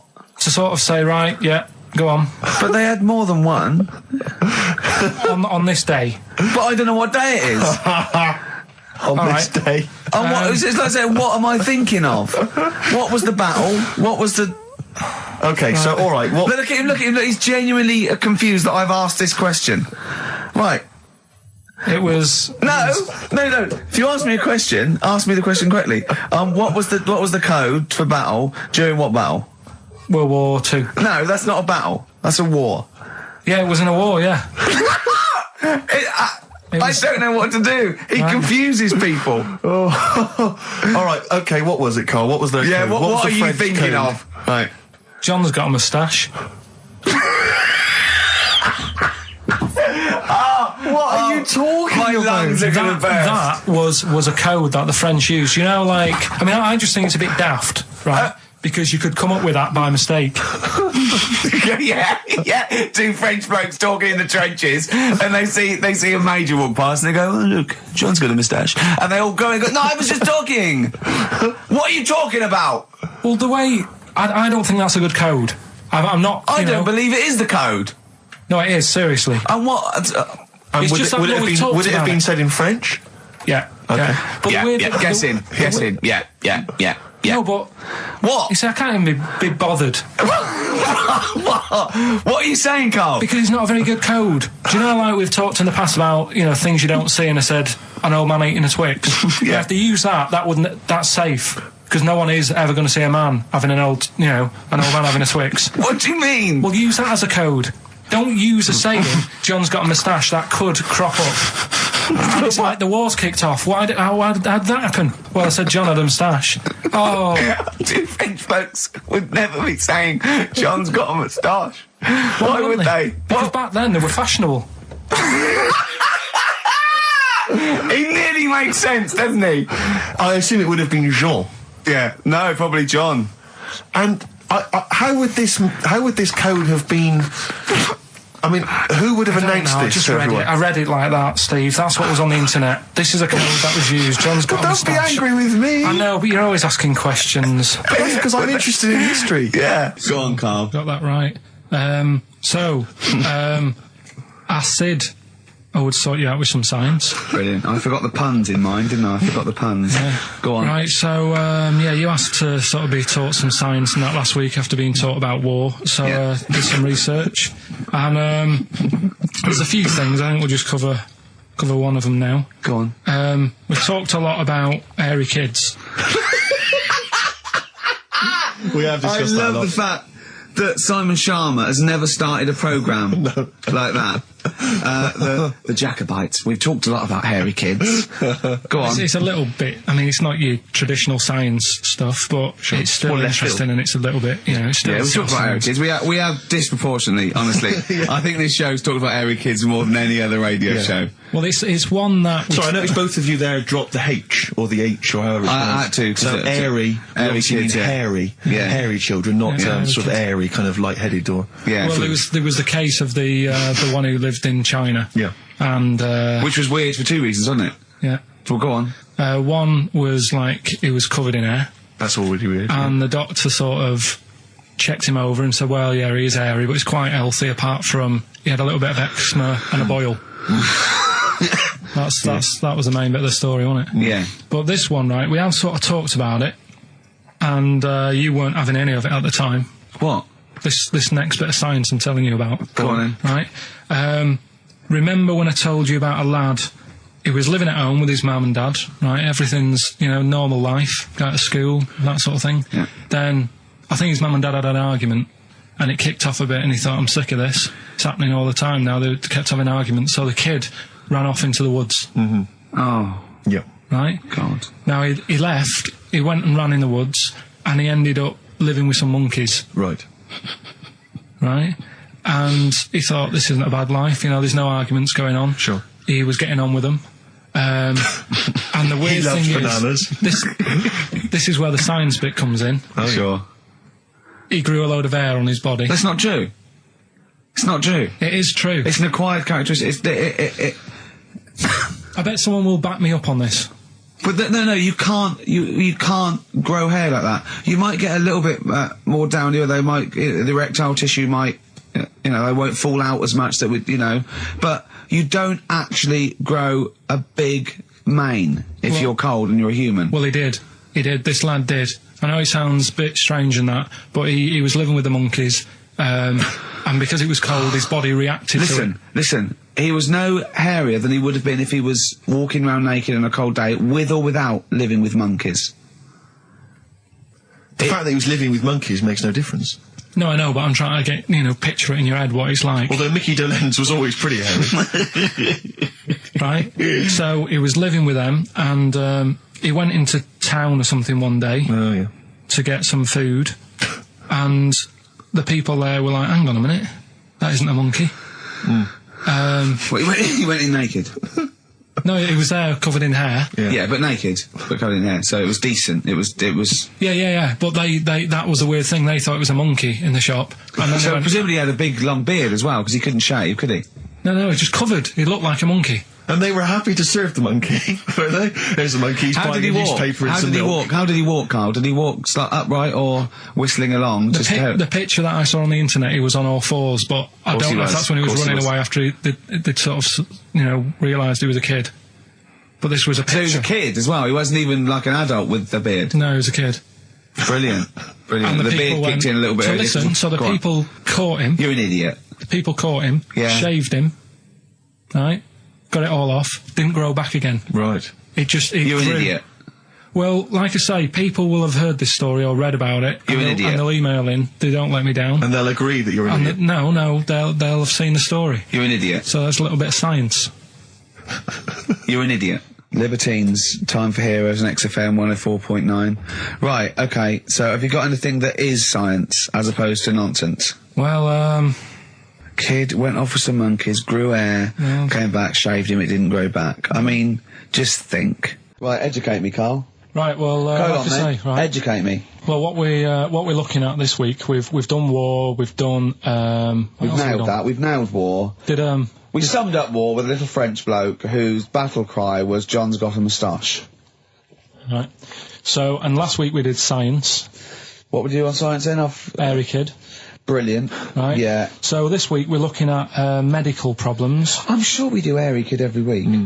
Medical problems then. I've got a couple of things under the banner of then educate me. Yeah. We've got, this is interesting. Right. Do you know if you have an operation on your brain, right, what they do is, this is why I'd never go to the doctors. I don't like doctors because this sort of stuff freaks me out, right? They can operate on your brain, and what they do is, they put you to sleep first, cut your brain case open. Your skull, yeah. Your brain case? Yeah, yeah. And then wake you up and operate on you. So you sat there with your head open, messing with your brain, and you don't feel anything. Well, there's no nerve endings, is there, in the brain? But still, it's not right, is it? What do you think they do it for fun? No, they go on, Reg, wake him up so he looks freaked out. Is it necessary that you're awake, do you think, or...? Well, they need the brain active, don't they? Yeah, but it is when you're asleep, you're having mad dreams. I had a mad dream the other day. Go on. No, I might tell you about it later, but there's no sense to it. But, so your brain's still... Where is this conversation? Yeah, I mean, it'll turn out, I go, no, Carl, I was there, that wasn't a dream. Yeah. No, but... So, I mean, if I had an operation... On your brain, heaven forbid. Well, operation anywhere, I'd like to sort of think, well, I'll have an injection, I'll go asleep, but when I wake up, it'll all be sorted. Yeah. The fact that... Your brain case is open. Open, and they wake you up and you think, oh, is it all done? And they say, well, have a look in the mirror. And your brain... See, I don't think they do that. I don't think they try and frighten you when you're doing an operation. Yeah, I don't think that you go about your business and they sort of follow you around, dabbling. Yeah. No, but it's almost like they are having a bit of a laugh with you. Right, well, I'd just like to say now that they don't. Anyone who's going in for an operation on their head, do not ever listen to anything Carl says. Why have you got to be awake? Because you'll be bored anyway, you'll be sat there. They give you a telephone directory, look, and they say, look how many Macs are in there. That's the Scottish telephone directory. And, time flies when you're counting that sort of thing. No, but do you know, like, when you... What are you telling me? What are you I'm asking me? just saying how weird it is. It's weird, isn't it? It's like, do you know when you go for a haircut, right? It's a bit embarrassing. Well, I don't anymore, but when you go for a haircut, it used to be... When you go for a haircut? It used to be a bit embarrassing when, like, they'd wet your hair and they'd make you have that sort of Hitler cut because your hair's wet, and I used to hate it, and I think, do you have to do that? Do you know what I mean? You know what I mean? Similar. It's very similar to open skull surgery. What I'm saying is, it's almost like barbers like to do that to make you look daft and feel daft for a bit, and there's women coming in and out, and you're sat there with a daft haircut. Yeah. And this is what that reminds me of. Do you think they do it in a shop window, this brain operation? I'm just saying, it's a bit weird. Why are we doing it in John Lewis's?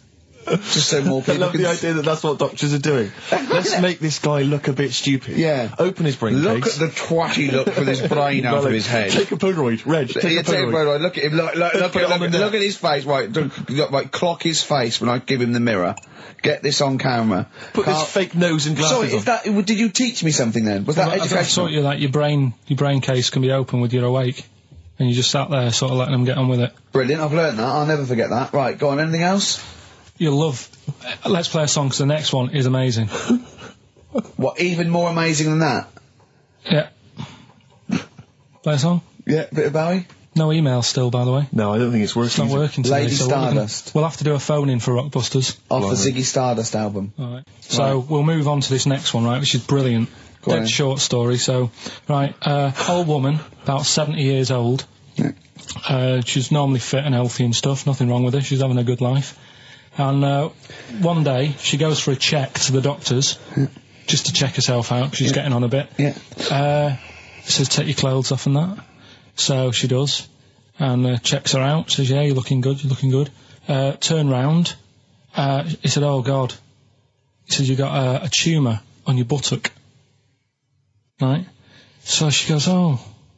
Well, can you do anything to sort it out? So they go, yeah, we could book you in for an operation. It's best if we remove this. Books are in for an operation. Operation day comes, strip her down and that. They're all stood round, the doctors. Start to operate. It only turns out it's a pork chop that she sat on 5 years earlier, and it had stuck to her buttock. Right, Carl. I can forward you. I'm not, honest. right, No, listen. Serious. Right, okay, Carl, I'm telling you now, I'm leaving. I'm never doing this show again. No, I'm serious. Honestly. You're talking, I've never had such you are, play a record. Play a record. I couldn't believe it. What do you mean you can't believe it? Stop the record, stop the record, stop the record. Right, okay, right, what do you mean you couldn't believe it? No, when I read it, I said, I've got to tell Ricky This that. woman had a pork chop stuck to her arse for 5 years, you mental case. Of course she didn't. Doves, caught by the river. People are going to think you're thick, Carl. Well, they can think what they want, because if they do their own research, they'll probably find the story.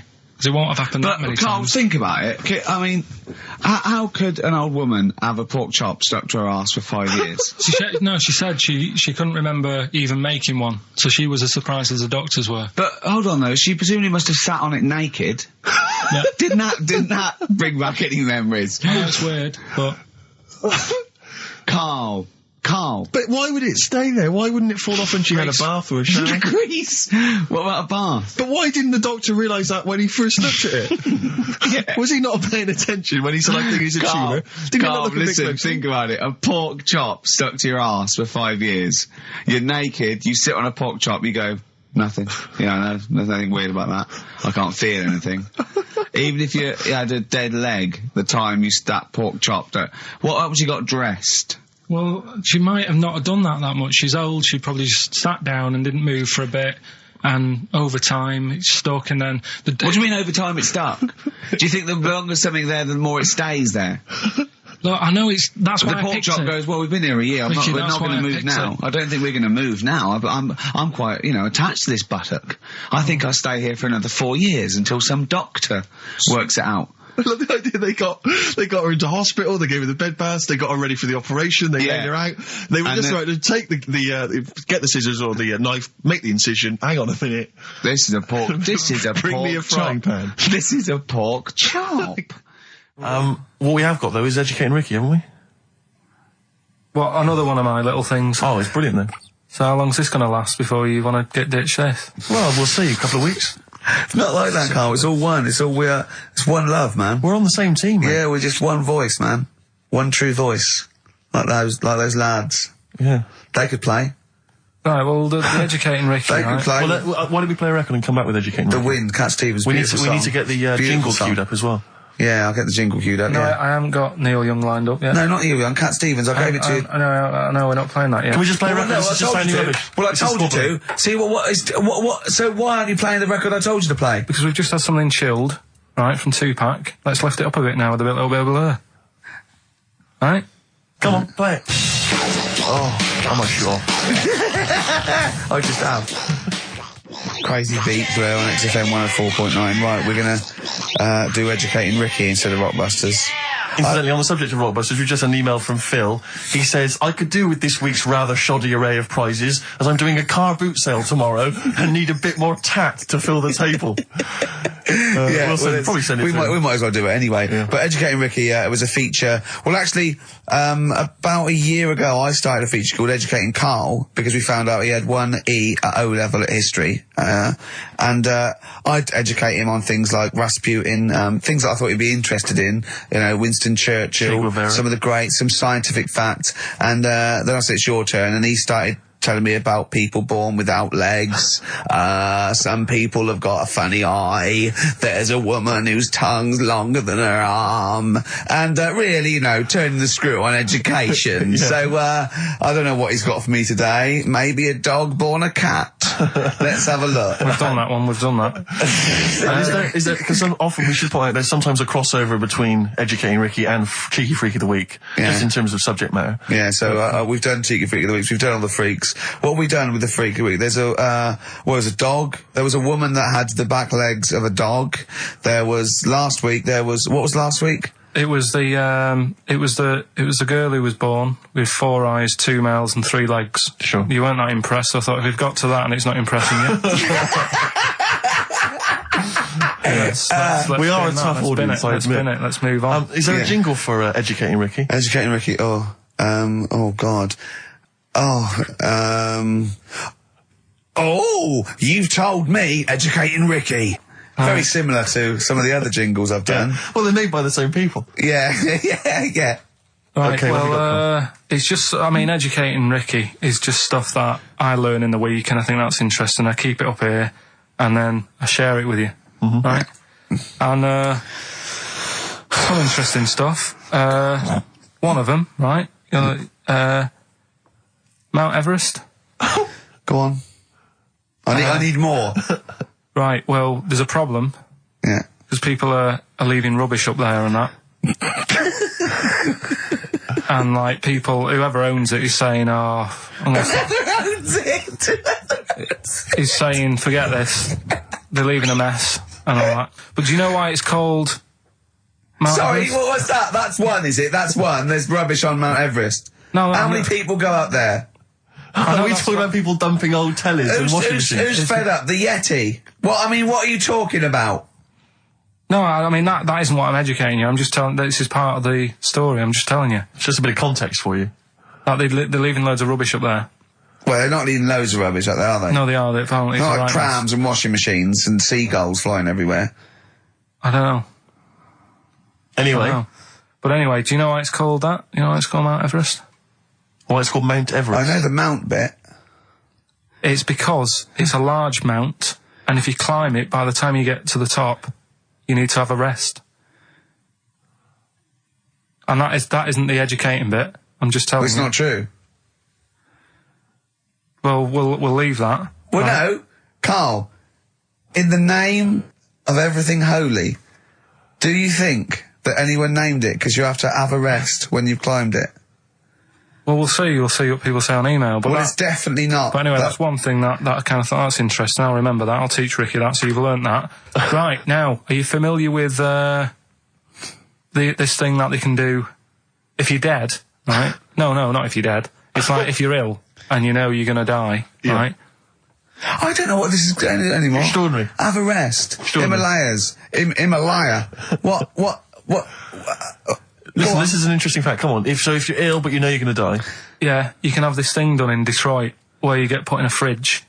Right. And if they work out, you know, what's wrong with you in 20 years' time, they go, right, that fella is in the fridge. He had that. We can sort it. Let's get him out. And they sort you out. Yeah. Is this the first time you've come across this idea? Yeah, I read it the other day. I didn't know You've about never it. heard of this before? It's called cryogenically preserved. Good, isn't it? They take this to make. They put you at sort of like sub-zero temperatures, so stop all cellular activity. So do you stop aging at that point? Yeah, it's suspended animation. So, well, what's the law on it, right? Because say if I had something, right? Yeah. And I said, put me in a fridge, and when you've got the cure and that, wheel me out, sort me out. Say if they did that, yeah, and it was like 40 years, yeah, and in 40 years' time they get a cure for me. Yeah. Would I have to stay with Suzanne? Because she'd be 70. Do you mean what are the rules? Should you be allowed to date a younger woman? Well, it's not fair, is it? It's like good news. Good news, we sorted you out, but I don't think she'd mind. I reckon She'd she'd have the best 40 years of her life. Yeah. And plus, they're never going to find a cure for what ails you. That is genius. That is brilliant. You come out, you're cured, and you go, oh no. I love the fact that's what he'd be lying there. If you could think while he was in that state, you'd be thinking, oh god. She's losing her looks. Yeah. Just, oh dear. But everything else as well, like, my job wouldn't be here. No. Although the figures would have gone up a little bit. Flat's probably gone or knocked down or whatever. Sure. Yeah. Most of my family would be dead. Yep. So what's the point? What? How do you know about it? Who's done it? Well, famously, Walt Disney, apparently. I mean, Walt Disney actually did die, but had his body preserved so that should they one day be able to bring back people from the dead, they need Walt Disney. Hang on, who do we have? But with him, nothing is going to change, because when he comes out, Mickey Mouse will still look the same. Sure. Unplug and all that. Play a record! I don't know where your mind is. Play a record! It's brilliant, you just say words! It's the Amoret! Yeah. They've cloned a man moth. No, but that's the sort of thing I think we need now, right? We've covered a lot of stuff. What, education? Teaching, yeah. Well, okay, what do you want to know? Don't know. Have you got something?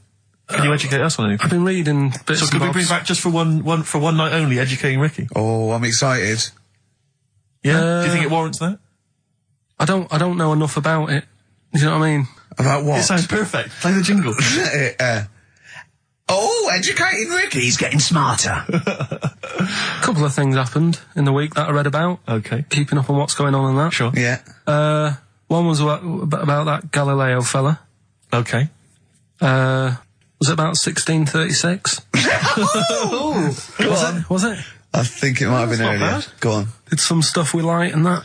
He did lots of physical experiments, yeah. Is that it then, Carl, is it? He did some stuff with light and that. What did he do with light? What was that? Well, I think he invented the first... Telescope. Telescope. So I think it's a particular lens, though, and he did experiments where he dropped famously two different weighted balls from Pisa, and they hit the ground at the same time, showing that it doesn't matter, the weight doesn't matter, air resistance does, and stuff like that. I think he probably explained it a bit better than that. Yeah, but I'm talking to Carl. Sure. Did they need to know? He's just thinking about pizza. Yeah. Did they need to know stuff like that back then? What do you mean, did they need to know stuff like that? It's just... There weren't people going around going, I've got to drop these two things off the bleeding tower of pizza. I just don't know which one's going to land first. Yeah, I need to know. What do you need to know about? Bring me Galileo. Yeah. It's for a bet. Yeah. No, but if I was knocking about then, I'd be like, stop messing with that. We need a telly. Or, do you know what I mean? I bet he thinks the Flintstones is real. I know. That'd be brilliant. That's what I'd do if I was a caveman. I'd make a telly out of rock. Yeah. And a pelican and and a car cement that I just mixer. ran along the road with. Yeah, exactly. Yeah, we need a car. Yeah. Well, we haven't really got the internal combustion engine. Can you stick your feet through the bottom? Yeah, just get me a car, for Christ's sake. Anyway, so I learned that. And then, What? You learned his name.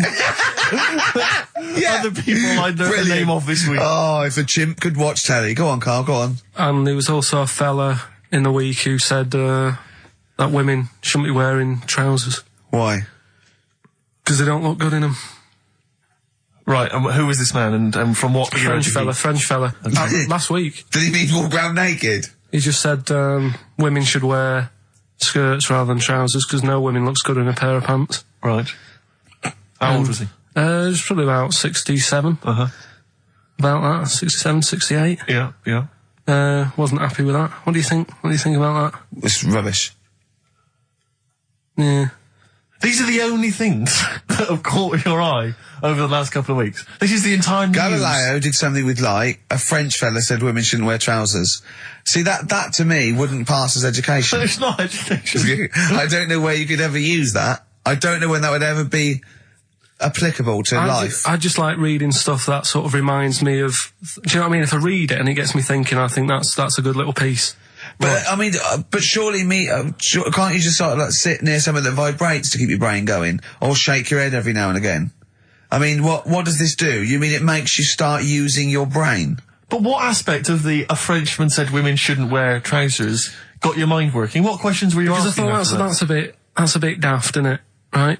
Yeah. Okay, And it I was ends there thinking- with me. There's nothing else. There's nowhere else for me to go on that. He closes Your the mind's gap. still whirring. Yeah, go on. What did you think? Let's go through this. Oh, I wish we could download his I know, thoughts. I know. Just watch it. Yeah. Wouldn't it be great, like a DVD? And Like a added- cartoon. imagine that extra footage on the Office DVD. Yeah, Carl's Oh, brain. That would be With a commentary. amazing. Oh, with What I a mean is- commentary. Go on. Women wearing trousers and that, right? On the estate that I grew up in, Yeah. on right? There was a woman about 4 houses down, right? Right. Rough. She's the She one. was, or the estate. She was, right? Yeah. She's the one whose kid took a horse into her house. Yes. Right. Right. Now, we won't go over that again. No. If you're a new listener, I think we're covered. I think they get That's the all you idea need to on, know. Right. Yeah. Now, she used to wear leggings. Yeah. Now, they're a bad idea. They are a terrible idea. I agree with you there, Carl. If you're a lady of What the colour? normo Were persuasion... they pink? No, they were sort of black, but with all bits on them. Oh, right. Do you know what I mean? What, Yeah. toast and Just horse bits. droppings. Yeah, go on, yeah. And she used to, she's quite a big woman. Sure. Pauline Quirk, I think Yeah, we described her as. Look like a light bulb, which It was is those bending kind of over in women that are leggings. attracted to leggings. Yeah, I know, yeah. They are drawn to them like a moth. to a flame. Yeah. She yeah. used to wear them, and that's what I remember when I read this piece. She used to work on one of those sex line things. Right. Right, she used to do that. But What, was she, an engineer? the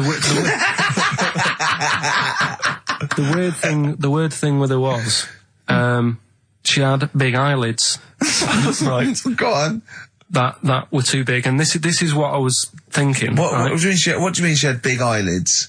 How big do eyelids have to be for you to go, they're big eyelids? What was she shoplifting with them? Would she come out of Dixon's with, like, radio stored in them? What do you mean she No, had big eyelids? it was another one of them popular things around our way. Do you know, like, What do you mean popular things? They think didn't people go, have they go, oh, I say, well, they're all the rage. Can I get some big eyelids, please? No. It was just like one of them things that people suffered with. Just big eyelids. They could hardly open their eyes. What do you mean? What do you mean?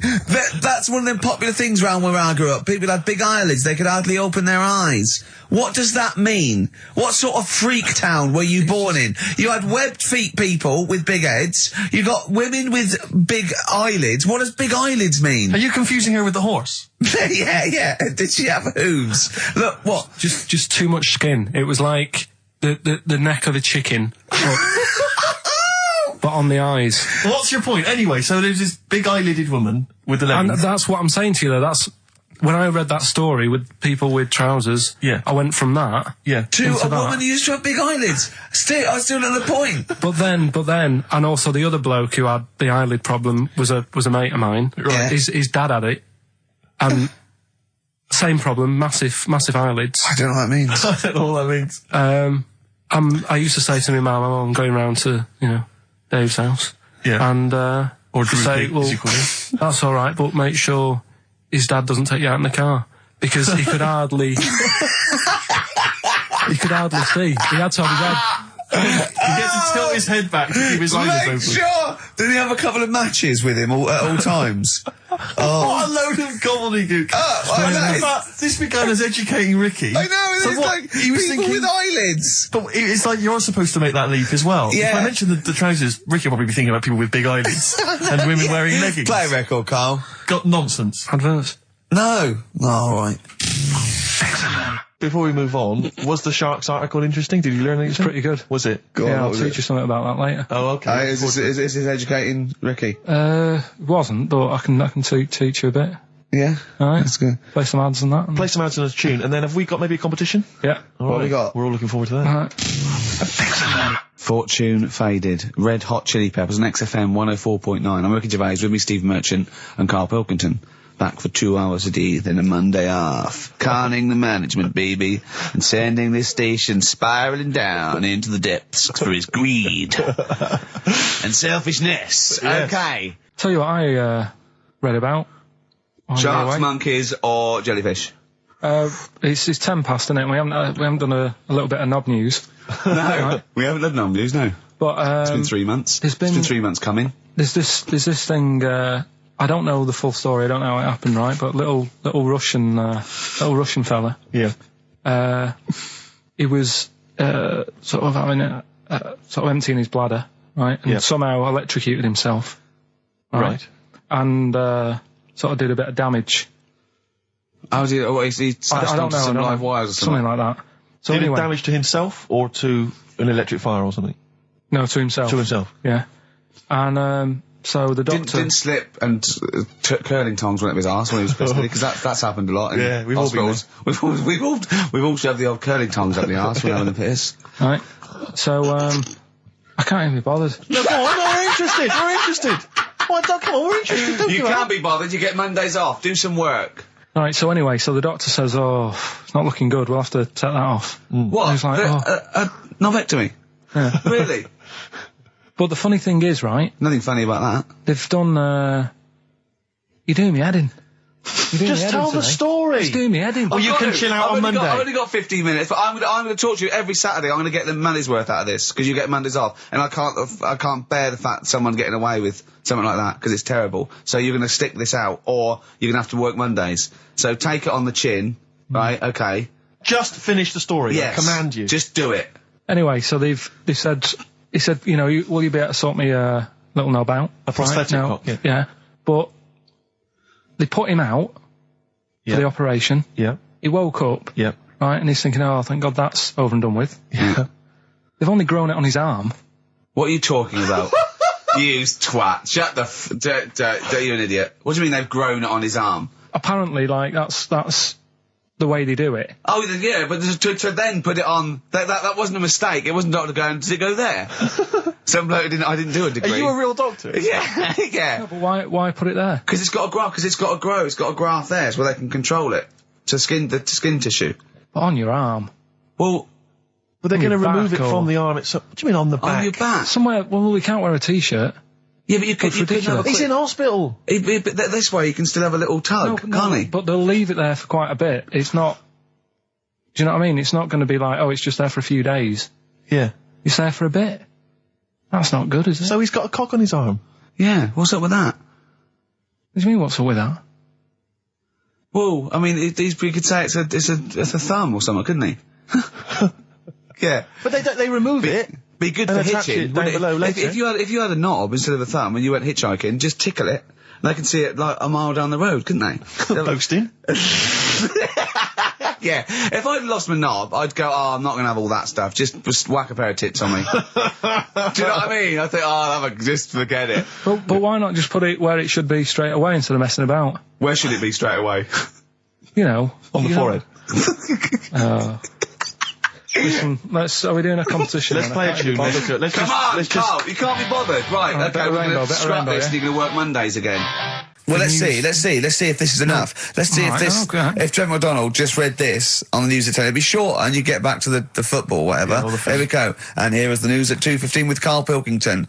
Bong. Man who walks backwards around lake falls in. Bong. Chinese woman eats dirt. Bong. Man lives in rubbish dump for 10 years. Brilliant. Bong. Czech family says they've got a rabbit with 3 knobs. Right? Right. Done. Sorry, can you just read a little bit more of the Czech family with 3 knobs? Just about a family. Not read it to yourself. Read it out on air. It's just about... Well, he can't read it to himself. I tell him to read it to himself. We still hear it. No, he was, because I could see his lips moving. Go on. Just this fella who had 3 rabbits. Right, just think of this is Trevor McDonald. Yeah. Okay, carry on, Carl. Okay, well, here's the news. Right, good, brilliant. Go on. There's a fella, he's got 3 rabbits and that, and then he checks them out, right? Yeah. 2 of the rabbits have got 2 knobs each. Right. And he goes, that's a bit weird, isn't it? Sure. And they're throwing them around, sort of chucking, showing them around the family and stuff, saying, look at that, that's weird. Picks up the 3rd one, it's got 3. Yeah. So they ate the 2 with 2, because they thought they best keep the 3rd one, because a little bit lucky in that. Yeah. It is lucky. 3 knobs there, yeah. Now here's the sports news, and that's how it would work. Yeah, okay, brilliant. Well, we do about the Chinese woman who eats dirt. I'm interested in that. Said. That's it. That is the story, isn't it? What more do you need to know? It's Well, just I want to saying, know a little bit more. Can you just embellish it? 78-year-old Chinese woman. She says she's 78. Makes you wonder. Yeah. With my theory. Carl's theory is that Chinese people don't age well, and so those Chinese people that are saying they're 112 are really only 33. That's why he doesn't want to be recognised, because he doesn't want to walk out from here into Chinatown. Yeah. It just says she's been eating soil for 70 years. She's ate about 10 tons of the stuff, and it's done her no harm. Kept her grounded. It's probably all right for you, isn't it? Because it passes through, doesn't it? Yeah. Well, they say, don't they, if you're having a kid, let it play in soil and that, because... Well, that's to get it immune, yeah, to get yeah.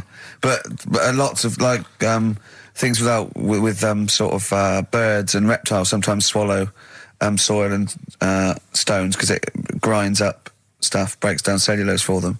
Doesn't do any harm. All right, then. One more fact from this book for you, Carl. Apparently, officially, the Second World War is not over. It's not actually over because there's never been an official treaty signed between Germany and Russia. So it's still going on. Interesting or not? Not as good as the monkey one and the woman who eats dirt. And the Peter the Great and that. Sure. But, yeah, it is over, isn't it? Isn't it, though? That's what I mean about you annoying me with stuff that you go, oh, that's interesting. I don't think that is interesting. Okay. There was, what was it I learnt? What was it I learned? Think of that as a question. Well, we're all trying to figure that out. Yeah, go on. Leonardo... DiCaprio? The painter. Da Vinci.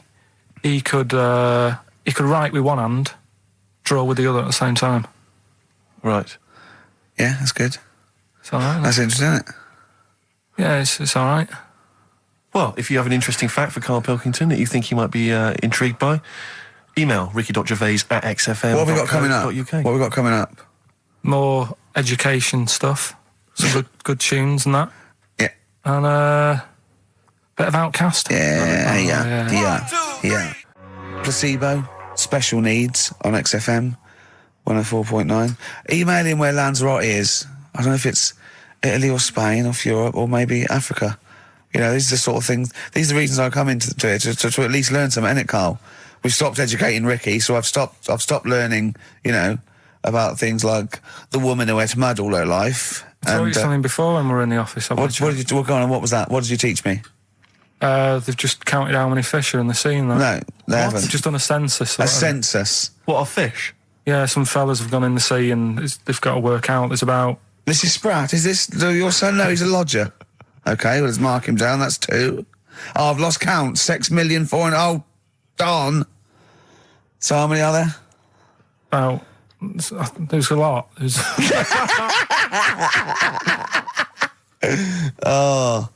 Well, there are more species of fish than bird, mammal and reptile put together. Can I ask a question? That's on my DVD of animals. That's still available in the shops. Probably find that online. You'll get that slightly cheaper. $15.99. What? $15.99. Go on, ask me a Special question. features of Ask me a which question. include Karl Pilkington's also on the DVD. Yeah. That's a perfect Christmas gift. Yeah, go on. Yeah, this is a question. I was discussing this yesterday. This is not a bit of shit. This is not a joke. I genuinely have always been slightly perplexed, and we were discussing it last night. The notion of the birds and the bees. Yeah. Now, I don't mean, you know, the birds and the bees. I understand now. Why they use the birds and the bees? Yeah, because, well, you see, I always, as a child, I never know. I assumed the bees were having some kind of relations with the birds. No. So what is there anything to do with the birds and the bees, or is it literally, just like a euphemism? It's just, the birds and the bees. No, but they... Do the birds do anything with the bees? No, not at all. It was where they just take them out? It was where parents used to sidestep the issue by saying things like, you know, when a lady blackbird and a man blackbird, they meet, right? They make a little nest. And then because they're in love, they have an egg. Yeah. And that was it. I understand that. That makes sense. But why the bees? Why the birds and the bees? Well, probably... I don't know. I don't know. You see, within nature, forgive my ignorance, within nature there is no relationship between bees and birds, is there? No, not at all. No, not at all. Nothing's going on. But probably what it was, the parent found it hard to say, you know, Daddy puts his penis at Mummy's vagina. It was much easier to say, like, in the insect world, billions of them queue up and just fill the queen with spunk for about a day. Sure. You know, thus avoiding the embarrassing intercourse. Exactly. That's what I think, Carl. What do you think? Were you taught about the birds and the bees? Did anyone bring that up with you? No, it was Carl? just in that class, wasn't it? When they put a video on. That's what we had. No, we had a film. And they just said, I watched that. And then... I was What like, film, right. though? Basic Instinct? It was just like, two people. And all sat round the telly and watched it. One girl fainted. And they said, right, that's that. Next week, prisms. Or whatever. And did it teach you everything you needed to know? Well, how much do you need to know? Yeah, true. No, true. Except one kid in my class still thought a baby came out of an arse. Afterwards, he didn't understand. I think what they should have shown on those videos is technique as much as anything. Yeah, I suppose so. Because yeah. it was largely just instructional. Wooing. Wooing. would be What it didn't different. tell you was how to get into a position where this might be of some interest. That should have been the first 4 weeks of the course. Yeah, well, obviously that baby who had the kid who had a baby. What was going on there, Carl? That was weird. your- Did you see that? Yeah, that was going to be your favourite programme, wasn't it? Yeah, it wasn't that good in the end. Why? You told us about this story ages ago, didn't you? Ages ago. Told you about a year ago about a baby that had a baby. Yeah, it's a bit different. The baby that had a baby, isn't it? Whereas a Siamese twin with a breech actually just developed inside him for it wasn't even developing. It was a twin stillborn that just was enveloped in the other one's body. So it's a little bit different to a baby. What had a baby, isn't it? Yeah. Actually disappointed he was. Do you know what he said to me? He went, well, I thought it was going to come out. And go, oh, bloody hell, I'm 7. What a waste of my life. Like he'd been in there going, oh, hello? Yeah. Hello? 7. Idiot. Yeah. Yeah, a bit disappointing. But there was a programme on after that, right? At 10 o'clock on Discovery, and I haven't got Discovery. Oh, right, it was was it about... good? Oh, I didn't see it. This is it. I was yeah. going to say to people, if they've got a copy of it on tape, if they can send it in. What was it? About a baby with 4 legs. Right. That was on at 10 on... It wasn't a puppy. No. Just, What's it doing up there? Yeah. It's my baby. Oh, is it, Mum? All right, then, Yeah. fine. Yeah. It's got 4 legs, yes. Yeah. Sometimes they do have Look, 4 legs. Dad's gone. He's never coming back. You've got to get over it. so, if anyone's It's not a got baby. that, send it in. Oh, Right, dear. okay, Send it in. good. So you want to tape with a baby with 4 legs. You're going to be disappointed again. It's not going to be like a baby with 4 legs who's running up the curtains. You know what I mean? It's not going to be that. It's probably going to be 2 legs and then 2 sort of like floppy appendages. You know what I mean? They're not going to be brilliant. It's not going to be like Jake the Peg. You're going to be disappointed. Apparently Lanzarote is one of the Canary Islands. Oh, is it? Although we've also been told it's part of Spain. Right. I don't know Yeah. who to believe. I don't know who to believe either. That puts me back because I knew it was either one of them. Yeah. Yeah, I knew it was it. What about it? Pilot knows, doesn't he? Pilot knows where he's going. I thought so, yeah. Doesn't matter then. Right, we're playing J-Hawks. Let's play it. Love it. Got bored with that conversation, did you? Letter to Hermione, David Bowie. Well, we've had the most convincing answer that it's about 290,000 actual words, but possibly 3 million in our vocabulary, using all jargon and scientific stuff and all that. Sure. 290,000. Still a lot, isn't it? It is a lot. We know so little, don't we? Apparently the average person has about 20,000 words in their is it? vocabulary Right. and uses maybe 2,000 a week. Really? Yeah. Carl, obviously, slightly bringing that average down. Carl, what do you think of that? Single figures. Doesn't matter, get by. Why have you got to use longer words messing about and that? Told you. That word about old, anti-dipuian or something. Just say old. That's a bit old, isn't it? That's a bit anti-dipuian and that. What's the point? Yeah. Get to the point. Sure. Busy.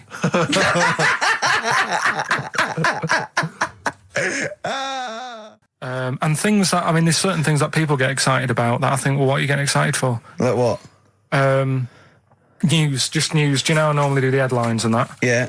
Have we got any headlines? Not really, because there isn't that much going on. Isn't there? This is what annoyed me, though. There was something about a woman who's going up Everest on a bike. Do you know what I mean? And they were like, oh, brilliant.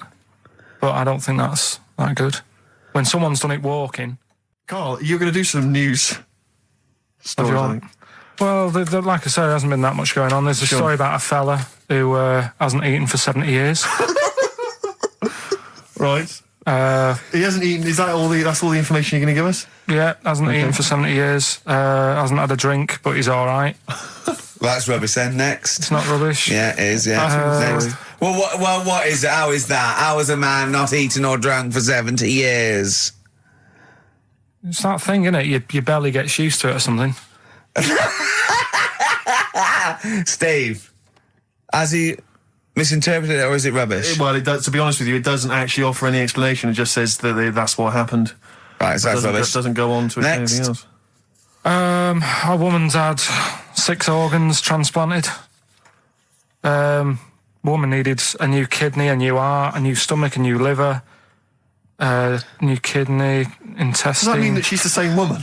I know. You'd just say forget it, wouldn't you? Yeah. Wouldn't you, though? Well, not really. You know, the organ is just a lump of tissue. If you're that knackered, call it a day. Don't waste time with that. Yeah, And good advice. there's a woman who hasn't slept for 8 years as well. Well, that's impossible. Again, you want to see that, Steve? Yeah. That's the news for the week. Yeah, all rubbish. Turn off now. Next. Do you want to apologise once more for anyone you might have offended over the year? Yeah, like I say, I'd never want to upset anyone. We're just chatting about stuff. It's just chatting. It's from the heart. You see something, you say, "Oh, it looks a bit like so and so," or "Isn't it a bit?" You're not really, you don't really try and hurt anyone's feelings, do you? But I think most people know that. And I've got to apologise for laughing at anything you say. I actually can't help it. Again, it's not vindictive, but when Karl comes out with some of the things he says, it's impossible for me not to laugh or react. So have a Merry Christmas, everyone. Well, before that, Rick, is there some final for the year monkey news? Tell you what, let's play a good song. Okay. Right, we'll have a bit of monkey news, and then that's it. A bit of Amy Mann, then. Perfect. Brilliant, this one. XFM 104.9. Yeah, with Steve Merchant. What I was saying was, Yes. we could have a little trivia quiz, right? This is how it works. Their phone in, yeah, right, and they'll pitch a question to us two, right? We won't know it. They'll tell Karl, and Karl write down the answer, yeah, or on his email, right?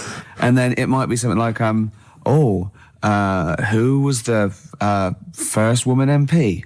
And write down the answer, and they go, okay, Steve Ricky was the first woman MP. We'll write it down.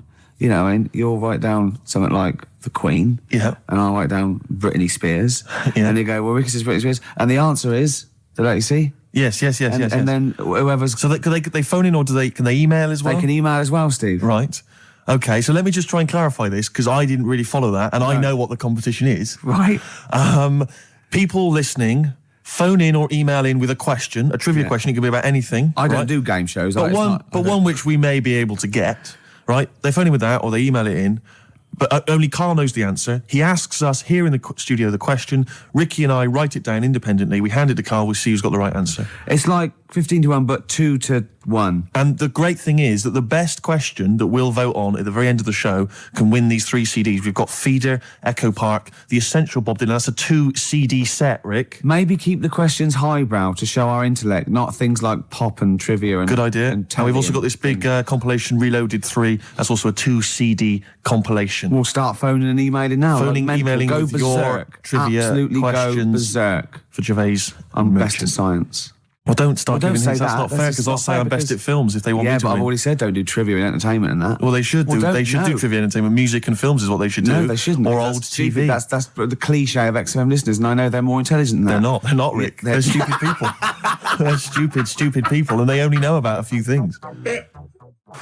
Garbage, Cherry Lips on XFM 104.9. Well, either they really want those CDs or they want to embarrass us. Because the phone lines are going mad. And they are going mad. We didn't even give out the phone number or the email, Rick. Shall I just give it out now? Well, obviously don't need to. Well, I ought to anyway, for those that didn't hear it but didn't know it already. Of it. 08700 800 1234. Sorry, that's not 08700 08700, because I started again because I sort of fluffed slightly. Yeah, go on. 08700 800 1234. And when he says he fluffed, like that's not how he got into television. Exactly. Ricky.gervais@xfm.co.uk if you want to email the question, and only Karl can see the screen, so there's no cheating. Probably people don't know what fluffing is, do they? No, I don't think so, Rick. Karl, have you had a question? What, already? Are we doing it now? Should we do it now? might as well. I think we should just drip them in throughout the course of the show. Yeah, you could one dripping them in. Go on. Ask this a question. I thought this was a good one. It's from Clive. Go on in. Clive, we got a listener called Clive. Wow. That's all right. Who was the first James Bond? Oh, it's this film one. I know No, that. but wait a minute, wait a minute. I know this ambiguity because we've talked about We've talked about this ambiguity before. You see, he might be deliberately embarrassing us because the old myth is that someone played it on radio that we all know and love. Yeah. Now, he should have specified, did he mean the film James Bond, the first film James Bond? Can I just say, we won't count this one because the definitive one, I've talked to Glyn about it as well, it's Dr. No was the first one of the team that we Sean know Connery. and So Sean Connery's the first screen James Bond. So we agree on that even if we're both wrong. What did he say it is? I bet he said it was Bob Holness who played him on radio in like the 1950s. He didn't say the radio bit, but he said Bob Holness. From Blockbusters. Yeah. And I was drawing a little Blockbuster thing. That's really spooky. That's weird, isn't it? But the thing about that is I'm worried if it might be a myth. It may be a myth. I don't think it is. It's that we can't. 1 count point to that. me then. No. Yes. No. Well, did you definitely know not. it? Did you know it? Did Yeah, you we talked about it. No rubbish. Yeah, but well, if we talked about it, did I say it to you? No, we agreed that it was Sean Connery because it just like we didn't count Casino Royale because you said it wasn't by the same team. And Yeah, but that wouldn't have been the first James Bond anyway because that came later in the series. No, Rick. No, No. there's no Don't play way. the music. There's no way. That's clearly a point. You didn't know it was Bob Holness. He meant it was Bob Holness. I knew the answer, wasn't it? Well, fun-loving criminals, Scooby snacks. Anyway, it doesn't matter because we both agreed once in a pub that the right answer is Sean Connery. Yeah, but wait a minute. And we Wait a both minute, Rick, knew the that. point's not that. The man phoned in with a question, and the answer the man was after was Bob Holness. Oh, okay. And that's the answer I'll tell you I gave. what, the answer I was after was me. But that's I nonsense, wanted- I Rick. wanted He's me the to question master, the man who phoned in. That's ludicrous. You to face the facts. You can't say what number am I thinking of. What are you talking about? It's got to be the real answer. No, but I knew the answer he was after. Oh, brilliant. Yes, because that's, even if he's got it wrong, it's such common parlance now that Bob Holness was the first James Bond that I knew the answer. Face the facts. Right, give us another question, Carl. Jeez. Give us another question. God, he's a bad loser, isn't he? I had a good one here, but You've forgotten it? Or I sort of scribbled it down. this is brilliant, isn't it? Hang on a minute. We can edit this out, can't we? It's not live, is this? It's only a piler. It's gonna. This is going to look great when it comes out. Go on. Which food? Yeah. Carl, you know making up the question. No, it's just that I sort of took down the important bits. But this is amazing. This is amazing radio. Go on. Which food kind of doesn't make you fat? Jeez. What kind of a question is that? Oh, this is No, ridiculous. it is proper. I love it. Imagine this on the weakest link. What kind of food doesn't sort of make you? I mean, it doesn't make you fat. Okay, do you want Basically, no sort of calories in it. celery? Water. Well, I mean, what do you mean? Do you mean a vegetable? No, do you mean you're right. You're right. Apparently, it uses up more use calories to eating bite it than. Yeah, but wait a minute, Rick. One all. No, it's not one all because Of you're course it supposed to is. write it down. You didn't know. But you didn't. What do you mean I didn't know? You're supposed to write it down. That's the whole point. We're writing things You down. said water. You said water. But that's because I thought we weren't taking the question seriously because he didn't know what he's talking about. One all. We got to set the rules. This is. Bit too much like Portishead for my liking. Was it? Yeah. I quite enjoyed it. Bit of band. Well, it's because Portishead are from your neck of the woods, isn't it? Was it? Well, Portishead, I think you're fine. Yeah, I'm embarrassed myself.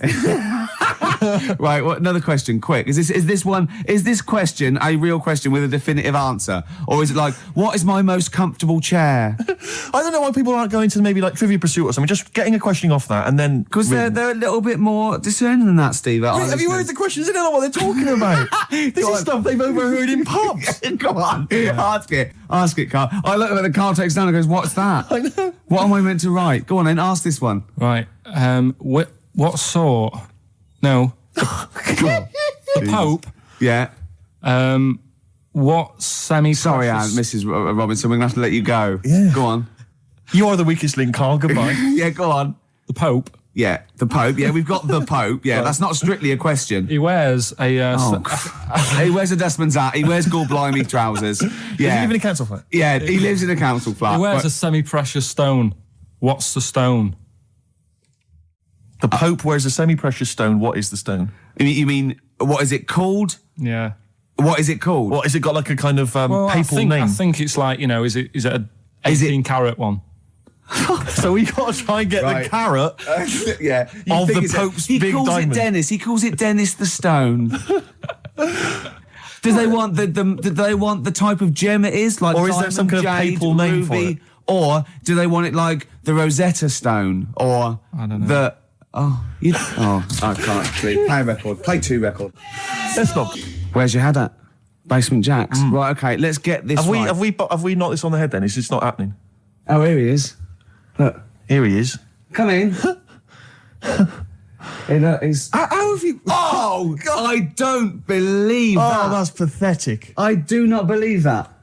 That's absolutely pathetic. Now, they won't believe this, will they? No. Right, No. if I say that Jonathan Ross just got his massive member out, and he is a big lad, come and sit down. I've got your tickets, Mr. Gervais. Thank you. What's going on here then? I mean, why are you dropping off tickets? Well, because, you know, in the spirit of the Comedy Awards, we like to have the rising young stars of the British Comedy That's Awards. right, and that's me. Well, we couldn't find any this year, so we've asked Ricky whether he would sit in the rising young star seat, and I wanted to deliver the tickets personally, so there's no excuses if he doesn't turn up later. Yeah. I always suspected that you were sort of pretty well endowed. Yeah. And now we've seen. You know, it's on webcam. That was just one of my cocks. That's the one you're wearing today. Didn't we? Did We you? got in Don't trouble say saying that. No, we were This is meant to be the happening young station. What's going on? No, you can't say stuff like that. You Yeah. can't. Just careful what you say. Look after Julian Clary. 10 years in the wilderness, and he comes back in a person line. 10 years And in the that can wilderness. happen to you. That's Jesus you're thinking of, isn't it? Just because you're on everything at the moment. I walked in here and I came in here and I thought this is the young happening place. And what do I see in here? 3 old men sitting. What are you in a talking tired room. about? I'm Look only at that 28, state of 27. You all Yeah, look, you're it's- wrecked. You all look wrecked. You're Well, that's because we're always partying. I was looking for some youngsters. Where's the youngsters? I wanted to see some tight leather pants. I wanted to see some foxy chicks hanging on you every word. What is it? It's a bunch of old blokes and a bloke up there washing up in a sink. But look at him. He even dresses for radio. Look This at is him. ludicrous. It's amazing. You're I love the fact you were on the phone to Gervais last night, weren't you? Asking his advice Yeah. on clothes. Look at him. well- He's going for the man down the DSS. I like that look. That's a nice look. Have you got a single pair of trousers that aren't elasticated at the waist? They're maternity jeans, aren't they? They've got a whole frank panel that pulls The forward. thing is, what I do at the end of the week, I can pop these in a pan and I can make a nice soup with all the food that's encrusted in At them. his years as a homeless coming to the fore there. Look at you, But one why- step away from Lawrence Llewellyn Bowen. I'd like to be that bit closer. But why are you dropping off tickets? Are you a little bit... Because I thought you were married and stuff. Why do you suddenly got this obsession with Gervais? Because I'm a bit rough, ain't I? yeah, it's like when you see Dale Winton out with those rough boys. I'd like to get one of my own. when a top celebrity in a lovely looking suit walks down the corridor with his penis out, Yes. Yeah. I know that I'm still an You attractive know man. you've arrived. I was inaugurated the same way. For me, it was Des O'Connor. It's like it's the passing on of the baton, if I may use that euphemism. and you've been battened. But it's fantastic. Well, It is a pleasure. I don't think I'm complacent just because I'm mixed with you. I still wake up and think, I don't believe it. I'm mates with Jono. Can I just point out? Jono. I was listening to the show last week, and I heard you, as always, revealing a little too much about yourself, if you don't mind me saying so. Yeah. Steve, tried Not as much as you. No, but that was just for the benefit of the room. Yeah. And talking about when you used to occasionally urinate in the sink. Yeah. When you were around my house last time, and I came in the kitchen, and you looked a bit shifty. No, please reassure me. It was more ownership. That Yeah. I was like, I went to my territory, and then other people that come in that go, has Gervais been round here? It's like just marking my territory. Because my coffee the next morning had a hazelnut tang to it that I don't remember putting in. Can I just say something? Because I mean, I used to, mention to you, Gervais, when we first started getting involved in the business. Yeah. I used to say, if there was one celebrity I'd like to be friends with, it's Jonathan Ross. Yeah. Lo and behold, Ricky's befriended Jonathan Ross. I'm nowhere to be seen. But Not Ricky invited told me- round. Ricky told me that I could be his friend, providing I never extended the arm of friendship. Right. to you. Yeah, if you ever... I thought as much. He tries to keep everyone else down he works with, from the office, all the other shows. He tries to keep them down. He said, I didn't even I'm want you to number come one. in. I wanted Yeah. to meet you on the steps. Yeah. I didn't even want to tell him you were around. But you called. He went, who's that? And he saw your name come up and he went, well, can I meet him? Well, you're all coming tonight, aren't you? This isn't Radio 2, by the way. These links are way too long. This is snappy radio. We have to play out... Yeah. You might The be kids on have lost fast, interest. But Put the some more- kids want to hear Coldplay, Catatonia, You know what I like? Faithless. How about some more of that instantly forgettable hip hop you play each week? One of those obscure hip hop hooray. That's the worst feature on British radio. You should be ashamed of yourself. Wait a minute, I've heard your As I was quiz on saying to Radio Bruce 2. Forsyth You're the having a other day, I laugh. said the hip hop's had its day. You should be that one. Put it away. Put it away. I'm Carl. Carl, how you doing? I'm all right. Got a question for you. Quiet man. Got a question. Yeah. The Pope. Yeah. What semi-precious stone does the Pope wear? That is easy. Go on. Topaz. Is that the right answer? I don't know, I might have wrote it down. I'm really sorry, Jonathan. It's not what he publicly admits to, but I have to know because I was hanging out with him at the Groucho one night, and he was saying, "Oh, look at this, look at that toe bench. Go and buy that. Look at that. Vatican City. Look at that. We can make a nice ring out of that," he said. Didn't go anywhere, but thanks for asking. I better go. I've got to go and buy some winkle pickers. Thank you very much. Okay. Enjoy Nice to meet you, it. Stephen. Yes. Carl, I wish I could say it'd been a pleasure, but actually it was quite creepy. See you later. Yeah. It's annoying, actually, that Carl never went to the email because the questions have been sent in there. Are they Good good? questions, and they've all been sort of neatly spat out with the correct answer. For instance, I might have asked you this if I was the quizmaster, Go on. Rick. How many noses do slugs have? Oh, I Which think is an it's interesting 4. It is 4. Yeah. Point to you there. Let me just see if I can find another one. Who, according to the current issue of Viz, is a cycloptic pop temptress? Oh, don't know. Is it a pun on her having one eye and sounding like? Cycloptic is the clue. There's Yeah. only one pop temptress. Oh, it's Gabrielle. Of course. Yeah. 2 points. Mine are better, he didn't get them. These are rubbish. Have you ever watched a quiz show? Because I can understand the question. They're rubbish, I suppose, aren't they? That gives me a chance to know what the answer is required. Go on. Let me see if I can find another one for you. No, you're never going to get that one. That's too hard. Oh no, that just That just teases you more, Yeah. doesn't it? What's the name of... Well, that's boring, that one. Sorry. there you It's go. beginning to fall apart again now. Here we are. What's the proper name for Big Ben? Is it St Stephen's Tower? You know, it absolutely is. That's 3 out of 3. That's fantastic. Yeah, because the bell named after something like Benjamin so and so works in it. It's Stephen's Tower, and that's the big bell. It's actually, in a weird way, I didn't know any of those. So it's actually quite good that we did kind of balls it up with Carl, because otherwise there'd have been egg on my face. Yeah, but I still won. I just won less. Oh, did you? Yeah, you did win. Yeah. I've already forgotten. I already wiped that out of my memory. Yeah, but hey, Steve, it's not me that's the real winner. It's Neil who asked that question About pubs. and he's got those 3 CDs. Just tell him what they are again. Just Feeder, Echo Park, a compilation called Reloaded 3, lots of great stuff on there, and the Essential Bob Dylan 2 CD. Have you set. called him and told him? No, not yet. This is such a shambles, isn't it? Because what if he goes out or something? Actually, if he's listening, can he give us a call? That is so lazy. Can't we call him like Tarrant would? I would have That's had his surprising. number. You've not got his number? I forgot. Oh, this is unbelievable. I said get the numbers, Carl. I wanted to go for the Pope one. Carl, do you actually work here in the week? Or, like, did you just, you know, like in a film when they knock someone on the head, put on the spacesuit and go to the moon? Is it like Secret of My Success and Michael J. Fox? You actually work in the post room, but Saturdays there's no one around that recognises you. So you pretend that you're a producer? Yeah. Because you don't seem to know any of the rules. Because I reckon that name's made up. When did I say a producer? When did I say I was? Carl Pilkington is a name that you'd come up with on the spot. No, he doesn't work. No, he's not a producer. He says he works in sound. He works That's what he in says. sound. Yeah. Well, I'll tell you what. Work with this. This is my song for the lovers. It's a beautiful track. I've played it before. I'll play it again. It's one of my favourite tracks of all time. It's Bob Dylan. If You See Her, Say Hello. Here's a little bit of trivia for her. This is the last song I ever played on the old XFM before Wow. they came in and said, "Okay, you can go now." That's incredible. Isn't it? Bringing tears to my eyes. Lovely. Well, the greatest singer-songwriter of all time. Beautiful. With one of his best songs there. Absolutely. Bob Dylan, If You See Her, Say Hello. She might be in Tangiers. I mean, he's having a go. I mean, if you're going to go to Tangiers on the off chance to try and find her, I wouldn't bother. Yeah, You know. but I mean, you know, he's certainly if you're thinking- gonna be there, then he's have a look for desperate. her. He's desperate. He's going. Well, she might be in Tangiers. Have you checked upstairs? She's definitely not upstairs. just have a look. Well, anyway, that was Song for the Lovers. But because I'm so excited about having such great prizes to give away for the first time, some albums that Carl found, I got 'em. we've got the lucky winner on the line. Hi, Neil. Are you there? Yeah, I'm here, Ricky. Hi. You're a winner with XFM. Fantastic. Yeah. Do you like Feeder? They're a good group, aren't they? Feed it back. Well, yeah, the kids seem to like him. They do. The kids like them, and then Bob Dylan. He's a great, lovely bloke with a guitar, isn't he? You're working hard, aren't you? I'm fed up with this, mate. Really, honestly, I just don't know what else to do. I come in every week. I try and Right. do. Yeah, You have to write a new series of The Office. That's what you have to do. I'm trying, but I've got voiceover work now, so there's more money in that. You know. You're everywhere. Yeah. Willie's adverts. Yeah. Oh, sorry, I shouldn't mention that shit on the radio. No, it's all right. It's all So, right. Neil, Steve Merchant here. Will you be looking forward to receiving these albums? You've got Feeder, Echo Park, Bob Dylan album, the best of, and a compilation. You looking forward to them? Oh, absolutely. You know, I mean, it's going to really lift my Christmas haul. I'm not going to get to go home this year, so that's going to make up for it, I'm sure. Neil, what of those three? Which one will you be putting on first? I think Feeder, Echo Park, because the kids seem to like it. Okay. Excellent. Thanks very much. What will you be Neil. doing for the rest of the weekend? Are you going to be chilling out? I'm chilling, man. I'm freezing. I'm playing golf right now. It's That's madness. It's very Yeah. cold out here. What's your handicap? was my handicap. My short game's terrible, but Right, yeah. You're going to be watching the National Comedy Awards this evening. I hear that The Office is nominated. you guys are the shoe-in. Sorry? You're a shoe-in. It's yours.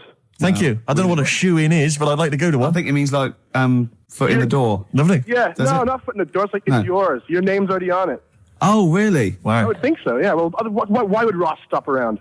I don't think he makes the decisions. Neil, but thanks very much for calling. Those prizes are going to be winging their way to you. we're just like real DJs, aren't we, Neil? Just say we're just like real DJs, and we'll leave you alone. You guys are just like real DJs. Enjoy your game. Cheers. Bye. The reason you became king of the universe, of course, is because of your fascinating French bread anecdote. Oh yeah, come What's on the then. How did baguettes come about? If this is going to be someone cooked a loaf a bit wrong and said I can still make a sandwich out of it, I'm going to hit you. No. Go on then. Right. Napoleon, when he was at war and that with Russia, 1812, yeah. yeah, all his soldiers were like, not used to the cold weather and that. So they said, take some clothes in your bag with you because it's going to be Chilly. nippy out there. So they put all the clothes in the bag. Sure. They were told Oh. it's Napoleon, for Christ's sake. No room for any food. You're joking. So Couldn't they make some sort of like sandwich? no, it wouldn't fit because of all the clothes. You had to take extra gear. Sure. So anyway, he said, I can see where know. this is going. I'll be honest. Is there a baguette-shaped gap left in their holdall? They thought, let's make some bread that you can fit down your trouser leg. What? That's not true! No, it's not, I Carl! read it in Euston train station. I was waiting to go back to Manchester. Where did you read What's this? scrawled on the wall in graffiti? Yeah. Do you know the Was it also meet me here for cock fun at 12 o'clock? The upper crust sandwich shop, Euston station. It's on the wall. What do you mean it's on the wall? Do you know it says like sail on at Dixon's, whatever? Yeah. Next to that, there was like a bit of information. Once you've read the stuff on I Dixon's, get information. there's a big thing about the history of the baguette. I read it and I thought, No, we got to make a sandwich we can split down our trouser leg. But how can you march and fight with a huge piece of bread down your train? Although it would be intimidating. You see them coming, you go, sacre bleu, look at the size of them. They're big fellas. Well, Blimey. I can't help but feel that could be a practical joke at your expense. yeah. do that. Well, the Earl of Do you ever Sandwich... question anything you read? If it's No. printed up, is that, Yeah. like, fact for you then? Well, it's not funny. I mean, if they were trying to be funny, it's like, it's not, is it? So it's information. Have you heard us? Things sometimes want to be funny when they're not. That's exactly what happened with the sandwich. The Earl of Sandwich wanted something he could fit down his pants. And it was those triangle cut sandwiches wrapped in cling film were perfect. You might be right. You might be right. I am. Because the Cornish pasty, so they could drop it down the mines, isn't it? Is it? They wrapped it up they wrapped up like meat and vegetables in pastry, and they sort of crimped it, and it was like and they dropped it down the mine, so, yeah, that's how that came about. And bagels were originally made so that people could play hoopla, but then eat afterwards. I don't know if you're aware of that. That is true, Carl. Well, anyway. Call my bluff. Is one of them true? Yeah. They're all true. They're all true. Yeah. Tell your kids that when you have them. Yeah. You know, if they're still alive in a million years. Well, it might be true. Can someone confirm that baguette fact that it was so Napoleon could stick it down Not his him. trousers? Not him, his soldiers. His men. Yeah. Fascinating information. Fascinating bread information, Carl. Radiohead. Yeah, now this is my song for the lovers. It's a beautiful track. It's Let Down off OK Computer. It's one of my favourite Radiohead tracks. It's lovely. Right, set the tape going now if you want to tape these songs. Avalanches, Frontier, Psychiatrist. Absolutely. Well, we've had lots of emails. People, obviously, we inflamed and provoked Well, about actually, I have to the say, Rick- Cornish pasty. I've got a couple of amendments to that. The crusty bit, is actually as a handle, because obviously the miners had dirty hands, and they'd eat all the stuff in the pasty, and they'd be left with this sort of crust, and they could throw that away. Mm-hmm. Also, someone told us that at one end was an apple, so you have a little sweet as well. The dessert. So, there you go. You noticed how, like, over the years we've been doing this, way back when we started XFM, no one ever contributes when we ask about the music, when we ask about hip-hop, No. or their, opinions on that, anything important. No. But start talking about pasties. Yeah. We've had about 5 phone calls. Yeah. And someone phoned up to confirm. They used to work for Upper Crust, and basically, Carl got all excited. So it is true. She went, well, I don't know if it's true. I've read the same sign you did, Carl. Interestingly, there's an email here that says, which basically offers a history of the baguette. Yeah. And, talks about after the revolution, the government decreed that all of France must eat the same bread. And it was up to the bakers to bake this bread of equality. And then Napoleon kind of made sure it was a particular, he kind of set in. Obviously on the bread you can eat anything you find in the garden, frogs, snails, bits of horse, But squid. the interesting thing is, Rick, that there's no mention of sticking it down your trousers whilst going to war. The French have tried to keep that secret for over 100 years, It was only Steve. the upper crust people. Nearly 200 years, that is a top secret. Somehow Euston Station upper crust got hold of a document, left behind in an old sea chest, possibly Napoleon's, could have been Josephine's. Unfortunately, jotted it down. He's kicking himself now. Oh, Secretary, I cannot believe I left a note. If he talked like that. He did. He did that, yeah, he talked English, but in a very funny French accent. We never got the, we should go in a competition who's the tastiest cartoon ever. Well, actually, I threw up Cheetara, I threw up, Jessica Rabbit. I've had some people contribute here on the email. We've got someone here, Dom, has emailed us. He's told us that, for him, Daphne from Scooby-Doo. Yeah, popular choice. And obviously this is one I've never quite understood. Wilma from the Flintstones. I've actually always felt that Wilma, I don't know, I just thought she was a bit... No, not Wilma. Betty, surely. Yeah, Betty. Well, this is what I'm saying. Wilma, I mean, yeah, Betty, surely, but Wilma? No, I mean, she's quite homely. But Betty, yeah. Come on, Steve, you wouldn't say no to Wilma. No, I suppose not. Rick, we've got a couple of emails in here, and they're saying they enjoyed your performance over the Christmas period on a programme called 100 Greatest TV Moments. Yeah. Did you do an interview or something? What was the deal? I didn't see this. Yeah, the Office was in there, wasn't it? And I was interviewed for it. But what are they talking about? They enjoyed your performance. Come on, tell me what do you? No, I don't. It's the thing that I did on Razzmatazz. Oh, is this where they found a clip or something? Yeah. No, I was in a band and we had one single out or something, and I did one TV appearance when I was about, oh God, and they showed a bit of it, about 7 seconds, me on Razzmatazz. Oh God. Razzmatazz, for those that don't remember, was like a kind of, I suppose, what was it, like a kind of CD UK of its time? Yeah, exactly, yeah. And, oh God. And it was of the time, sort of new romantic. And they showed a clip of this? I looked about 10 and about 5 stone with hair and makeup and girly clothes. My sister actually said I look like Posh Spice. Brilliant. There's a funny story about that, right? Because we were rushed and we had to do this thing, and oh God, and we were meant to take a flight to Newcastle. And where were you travelling from? London? Yeah, but we got there and we didn't have tickets, we were told to be there, but the A&R man overslept. Right, for the record company, overslept, and it was terrible, and we were fretting, and eventually it was too late to get the plane, we missed the plane, we had to get a train, and it was really kind of fine, they were back and forth, they're going, yeah, if they come now, we can still do it, we're going to miss it, and this was like a big promotional thing, and we got there, and they went, oh, God, right, and I had this sort of like jumpsuit I was wearing that I'd cut off, put that on backwards. A jumpsuit? Yeah, brilliant. I know, Is this what was bad. on the clip? Yeah, I had that on back to front, and there was no time, and I think I even mimed wrong at one point, and it was awful. But the funny story is this, that when we were there, we didn't have our tickets. This was at the airport? We bumped into Bucks Fizz. The guys and girls from Bucks Fizz and their manager, so there's like 5 of them, right? And there's 2 of us, and they had 5 tickets, and Bucks Fizz tried to smuggle us through. And so they went through the things, right, and they went, tickets please, and he just waved 5 tickets that he had, like that, goes, this is us, right, and they went, well, can I have a look at them? And they went, there's only 5 here, and they just looked at us and went, sorry lads, we tried. We were nearly smuggled through. By Bobby. Carol. They couldn't even with their powers, they were the height of their powers. That was like make-believe time. They'd already done making your mind up. I thought if anyone can get us through customs check, it was the Fizz. But even the Fizz what I like could not get that us reassures me, I have to say, about kind of airplane travel. You know, in these kind of troubled times, it's nice to know that even someone like Bucks Fizz couldn't get, smuggle someone through. That's good, because even, the top security man went, hold on, there's 5 in the Fizz, there's 5 tickets, those 2 lads are not going through.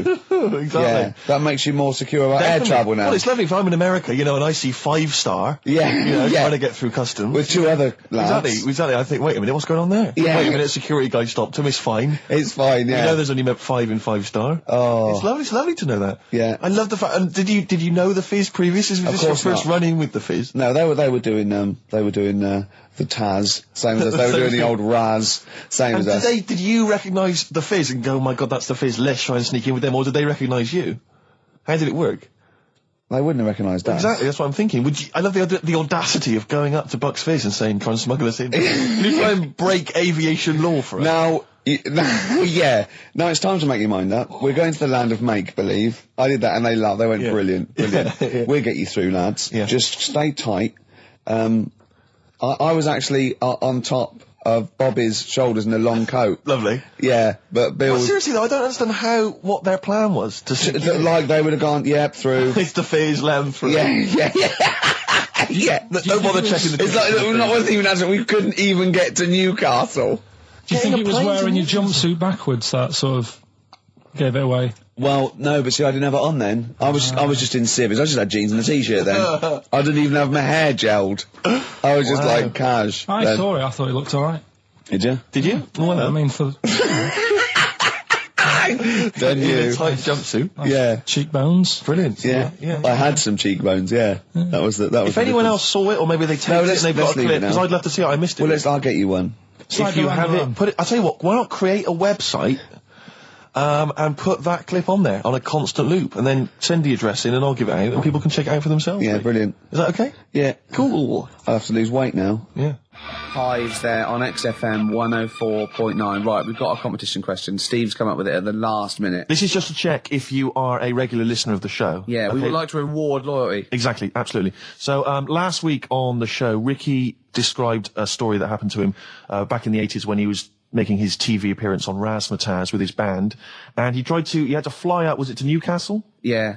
And he tried to get on a plane, and a pop act of the 80s tried to help Ricky sneak aboard an aeroplane. But failed. But they failed to do it. At the height of their powers. And they were at the height of their powers. What was the name of that outfit? Should we put them on the line? Absolutely, let's hear Well, it. it's There's the people there already. dangerous, This is to win Incubus tickets. Please do not be mental. Don't be mental or swear or say anything libelous or nasty. Yeah. Just be nice. You won't win if you're not. Go on. Hello?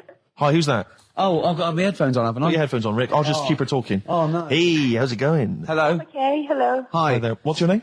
Lindsay. Lindsay. Where are you calling from? Clapham Junction. And do you know the answer? I do. Okay. Bucks Fizz? It was indeed Bucks Fizz. It was the Fizz. It was indeed the Fizz. Well Do done. you like Incubus? Yeah. Right. Right. Oh, yeah, you see, if I was interrogating you, I'd go, you hesitated. Yeah. There's so many people phoning up who are desperate for these Incubus tickets. Please don't make They us are give them to rightfully, you. no, to be fair, they're rightfully yours. Right, I tell you what, I'll have a T-shirt if you give them the tickets. Okay, is that just any old T-shirt, or No. Can we send her a T-shirt? Carl's nodding. you think we can send you a T-shirt? Right, we'll get you a T-shirt. How are you going to do that then, Carl? Because you've got to take her name and everything now. You keep talking a minute. Yeah. This is pathetic. This is wouldn't amazing, happen isn't it? with Dr. Fox. He'd have it all Foxy planned. wouldn't do this. Can I say as well, it's a bank, there's a train station with one vowel. Yeah, but there's loads, aren't there? He hasn't thought it through. Bo as well, there's many. Listen, Carl, take a note of her number. It can't have been that. I can't remember it. What was it? I remember I tried it the last time I tried it. This is a shambles. And I couldn't work out. Then there was wrong answers. I remember Aldwych came up. Maybe it's Aldwych. What's Carl doing there? Who's he talking to? I don't know, he's talking to her, but what? Say again? Look, quick, let's think of something. Come on. Hello, are you still on this line?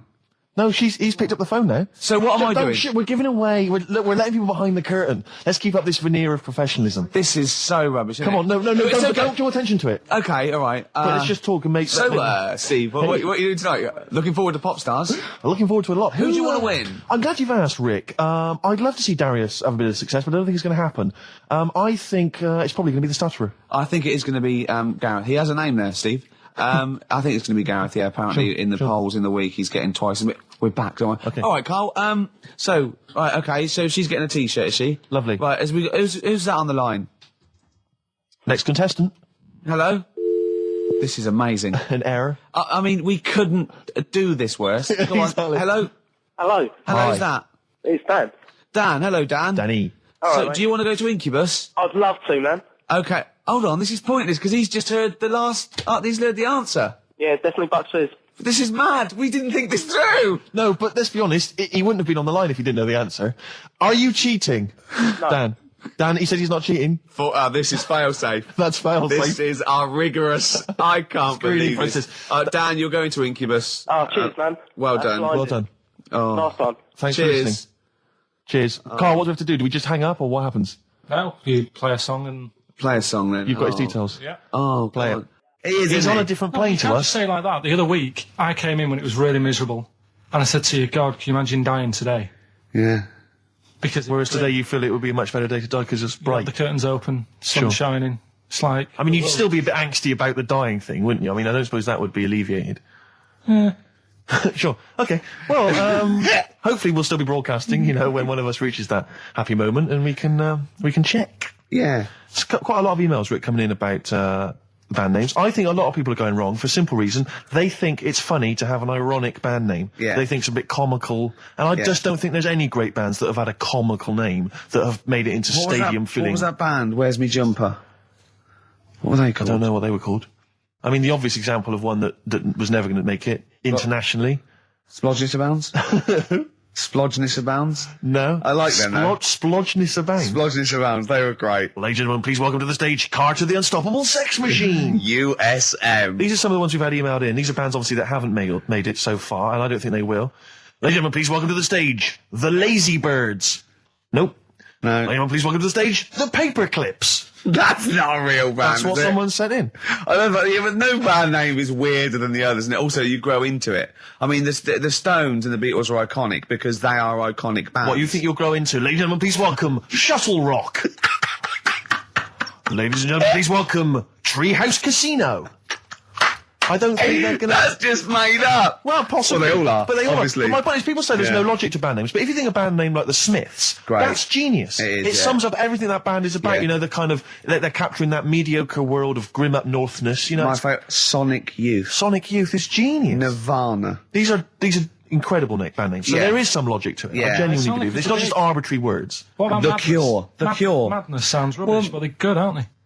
Yeah, but again, they were never going to be... They were never going to be world beaters. But they were a comical band, essentially. Yeah, they they were were, a but knees they- up party band, yeah. and Madness is fine for that. But they had some great songs as well, and but it did. Then it sort of turned it all because then. I mean, Rick, I don't know how many members... Not Home Today is a great song. And This is from an email. I don't know how many members of the band there are in Chimney Factory, but if there's 5 people, who decided? Have they all agreed? Yeah, that's the best name. Do you know we what can I come up with. decided? Dell.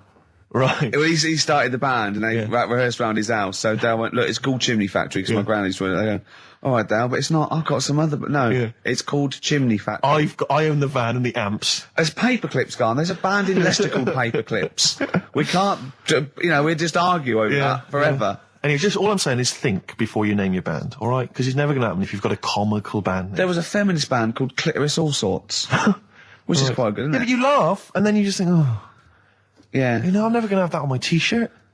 Imagine that. Clitoris all sorts.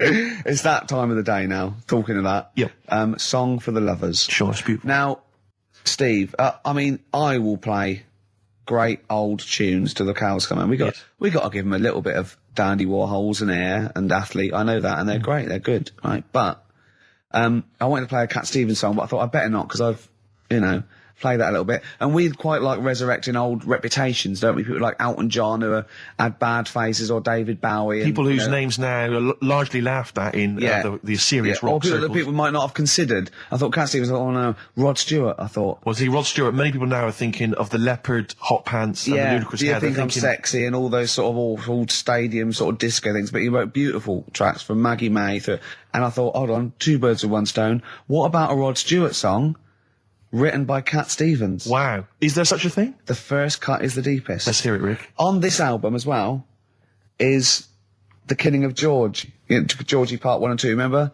About the gay bloke. Georgie Boy was gay, I guess. His favourite song. Carl's favourite song. Yeah. Right? And I was going, oh yeah, I remember that, yeah. I said about, and I said, did not intend to take his life. He just pushed it when he gets mugged and killed. Do you know what he said? Go on. I was sitting outside, I was singing, he went, well, as I said, they go out too late. They go out too Yeah, late. He meant gay people go out too late. He went, no, they do. I went, what do you mean? He said, well, they're always out, they go out when people are coming home. He said, if he'd have been in bed by 10, he'd still be alive today. That's a sobering lesson. And he went, Carl. there's one that works here and he's shattered every Monday. Oh, if you're gay and you're listening, just be in bed earlier. Go Yeah. out when sensible people go out. Yeah. You're right, we're not on the continent, Carl. is your point? If you're gay and you're not in bed by 10, go home. Yeah. I don't get it. First cut is the deepest, Rod Stewart. It's the phone. Answer it. See who it is. Can you give us a second, listeners? Just amuse yourselves for a moment. We're Who just is it? speaking to Carl's just on the phone there, speaking to someone. We'll just keep you abreast of who that is. is it? Time. It's 10 to 3. Wants to know if you're doing a live show somewhere tonight. So just a private call now. Asking Ricky. I am, yeah. Later. But Ricky, I of don't course, want to has say it appeared now. recently on television. I don't mind one person. I He don't hits want the to get it comedy on air. office and often performs live at different venues around the country. Okay. So while those two take care of business. All right, guys, have you finished that private call? Yes. Jeez, that was outrageous. Star Sailor and Poor Misguided Fool. With me, Steve Merchant, and Karl Pilkington. The K-Man, round of applause for K-Man. Yeah. But no one's announced who you are. Ricky Gervais. Ricky Gervais. It's XFM 104.9. Saturday afternoon. If you didn't know that, I don't know why I mentioned it. That was stupid, really. You must know that by now. Well, we've got some great things coming up. We have haven't indeed. We've got songs and chat and things. We'll also, of course, be running through the white van man questions from the Sun again, but this time Carl will be answering them. I look forward to that. Yeah. Can we do that fairly soon? Oh, there's some good questions this week. Yeah, we will, but as I was coming in, there was like a bunch of posh lads, I think university students, trying to get in, because they're doing one of those scavenger hunts that they have to get points for charity and do stuff, and one of theirs is get on a live radio show. Right. So I sort of felt sorry for them, so I said they could come on here, just for 5 minutes. Who are that's they? all right. They're just, Are they toffs? they are sort of like toffs, but they're trendy toffs. They're obviously... Trendy toffs? I don't know Yeah. what's that. Is that like Lady Victoria Hervey? Is she a No, I don't mean that, no. They're both sort of like that, Will of Pop Idol. Right. They're like him, sort of like trendy but posh. Okay. They seem nice enough, and they're doing it for a cancer charity, and they just get... They've got, for what is it, like they got their sponsor to do various Exactly, I challenges? don't know quite how it works, but they're gonna come on and, because we get, for coming on this live radio show, they get 17,000 points. Right, good. If I can put that in context, Yeah. if they were to say to help deliver a baby, they only get 7,250 points. But it's much easier. It is. There's lots of women just Happily gonna let dropping a couple of sprogs posh all ones. over the place. You can't get on a live radio show these Exactly, days for love nor money. That's true enough. You know what I mean? Yeah. So When are they coming in? Carl said they're going to just... 1:30. I had a word with them. Okay, what did you make of And, them? They are posh, Really? but they said they're going to wander about and go and see if they can deliver a baby and that, and then come back here for 1:30. And I don't know if it. I hope they don't leave a baby sort of half out. You know, if they've got it. You know, they're push. Sorry, we're gonna have to shoot off. We've got to go Yeah, and see. we've got to play an instrument in a marching band for 8,500 points. Well, I did say be here definitely at 1:30 because I don't want you getting in the way of the white van questions. And the other thing is, right, they get 7,500 points for delivering a baby, but they get 9,000 points if they cut Peter Stringfellow's hair. Well, he's very precious about his hair. It's a more delicate operation, isn't Absolutely. it? There's more that can go wrong. That's true enough. Take an unconventional animal for a walk in a park. What is an Unconventional animal? I think that could be a dog that just doesn't play by the rules. Yeah, that's a dog that's into Slipknot. Yeah, that wheeze in a urinal. Yeah, exactly. Standing up. Exactly. Yeah, well, I'm looking forward Well, to yeah, that. I'm sure they're lovely guys. Good luck to them. Yeah, we'll see you later. Well, we're back, and there's a few more people here. Absolutely, well done. Yeah, yeah. Well observed. Yeah. Do you want to say hello? Hi guys. And what are you doing here? This is Mark and James, or Sco and Belch, and we're here. Sorry, your name's what? Sorry, say the last bit again. Or what? Sco and Belch. Sco and Belch? Yeah, that's right. Do you want to explain that? No. No, from the drinking story. games, I imagine. Yeah. We've got Oh. worse names than that, but it's radio, so. Sure. Now, you're presumably students? We've just well, we kind of graduated. We've been in work like about a year or two. And what do you do? I work for a management consultancy. I work for a distribution company up in Birmingham. Well, okay. So, Now, very what you're doing is a scavenger hunt, and you're raising for a cancer Colon charity. cancer research. Right, and you've got to do, and this is, we're just helping you out here because for 17,000 points, you have to get live on a TV or radio show. That's exactly it. So and here we are. That's why we're here. Yeah. Do you ever listen to XFM? I know of it. Yeah. I listened to it a few times. Sure. What kind of music, what kind of sounds would you normally be into? I love cheesy radio, sort of school disco, sort of, 80s stuff. Sure. Sorry, what was your name again? Mark, or Sco. Sco. Okay. And you're Belch. And what sort of sounds would you be grooving to, Belch? Cheesy. UK garage? Well, Craig David. A bit of house just very occasionally, a bit of cheese. It depends what kind of mood I'm in, you know. Now, you don't listen much, but I mean, kiss a celeb, because Karl... Yeah, we actually want to do that with you, Ricky, is that all right? No. That's not going to happen with Ricky, but you know Karl's now got his name mentioned in Heat magazine. Is that right? Well, that's if you want to brilliant. snog Karl, we'd love to see that. I mean, we don't want to snog Karl, but I mean, we were thinking if there was kind of a female presenter here, we might be able to do something, but What are you saying? A female placenta? Well, if you've got one. Have you seen some of the female presenters that work on XFM? Oh, placenta. Is that why they're on radio? I thought you said placenta. That's unlikely. I know, well, now what's the other things you've got to do here? So what are some of the things you've done already? Well, See, some of these worry me, like start a fire in Pudding Lane. Oh, we've done that already. For 4,700 points. Well, I'll tell you what we have done. We've been on Phantom of the Opera stage already. Have you? Yeah, we just asked the stage door guy. And, that wasn't during the show, I see. No. And that's right. He actually mentioned that. We shouldn't speak about that too. Otherwise he'll get sacked. But he was really kind to let us on. We've jumped in Trafalgar Square Water with doing a sort of Friends impersonation, so that was right. How many points did you get for that? We got 2,000 points for that. We got 8,000 points for being on the stage at Phantom of the Opera, and we get double that. We get like 18,000 points, which is almost the maximum for being here right now. Really? So that's absolutely great. I wouldn't worry about the little things. I'd go for the big. That's it. We're not interested in the little stuff. We want to go for the big stuff. Yeah. So what the big ones are? Get on stage with S Club 7. That's not going to happen, is it? When have you got till 6 today? Well, S Club 7 are on at the London Arena at about 2 o'clock. So good luck. But I think it's going to be very, very difficult to get on there. But I think so. Yeah. Get in the vaults of a bank. Yeah, you see, some of these are bordering on the illegal. That's 20,000 points for that. Like getting a cage at London Zoo. Don't do that. I mean, it's 10,000 points, but don't do it. Unless it's a penguin cage. Well, that's what we were hoping. Just some kind of timid animal we might be alright with. You know? Yeah, sure. If anyone's got any good ideas for sort of funky things to do on air, then Okay, well, if you leave your number and anyone calls in, they can help you then. Well, maybe some of S Club 7 are listening. Well, let's hope so, because I mean, we love them to bits. If they are, it is for charity, and the points get awarded into money for colon cancer research. So it'd be absolutely fantastic if we could. Yeah, so Bradley, John, Tina, if you're listening. Yeah, if you're listening. Or any celebrity out there who's a female celebrity, we need to snog them. It doesn't need to be a long snog, but if we can, that'd be great. This is good for 7,000 points. This looks like a good one. Play the organ in a church. That must be easy. Is that a metaphor? Yeah, but you know what church people are like. It says the bigger the better, so it might be. That's got to be euphemism. Yeah, it's got to be, hasn't it? Yeah. Well, thanks very much. Good luck. Good luck, guys. Get an arrangement standing outside Les Mis looking Mis. That's going to happen. That's good.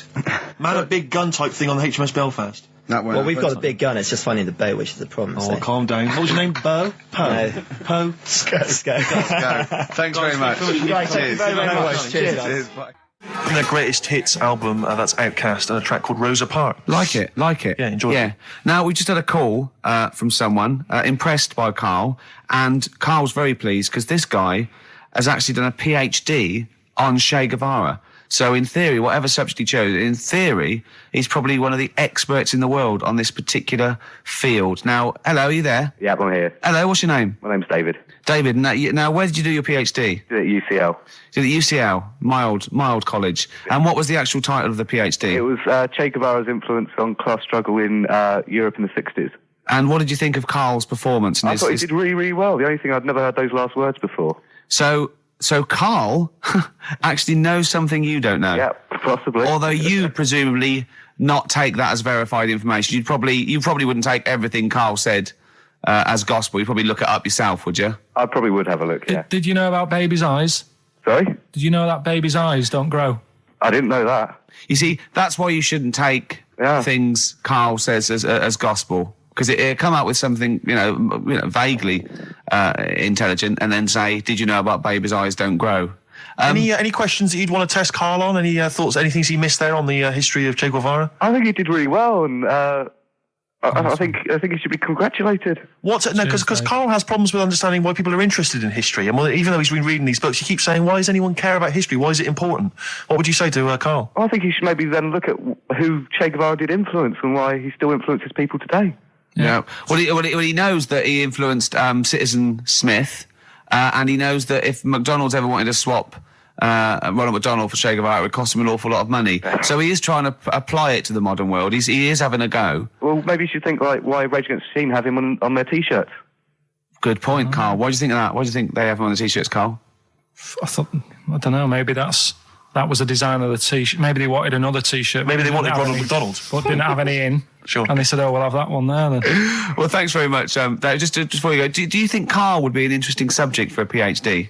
Yeah, very much so. Yeah. Okay. Well, well, if you're not, Well, hopefully one day you'll become a professor and you can maybe set that as some I coursework. could do, yeah. Karl Pilkington. Imagine that. Cheers, Dave. Having an MA in Karl Pilkington. Thanks very much, Dave. Okay, bye. Cheers, Oh, bye. that's good. My teachers never did that. What encouraged you in that way? Never said well done. So, Really? Yeah. But you never showed up. Yeah, you but had to be in the same room. They were too really. busy saying, "Who are you?" yeah. No, but Mrs. Matthews, me head teacher. Oh, let's not lay into Matthews again. She's Oh, always not getting us. not Well, Matty she Matthews, said not I'd never- Grimble Matty Matthews. I'd we used to call never her. be a high flyer. If she could see you now, what did she say? You'll never be a high flyer. She said that to me, mum and dad. Really? On a parents' evening. And that was after I'd played the drums in Little Donkey. She clearly didn't know what she was talking about. the Strokes, and last night we just had a call, didn't we, from Johnny Mango. Oh, yeah, Johnny Mango, yeah. Yeah, old the Mankster. And he informed me that one of the Wurzels is dead, and I didn't know that. Yeah, Adge Cutler, who was the lead man, I think. Yeah. He said he died the most rock and roll death you can die. He said he was apparently driving on a terrible cocktail of cider and other things, presumably. Yeah. Apples and jams. Yeah. And he crashed into a tractor. And I wonder, is that true? JM's not winding me up. Yeah, I hope the Mango Boy's not having a laugh at me. Is that true? One of the Wurzels died by tractor. Did he? Is that true? So give us a call. What's the number again, Karl? 08700 800 1234. If so, I'm sorry that I disrespected them. I didn't know. Table 60. Lisa Tarbuck. That's Corner Shop. Lessons learned from Rocky 1 to Rocky. I love that guitar. That's great. It's real glam rock. That's T-Rex and Bowie. I was going to play some from Ziggy Stardust today, but instead I brought in a different album. I want to play a bit of Bowie. Is that all right? Oh, of course, yeah, always. Yeah, bit of Beatles. Still to come up, by the way. We with the education of Karl, last week he did Che Guevara. He did very well. Yeah. Before that, the week before that, he learned all about Rasputin, didn't you? And this week you've been studying Hitler, haven't you? How does that go? How do you reckon that? It's a bit tough. Okay. I mean, I'll give you the full story later, Steve. Do you know much about him? No. So, they're all linked. All these stories I've been reading, they've all got a similar sort of thing going through them. They're born, they have a bit of a tough upbringing. Things aren't going well, and they seem to take it out on other people. Okay. But I'll tell you more later. Okay. Yeah, I don't think you can... I mean, I don't think Hitler and Che Guevara... It's the same thing. Che Guevara, when he was a kid, had, like, asthma, right? He wasn't an happy kid. Hitler, he only had one ball. Well, I was trying to find about that. Yeah, seriously, he phoned me up in the week. I said, how's it going? He went, I've skimmed it. I've just skimmed it. I was looking for the testicle thing. Now, I don't know if they left that out or it's not true. Right. He was trying to look up that Hitler has only got one ball. I think they only did it to wind him up. Because it's like, you might be taking over the world, but we're all saying you've only got one testicle. Sure. And it's so did you look in the index and it's sort of Hitler, Adolf, family life, early childhood, testicles, absence of? Sort of skimmed through because one of mother brackets other. Yeah. Albert Hall. Yeah. The only thing I could find was at one point in like when he was trying to run the place, there was a meeting going on.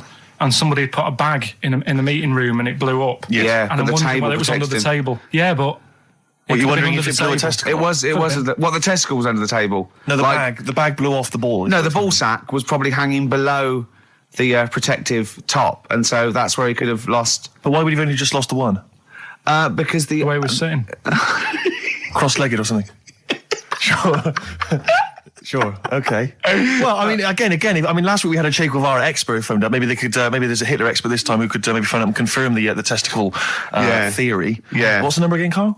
08700 800 1234. You need to have at least done a PhD or something. I don't think we should invite calls about Hitler. I think we're asking for trouble. No, I'm talking about someone who's done a study of him and who's done a PhD. Oh, okay. I'm not talking about any old nutter. And also, Carl's lottery numbers. He's a little bit more confident this week. Okay, good. He went, they're more like it. And I looked at him and I laughed. He went, no, even Suzanne said I'm on more on the right lines there.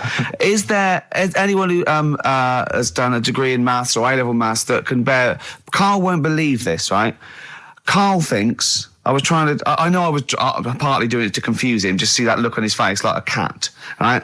But there is the chances with a random numbers, for example, the lottery, of getting 1, 2, 3, 4, 5, 6 are no greater than any other single combination. Right. Now, that's true. I don't mean you're more likely to get 1, 2, 3, 4, 5, 6 than any other combination put together, but than any other individual combination, they're all equal. It's counterintuitive, I know. I know you think that to get a run of 1 to 6 is less likely than anything else, but it's not. Any named combination... It's not, Carl. If there's a probability... Well, it's never happened. It's never happened. Yeah, but there's any number of combinations that never happened. Every one of those combinations that have come up have happened, and they're just as likely or unlikely as any other combination, right? It's just that you feel intuitively, right, that 1, 2, 3, 4, 5, 6 is less likely than 1, 7, 12, 34, 60. You know what I mean? Well, I didn't win. Play record. Okay. If you give a monkey childbirth pills, it works. That's. Well, we were talking about interesting things about sneezing, and I remembered an interesting fact about monkeys. So, anyway, half past 2, brilliant. What did happen to that bloke who used to make the sound effects in Police Academy? I don't know. He was brilliant, wasn't he? Do you remember him? I don't remember. Was him. he called Hightower? Yeah, he was good. Yeah. If anyone knows, give us a call. God. Girls and boys. You've embarrassed yourself then, Gervais. What? Well, we've had a number of calls and emails pointing out that the Hindenburg disaster was not because the Zeppelin was filled with helium. Hydrogen. But filled with hydrogen. Oh, right, okay. Well, I thought about that when he told me in the week. Yeah, but I assumed he must have got that off from the documentary.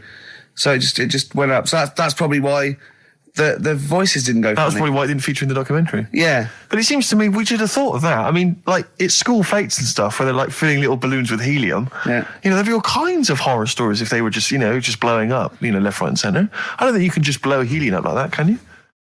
What? Isn't that the point? What I'm saying is it can't be as potentially lethal as hydrogen, helium. Well, like, hydrogen isn't as bad as helium? No, helium's not as bad as hydrogen. I don't know what you're saying, because the Hindenburg was hydrogen. Yeah, and I'm saying, why did we think it was helium? That's crazy. You go to school fates and stuff with, like, little kids, and they're filling up little balloons with helium. They wouldn't have big canisters of helium, a charity event, or, a small kind of bring and buy sale if it was deadly. Yeah, but it's not as big. I mean, when you buy those balloons at a fair, it's not as big as that big But presumably balloon. it's still flammable, is it? But it wasn't the fact how dangerous the rare gas was, or it was the fact that it was made of this thing that caught fire and just went. There was nothing. A hole in it would have been as bad. It just burnt quickly and fell to the ground because the hydrogen or helium escaped. It wasn't. It was irrelevant that what the gas was, wasn't it? I thought there was supposed to be some kind of explosion. Well, I don't know what it was, but the point is because the outer thing was so thin, right? The gas inside escaped and it fell to the ground. So it just fell to the ground like when you've popped a balloon. Well, not. It didn't quite. sort of go. It didn't like flap all over the place and make a zany noise. The height. I just explain what I'm laughing at, right? We just had a call from someone saying his company would sponsor Karl, right, to be raised by all these balloons if he could have a walk-on part in the office. And we immediately went, we're worried about that sort of thing. You can't really promise that artistic, And I was worried about the legality of it as well. How can you promise someone that for personal gain that's a private and all that sort of stuff, right? And I went, I don't know. And anyway, put the phone down to him and Karl went... I love the fact you're more effing worried about that than me being raised 30 feet in the effing air. You started getting scared, did you? Are you worried about it? Well, you're quite excited about the idea of the challenge, aren't you? I like the idea, but I want, like... Why do you like the idea, Carl? Oh, what if it went all wrong and we're there going, oh, the humanity of it. I think we need Carl, to get... he's just... And the rope would pull out my trousers and Oh, no, it's definitely got to be Dr. Fox if that's going to happen. Oh, God. Oh, we've got to do this. So hang on, but let's just think about because wait a minute, we say this, but we'd have to get all kinds of health and safety people involved. No, we wouldn't. Of course we can't just start raising it in the air. No, you're allowed to do it on private land, aren't you? Look what happened to the Hindenburg. No, but I was just saying there was lots of people died. Listen, look, all we do is we get someone, right? But what if he gets loose and he just floats off into the air? And he meets his magpie that he lost. He used to peck his grifter. Balloons. So I'm so excited about this. Listen, we've got to do this. No, but please. Shut up a minute. Let's just stop and think about it. It's 60,000 balloons. Look, no, it's not. It's 6,000. But 6,000 balloons. That's a lot of balloons. No, it's not. No, it's don't not. be silly. For sponsorship, people pay for... no, listen, it's worth it. There must be a company out there that'll pay for this, just so we can film Hang it. on, is there not an easier way of just getting one big balloon? Then the challenge is there's no challenge then. No, it's got to have people coming up and hooking balloons. It'd be like Buckaroo. And the person who puts the balloon that actually raises him 10 feet wins a prize or something. So hang on, so what we've got each person with like 500 balloons. Yeah. That's mad. Can you imagine how many balloons that is? That's ludicrous. 6,000. Yeah. That's an awful lot of balloons. I don't know, there must be someone that could do this. Oh, look, people have walked on the moon, for Christ's sake. We can raise Karl Pilkington with some balloons. Yes, but they had a NASA budget. We've got XFM behind us. Yeah, but balloons, balloons are cheap. You can get about a pack of 25 for about 150. Right, fine. No, true. Yeah, the helium though, Carl. You can't just attach yourself to a pack of balloons. No, but... What, you think we blow them all up? With helium. Right. Oh. Off you go. But then we can do something with the balloons, can't we? Release them afterwards. Oh, we'll release them back into the wild. Brilliant. As a sign of peace. Fly, my pretties, fly. Listen, be free. I am so excited. I've not been so excited about until I thought that Robin Ince was going to stay in my cupboard for £1,000. Look, we've got to do this. 6,000 balloons. I don't think it's going to happen. That's an awful lot of balloons, and I just don't see how we can tether them all to Karl. He's a small man. No, because you have them at different lengths, don't you? Yeah, exactly. Karl knows. Can you think about the logistics of this? Oh, someone must know. There must be a company. There's a bloke willing to do it. I know he doesn't know the technology of it. He's willing to sort of stump up. And so a company just has access to helium like that. No, we can do this. Come on, London. Someone's done Londoners. It was on the internet already, so someone obviously has done it. Yeah. So they didn't say, "Oh, we can't get all of the balloons." No, they probably worked it out, didn't they? Karl, you're more excited about this than anything else. About your education, about your exam results. You're so excited. And we'll have a little rope. It'll be like flying a little kite, a little Karl. Let's go, Karl. What will you wear? Like a one-piece jumpsuit? Yeah, it'd be lovely. With sponsorship all over it? Oh, it'd be great. You're like Jackie Stewart, and just as you go up your little face, oh my God, I'm not going to sleep until this is done. This is the most exciting thing ever. Only 10 feet. 10 feet, yeah. We need some kind of rope to sort of tether you to the ground. Yeah. We don't want you sort of flying off. This is going to be great. And he'll have a little crash helmet and everything, and little Dee Dee boppers on the crash helmet, like he's a little flying ant. Definitely. We give him a little, oh my God, can we give you an outfit like little wings and everything? Can we paint your face with like children's paint? I'm not doing all that. Why? Oh, because that would be silly. Oh, please, Karl, do this. Do it. We'll do it for charity. Yeah? Right. Yeah? Oh, this is We'll do it be for children in need. Please, just phone in if you can help us. Lift Karl up 30 feet. Let's say 30 feet. I think it has to be a decent... Yeah, it has to be a decent height. Is there a world record? Because we want to break that if we're going to want to break that. What is the world record for raising a man by balloons? Yeah. Okay, so listen, let's just finalise details here. We've got... I'm so excited. Email address, ricky.gervais@xfm.co.uk. Ricky.gervais@xfm.co.uk. What's the number? The number, Karl? 08700 800 1234. Give it again. Lift Karl. 08700 800 1234. Sponsored by Heat Magazine or something. Maybe even if you've just got an idea about how we might be able to organise it, how we might be able to get it done, if you've got contacts, anything, just get in touch, give us some information. Oh, that'd be great. I'm going to play a Beatles track for the lovers. Oh, man. It's off the Help album, and it's You've Got to Hide Your Love Away. Oh, just think of his little face as he goes up. Well, XFM, it's nearly the end of the show. I'm Ricky Gervais with me, Steve Merchant. We've enjoyed company. Karl, we're going to try and get Karl in the air. Anyone that can help us, take him up with helium balloons. Our friend Johnny Mango called again, and apparently the record's 11,000 feet. Karl is getting a little bit nervous. Yeah, the world record is 11,631 feet raised by hot air balloons. Yeah. How tall's Canary Wharf? It's 11,631 feet. Exactly. I don't know, Karl. Is it how much higher? It's a long way. More. I'm not doing that. Because I'm like 6 foot something. Yeah, think of that. Just look at Steve. All right. Yeah. But you can change your record. You could say, well, the sort of balloons are the one with Mickey Mouse on it or something. Yeah, could I just say something? That man did 11,000 feet, but he wasn't naked. All right? Come on, Carl. Your 30 feet will be the world record for naked ballooning. Yeah? Think about it. All right, it's for charity. Well, thank you for listening, everyone. We are going to raise Carl. And after Carl said, just to think, my teacher said I'd never be a high flyer. So this is your chance, Carl, to shine, to fly. Steve. It'll be brilliant. This is a final song for the ladies. Belle and Sebastian, we've not heard them for a while. This is from, it's actually a B-side or a triple side or whatever you call it. Track 3 on a single called Jonathan David. This is The Beautiful, The Loneliness of the Middle Distance Runner. Play. Goodbye. 104.9 XFM. You all right? This is Carl, producer of Ricky Gervais and Steve Merchant. They're not about today. Ricky's on holiday. Steve couldn't be bothered. So I'm left here with all the DATs. That's a digital audio tape of all the shows they've done since they've been here over the last, I don't know, year and a half or something. So we'll play you some of the best bits. All right, so here's the first bit. That blew me away, right? The fact that you got the name, you got the number. Spooky bit, right? I'm walking home. I called you up a couple of times and I left a message on your phone because it was just amazing. Not only was he good at magic, but his maths was brilliant. No, well, that thing adding up to 42 was like, how did he do that? I mean, we didn't even make a big deal out of that. He said that to me. He said, all Carol Vorderman's got is the maths. Do you know what I mean? Imagine him on Countdown. Yeah. He'd even know what they were going to write down. Do you know what I mean? So a bit of a wasted talent. I should see him again about that. I think he's...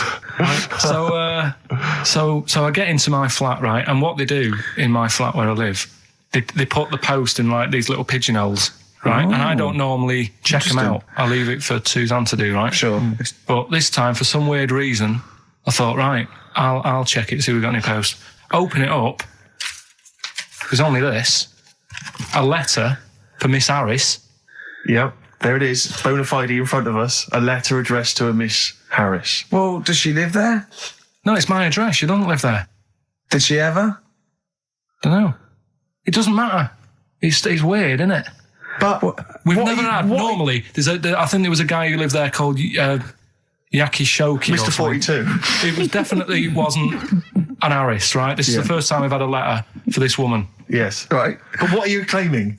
Because Darren Brown himself admits that it is not paranormal, it is not supernatural, it is a trick. It's a trick. Is it? But he would say that, wouldn't he? Hitler said that. Play a record. Well, can we open this? No! It's illegal! No, but I'm thinking if it's a birthday card for someone's like 42nd birthday. Right. You can't open that letter. Go and put it back or put you cannot open that letter. Why not? You can't open someone else's mail because you think Darren Brown's supernatural. What if we steamed it open and then resealed it? No one would know. It's only a letter. You can't. You can, but I don't want any part of it. Carl, I think you should open it. No, you open it. I'm not opening it. It's against the law. You should open it, then. We won't open it then. They won't send you to prison. Forget it. You'll get off. Cure? Yeah. Bit of cure? There's no cure, no. I'm looking... I'm tempted to open it. Well, do you want to, Steve? There you go. No, I'm not going to open it, but I think you should, definitely. 6 Different Ways by The Cure from the album The Head on the Door. We've enjoyed that. The Head on the Door, Carl. Ooh, bit of a coincidence. Spooky, isn't it? It was only 4 weeks ago you were talking about a head and a door. Exactly. Has the door got a number on it? 42. Oh, dear. So we're not opening it?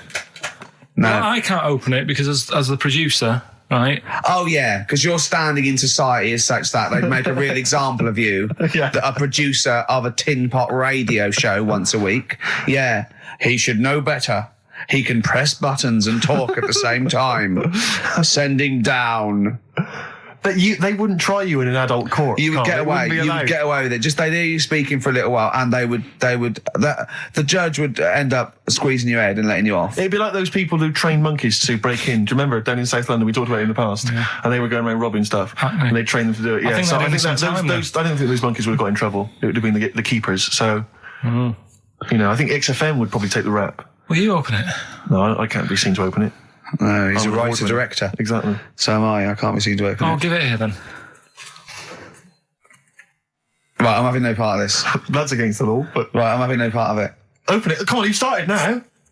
Right. The thing is, right, if it's important, we can say maybe she's listening. But do you need the stress? What it could be anything. What are you going to say? We're going to say, oh, and if you are listening, Mrs. Harris, you have got gonorrhea. Call the clinic. Do you know what I mean? It could be anything. Oh dear. Oh well. I think my talk did well. Well, what is it? It's the number 42 on there. What is it? Can you say? Be careful. What? Let me see what it is. What is it? Dear Sir, Madam, your periodical dental inspection is now due. Would you kindly contact the surgery to make an appointment? Harris, Mrs. Harris, if you're listening, your periodical dental inspection is now due. You might want to contact the dental surgeon that you normally go to. She could have a faulty tooth. Faulty tooth. 42. 42. I don't believe it. 42. 42. Oh my God. God, that Darren's good. Darren Brown's good, isn't it? Oh dear. Ooh, those boys can rock there. That's the Guns with All Their Roses and Sweet Child of Mine. On XFM 104.9. I enjoyed that. Yeah. That was good. It rocks. I hope the audience was playing it loud like us. Yeah. Ricky Gervais, Steve Merchant, Karl Pilkington. Well, look at him yawning. How rude is that? Carl, what's wrong with you, man? Have you been up late? A little bit. Girlfriend was away, wasn't she, yesterday? Yeah, I always have a problem with that. Because you don't go to bed, do you, early?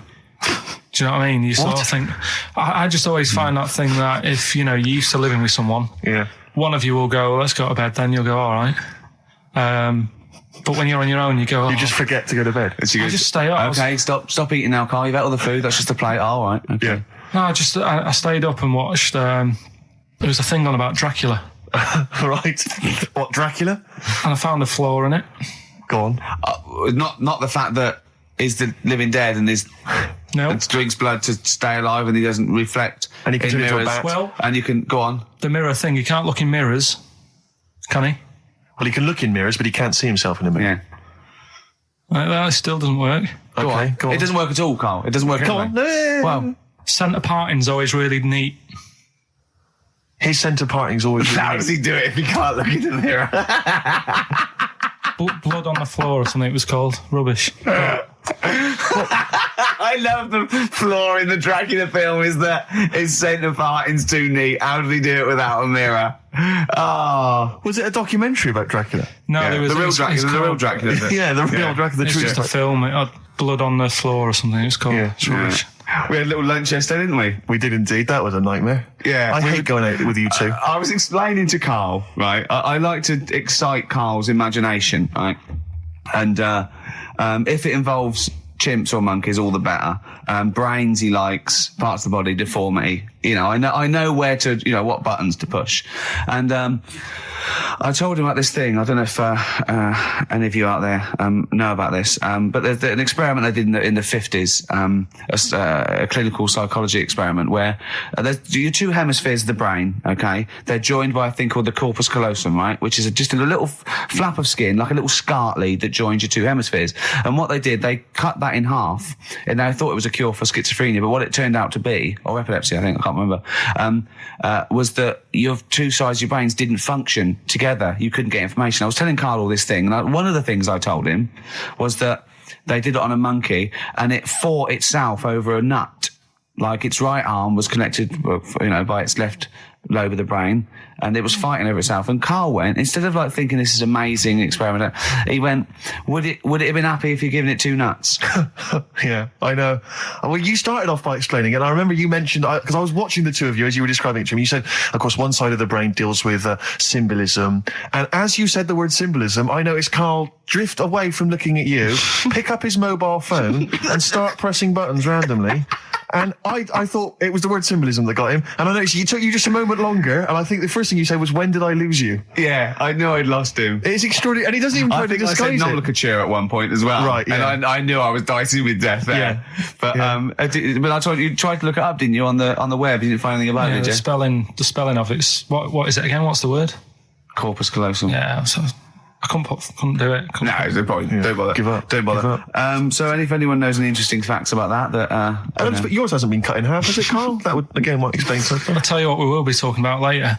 I don't know if you're sort of aware of them, Steve. Go on. Bonobos. Oh, I don't know much about bonobos. I told him about he was looking for stuff. I said, put in bonobo. He was having no luck with chimp. And they're a form of chimpanzee, but they're even closer to us, evolutionarily speaking. They've got their social groups are more like ours. They're more intelligent, and he was loving it, weren't you? So is it human bonobo Karl? Is that how it works on the evolutionary ladder? Chimp Karl. Yeah. Talking about him. So we're talking about bonobos. You're excited about that? Yeah, That's coming up in Monkey News? No, I think it's a bit of a monkey bonus. All right, XFM 104.9, Ricky Gervais, Steve Merchant, Karl Pilkington, not here. It's the best of. You've been voting in all week, sending your emails. So here's the clips that you wanted. Another holiday. Well, it wasn't holiday. Well, it was. You had 5 days off work. Why isn't it holiday? You had 5 days not working for a living. You know how many days holiday gets a year now? 29. Oh, that's more than teachers, isn't it? It makes me sick. It makes me sick. Well, I know the kind of hours you work, Rick. It's mad. I mean, if you're not in work by midday, you're furious. No, but I mean, I'm always... 29's normal for the normal working person. Yeah, but, you know... And anyway, it wasn't a proper holiday. I went to see my mum and dad. It's nice to see them and everything, but it's not holiday, is it? Why? It's not going away. It's not getting on a plane, is it? Going away. Oh, is that definitely a holiday? What happened before 1950? I don't know. People used to go... Yeah, exactly. People used to go to Blackpool or Brighton. That was holiday. Yeah, but I didn't Where did you go? I went to Wales. There you go. Lovely holiday. Lovely holiday. Have a holiday in Wales. That's what they say, innit? Come to Wales and have a holiday. That's what they say, innit? So come to Wales and meet your parents. Come to Wales and have a lovely holiday. Right. Well, anyway, it was good and that. It's always good to see him. Right? Yeah. But week off work. Do you know, like my mum likes gnomes and stuff. Yeah. Right. Of course she does. She's lived with one for 30 years. She said, get your dad to take us to this park where they've got 6-foot gnomes and stuff, right? Have a walk about. Sounds like a nightmare. Yeah. Sounds like a living nightmare. Keep an eye on Karl. So anyway, he stood still for 2 minutes. Someone bought him. No. You can't buy them and that. It's like a little exhibition thing, right? And it's part of a hall, right? This big hall that you have to pay to get in. But we didn't want to see the hall. I just wanted to see the gnomes. Of course you did, yeah. So anyway, my dad says, yeah, well, we can get in there for free. Of course he did. Clever. Right? So we parked up on this little country lane, right? No one about. How much was it to go in? Like £2? About £3 each. Yeah. But he said, well, yeah, but if you don't have to pay, do you know what I mean? You enjoy it even more, don't you, when you're walking about and you think, I've got this £3 in my pocket, no one's having it. Yeah. Right? No, looking over shoulder for a bloke with a peak hat saying, can I see your ticket, please? I wouldn't enjoy it more, no. Go on. Yeah, but you don't worry about it, do you? You got a bit of money now then, Rick. You've changed. So anyway, so we had to walk across about 4 fields. For £3? Right. And what happened was, we're walking through all these fields and what have you, big grass and muddy bits and all that, 'cause it'd been raining, and climbing over fences and stuff. And we're in this field, right? And I look to my right, and there's about 30 cows all staring at us, right? And Suzanne started to panic a bit. She said, we shouldn't be here. Dad says, of course we can. We're allowed to go wherever we want. You know, all this land, it's ramblers' rights and all that stuff. Yeah. And take a cow if you want, unattended. So Serves him right for leaving him in the field unattended. I'm having one. And keep us fed for a week. Anyway, these cows start surrounding us. Surrounding us. Oh, brilliant. Oh, no. Face off. And Suzanne's panicking, going, this isn't right. We're not going to make it to the fence in time. They're moving faster than us, and he started sort of running a bit. Wow. And it's like some kind of bovine West Side Story. A gang of cows coming at you. Don't worry about it and stuff. But my dad had to sort of stand there and like wave a stick at him. Of course. And we got away, but Suzanne was like having a bit of a sweat on. Got away. Saying, we could have got killed. Sure. And my dad saying, no, it never happens. And I just wondered if it does, if there's a risk of... Yeah, it is rare, but there's been a couple of cases of being trampled by cows. They're not aggressive. They sort of run through you. Well, they're aggressive if they've got a calf. They do have kids. What? You had kids with them. Kids, yeah. That's goats you're thinking of. Yeah. Maybe they were trying to sneak into the gnome thing, and they were worried that, like, if too many people did it, they thought some cows, we can just sneak in where cows, no one's expecting cows. And the cows were going, walk upright like you're a human. Don't walk upright. They thought you'd blow their cover. Yeah. Yeah, people have been killed by cows before. Yeah, that was like the highlight, and then... So when you arrived there, you were presumably covered in mud, looking like something that had just come from Glastonbury, staggering around this exhibition. It wasn't that bad. It was just like a woods, and it had like a funny sort of funeral, like a graveyard thing. Right. Yeah. With bodies sort of hanging out the ground and that, and we had these 6-foot gnomes. Right. And then we just set off again, walked back. But we're sure this wasn't a dream? No, it was good. It was good. And called up Ricky. I said, right, are you about? Have a chat and that. So he said, I'll just come round. It's a nice day. Have a drink and what have you. So I got round there at about 6:30, right? Go up to his door, knock on his door, right? He stood there with his tackle out. Oh. Yeah, what did you make of that? What was wrong with that? What do you mean, what's wrong with that? Why were you looking at it? I tried not to look at it. But again, you're always sort of attracted to it, aren't you? Kind of like... I've never been attracted to another man's tackle. I don't know what you mean. You can't help but have a little sly look. And especially when it's there. When you ring the bell, and I mean the one on the door, right? And that's hanging out. And does he dress to the left or the right? It was to the left, wasn't it? Yeah, it was left, yeah. Just popped out of my shorts for him. Just popped him out of the shorts. Should have seen the state of him. Shorts on, no top, cigar. Looked like someone out of The Sopranos. It was a mess. Yeah. And then... we sat on the balcony drinking wine, didn't we? Did you pop it back in, or was it still... Yeah, I popped it straight back in. I've got the laugh. Sure. I've got the laugh I wanted. Yeah. He walked in, he went, it's not that hot. Straight away, it's not that hot. Oh, brilliant. Then, was that knob news, or is there more? No, it's got more knob news. That's just a taster. Just a taster. Listen, let's play some adverts, let's play some great music, and maybe we should have some early knob news. Early knob news coming up. XFM. Yeah. You know, you just mentioned there about sort of no knickers and that. Is this going to be your Auntie Nora? No. Right. It's just, like the last flat that I lived in, I always had a good view across the road and I could see, it was the hairy... There was the hairy Chinese kid. Not the hairy Chinese kid, he was just a Chinese kid, actually. Yeah. Because that's rare, isn't it? Hairy Chinese kids are very rare, isn't it? Yeah. There's only one official sighting, isn't there? In one of those shit little magazines that you buy. And there was the old woman who didn't move, she was just sat there reading a book all the time. Who we think possibly died and no one came round for weeks, But, and now I've moved, right? And it was quiet for a bit. I always look at what view I'm getting, right? Looks across and it was just sort of empty, sort of flats ready for people to move in and that, right?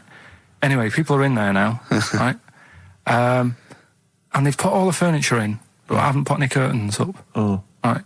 So anyway, I'm sort of washing up, just having a look out the window. Yeah. Right. Girl sort of wandering about, knickers on. Right. With no knickers on? You mean naked? No knickers. Well, she had a bra on. Right, okay. But, she was probably looking for a knickers. So, I thought, and I don't know how long I was looking. No. Right. But anyway, she looks across. Oh, God. I think she spotted me. Yeah. I think, oh, God. I felt really bad. Yeah. I said to Suzanne... Sorry, is this some sort of peeping Tom confession? No idea. Well, it's not... That's the thing, though. Peepington. If I was peeping, she was peeping as well, because she was looking over. works both ways, doesn't it? Yeah, but yeah. All she could see of you was your bald head. Yeah. No. But And your hands moving as you were washing up. And some white-looking substance frothing up. Particularly stubborn stain on this glass. Yeah. Oh, God. Imagine that. Imagine if she looked across. I'm assuming your sink is lower than the window. But didn't she just cover up or something? Or she looked back and go, "Oh, you looking at my fanny?" Well, the thing I did. What? I thought, just sort of drop me boxer shorts. Because I thought, well, Suzanne said, "What are you doing?" What are you talking about? What are you talking about? No, just so they can see me cheeks of me. What are you talking about? No, because I thought, if she thinks I'm walking about in the nude as well, then we've both got something out of it. Carl! This sounds like a bad excuse in court. I know. So sorry, you were looking at a woman dancing around naked, right? So the only thing you could do was immediately drop your boxer shorts. So she looked across, saw you fully clothed, saw you took your boxer shorts. No, she wouldn't have done, because it's sort of just the top half and the sink's at a side angle, so I was sort of looking out. So she wouldn't have seen your trousers then anyway? No, she did. I moved in front of the window more. So you then made you actually climbed in front of the window. Oh, this is amazing! So you climbed in front of the window to show off it wasn't your naked lower obvious. half. Suzanne said, "What are you doing?" And I bet she did. What are you looking at? So I sent you in here to clean up. What are you doing? I'm just taking my trousers down, standing by the window. Why? Because there's a naked woman across the road. What do you think I'm doing, Suzanne? I'm exposing myself while looking at some free fanny. Leave it. What's up with you, Suzanne? Anyway, Wait a minute, can I just check? A final question. What did the woman across the way... What happened? What was her reaction? I didn't look again. I just thought, you've seen a bit of action as well. We're both happy. Let's leave it. So were you waddling around like a penguin with your trousers around your ankles? I just was walking about, and Suzanne said, "What are you doing?" I said, "I'll explain to you in a bit, but don't look out the window, because then it's Excellent. obvious." Then he sees, she calls her husband to look at Carl walking around naked. He goes, "Oh, she's got quick, Suzanne, get him out. There's only one with him. Get some more friends. They've gone one more." Oasis and Songbird. It's a nice little ditty. It's all right, yeah. Of a Saturday. Yes, thank you. XFM 104.9. Ricky Gervais, Steve Merchant, Karl Pilkington. I think we should go straight into it, Karl. I think we should do the competition. There's Karl in the corner. It seems a little premature. Do you reckon? Yeah, I Do you think reckon so. it's so good? We should tease it out of them. Well, it's a big thing. It's just that I've got absolutely nothing to say. Sure. I haven't really... Well, I mean, like often I know you all have spoken to Karl in the week. This week, for some reason, I've been speaking to him. Oh, right. I spoke briefly to him about Michael Jackson and the documentary. Yeah. Now, of course, I thought that was extraordinary. Amazing. And I asked Karl's piece opinion. of work. Yeah. And he didn't mention to me the fact that Michael Jackson likes to climb up in trees. No. He didn't mention anything about his bizarre relationship with children. He didn't mention anything about his obsessive billionaire spending sprees. Right. He didn't mention anything about the mannequins he has in his thing, or the fact that he drives around his sort of 7 hotel suites in Las Vegas in a little kind of old people's scooter. The only thing of note for Karl was he said to me, "Did you notice how big his hands are?" I'll tell you what, though. I did. What? How you look at... The man's got, like, a face that he's had reconstructed. Well, I can't seem to say that. It's libelous. Yeah, but, no, he hasn't. He's got an old he's had two nose jobs. Yeah. And you're looking at his hands. But I think it's because you look at him and he looks a bit like... there's a bit of androgyny there, but it's sort of like it is quite a petite sort of old lady's face in a way, but then you see these labourers' hands come out. That's always the way with a tranny, isn't it? You know what I mean? Well, you can't accuse him of being a tranny. No, he's not. No, he's not. What are you saying? No, I know he's got enough issues. Now you're accusing him of being a tranny. I like him. I thought he came out that brilliant. I thought it was really... I really felt sorry for him. No, I think... He cleared up a few things as far as I'm concerned. I thought it was a fascinating piece of work. But I did like the shopping spree. That was great. Extraordinary, because he's just got going around just pointing. I know it was bad taste, wasn't it? It was like one of those bizarre shops. Yeah. You know what I mean? There's anything, sort of a gift shop, but they're trying to make it look like Ming. But if it's sprayed gold. If he'd been living in a trailer park, he'd have been ordering, one of those porcelain dolls dressed like a Harley Davidson bike rider, or an Elvis commemorative plate. It was the kind of billionaire equivalent of that. But the hands were a giveaway. It's the same as those sort of transvestites. It's like what's it about his hands? You know when you get like a cab driver or something, right? And he decides to turn transvestite about 60, and he goes on Kilroy. Do you know what I mean? Right. That way, he got a twin set of pearls and he goes, I've never felt so comfortable. But his hands are still big. He's got a little wig and he's got the lipstick on and he's with his teenage kids who are going, kill me. Do you think he's been having surgery on his hands to make them larger? Bigger, yeah. Is that why he was wearing that glove through most of the Exactly, but I think he wants to be a goalkeeper. Right. And they said, well, you can't, Michael, you got big hands. It would help him climb the trees. It's right, yeah. And he can play tennis now without a racket. Yeah. So what did you make of it, Carl? Were you intrigued? Michael Jackson thing. It's, it was all right. The brilliant Blur, Out of Time on XFM 104.9. One of my favourite singles of the year, and that's another thing. We'll be playing our favourite singles of the year, as well as our favourite clips of our own show. Rick, I imagine if people have got a bit of Christmas money, they're wondering what they can spend it on. Office DVD. Well, other than that, these guys have got some ideas. What, adverts? Brilliant. Good to hear that again, isn't it? Oh, fantastic. Waiting on a Friend by the Rolling Stones. Yeah? Go on then, Carl. On XFM 104.9, Ricky Gervais, Steve Merchant, Karl Pilkington. Go on. Right, this one. Remember Blockbusters? Uh-huh. Right, this one is good, and we'll do this one. Rockbusters. And remember how Bob Holness used to give you a letter? Yeah. And it'd give you a question, and the answer to that question is that letter. Yes. Right, well, it works like that. So if I said to you, we'll test it out on you, Steve, right? Right, welcome to the show and that. Hello. Let's play, right? And I say, right, your first one is W. Mm-hmm. And the cryptic clue, because it's done like crosswords. Okay. So not quite like Blockbusters. Well, this young man prepared for his death. And it's a W, so the answer. And it's not always going to be like our sort of music, it can be any sort of music that's out there. So the W is the name of the answer. I understand that, but is the answer always the band name, or is it? Yeah. It's always the band name, is it, or the artist? Yeah. And so would the W be the surname, or would you have both the initials if it was someone's name? Would Elvis Presley be EP? Don't get annoyed, no. Carl. These are questions that I knew would be asked. I know because he tested it on me. So you've got to tell them. Well, That's you the know point. the rules. If it was Elvis, I'd probably do E. No. Give him the answer. Give him the Right, answer. did you hear the clue? No, give me the clue again then. So the letter is It is a W. cryptic clue. It's The clue's W. fine. Listen, but- and the go on. clue is, this young man prepared for his death. This young man prepared for his death. Yeah. This young man prepared for his death. And it's a W.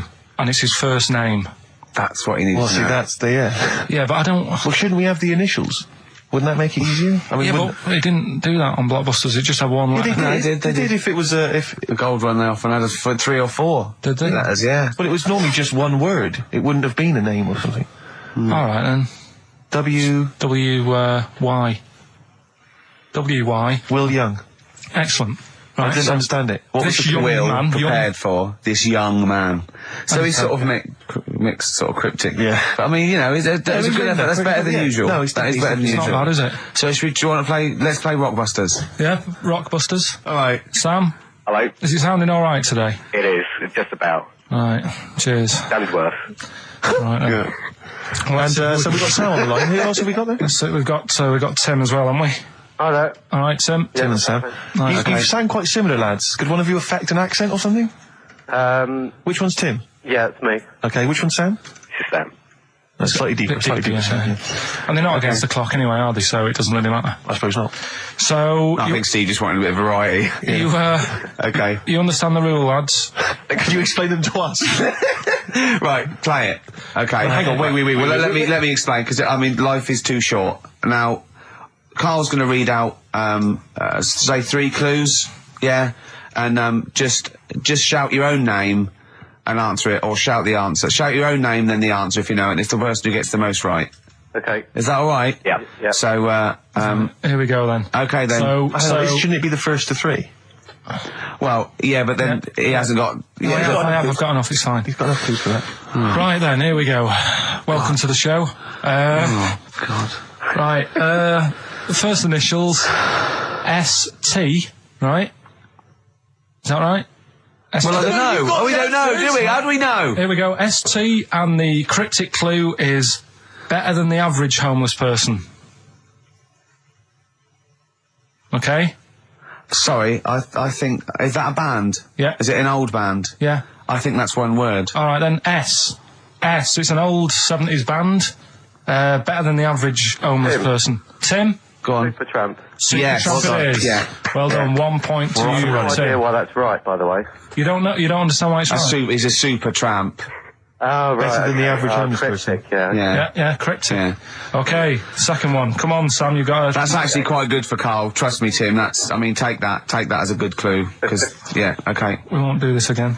Wait, 1-0 Right, to here we Tim. go. Right. F. The letter is F. That's the next one we're moving on to. And the cryptic clue is: the little girl is hungry. What shall we do? The S or F? I've got it. F. Ready. Sam. Peter. Yes, 1-1. Feed her. He's pulled out. Feed her. Yeah. Feed her. Okay. Yeah. So that's one each. So this is the decider, isn't it? Wait a minute, ITV are on the phone. Well, you said first to 3, so no, it's not, is it? That's what I said. Just do the 3 clues and who gets the most. Okay, well, we can do that now. So, here we go. I love this. This is rubbish. Go on. So, here's the last one. The initials are AK, right? And the cryptic clue is exploding pet. Shout out your name if you know it. Last orders at the bar, please. Last orders at the bar. Exploding pet. AK. You're tuned to XFM 104.9, Karl Pilkington's quiz, Rockbusters. The format is still available. The highest bidder, please give us a call, or you can email ricky.gervais@xfm.co.uk. Is it a band or a singer? I'll give you a bit more of a clue. It's a pop band. Okay, we wouldn't. No, Tommy Kissem. Yes. Hey. Oh, this is amazing radio. So who was that won? That was Sam who won. So it's 2-1 to Sam. So he wins. What does he win, Carl? He wins some CDs and some videos. No, he's got obviously now, Sam, if you're ready, take the spot. You're going to do the gold run. Away you go, Carl. I haven't got any more. You're a fool. Right, stay on the line. We're giving both some presents. Play a record for. Rick, I'm going to shoot off. Not come. Well, listen, still to come, right? We've got the monkeys thing. Oh, chimpanzee that. And when I was out last Sunday, right, at Johnny's birthday party, Steve was there. Yeah. Got talking about stuff. And a debate that we didn't really finish cropped up. It blew your mind, didn't it? Amazing. Oh, I know about this. Steve told me. This is the infinite amount of monkeys. Or a monkey with a typewriter and an infinite amount of time would eventually come up with the works of Shakespeare. Yeah. There was no debate. It's a philosophical, mathematical problem. There's no debate. It's true. It wouldn't happen. No, listen, Carl, listen. Infinity sorts it all out for you, right? An infinite amount of monkeys at a typewriter, right? They do everything. They type everything. Infinity just sorts it all out for you. There's no getting to it and they're going, oh, well, let's have a look what they've done. This one's come close. Did Romeo and Juliet. It would do it all. It would type everything ever possible, conceivable. Yeah, but... It's a mathematical... Well, we've heard your side of the argument, Rick. And I'll be honest with you, it's a persuasive one. But let's hear Carl, because he heard about this in a pub last week. Yeah, so he's got some strong What's your ideas problem with himself. it? What's your problem with it? Well, first of all, right, you're saying it's a load of monkeys. It's not just one monkey that Depends. can live forever. No, wait. It's either a chimpanzee with a typewriter with an infinite amount of time. He would eventually, by definition, mathematically, type everything ever possible, okay?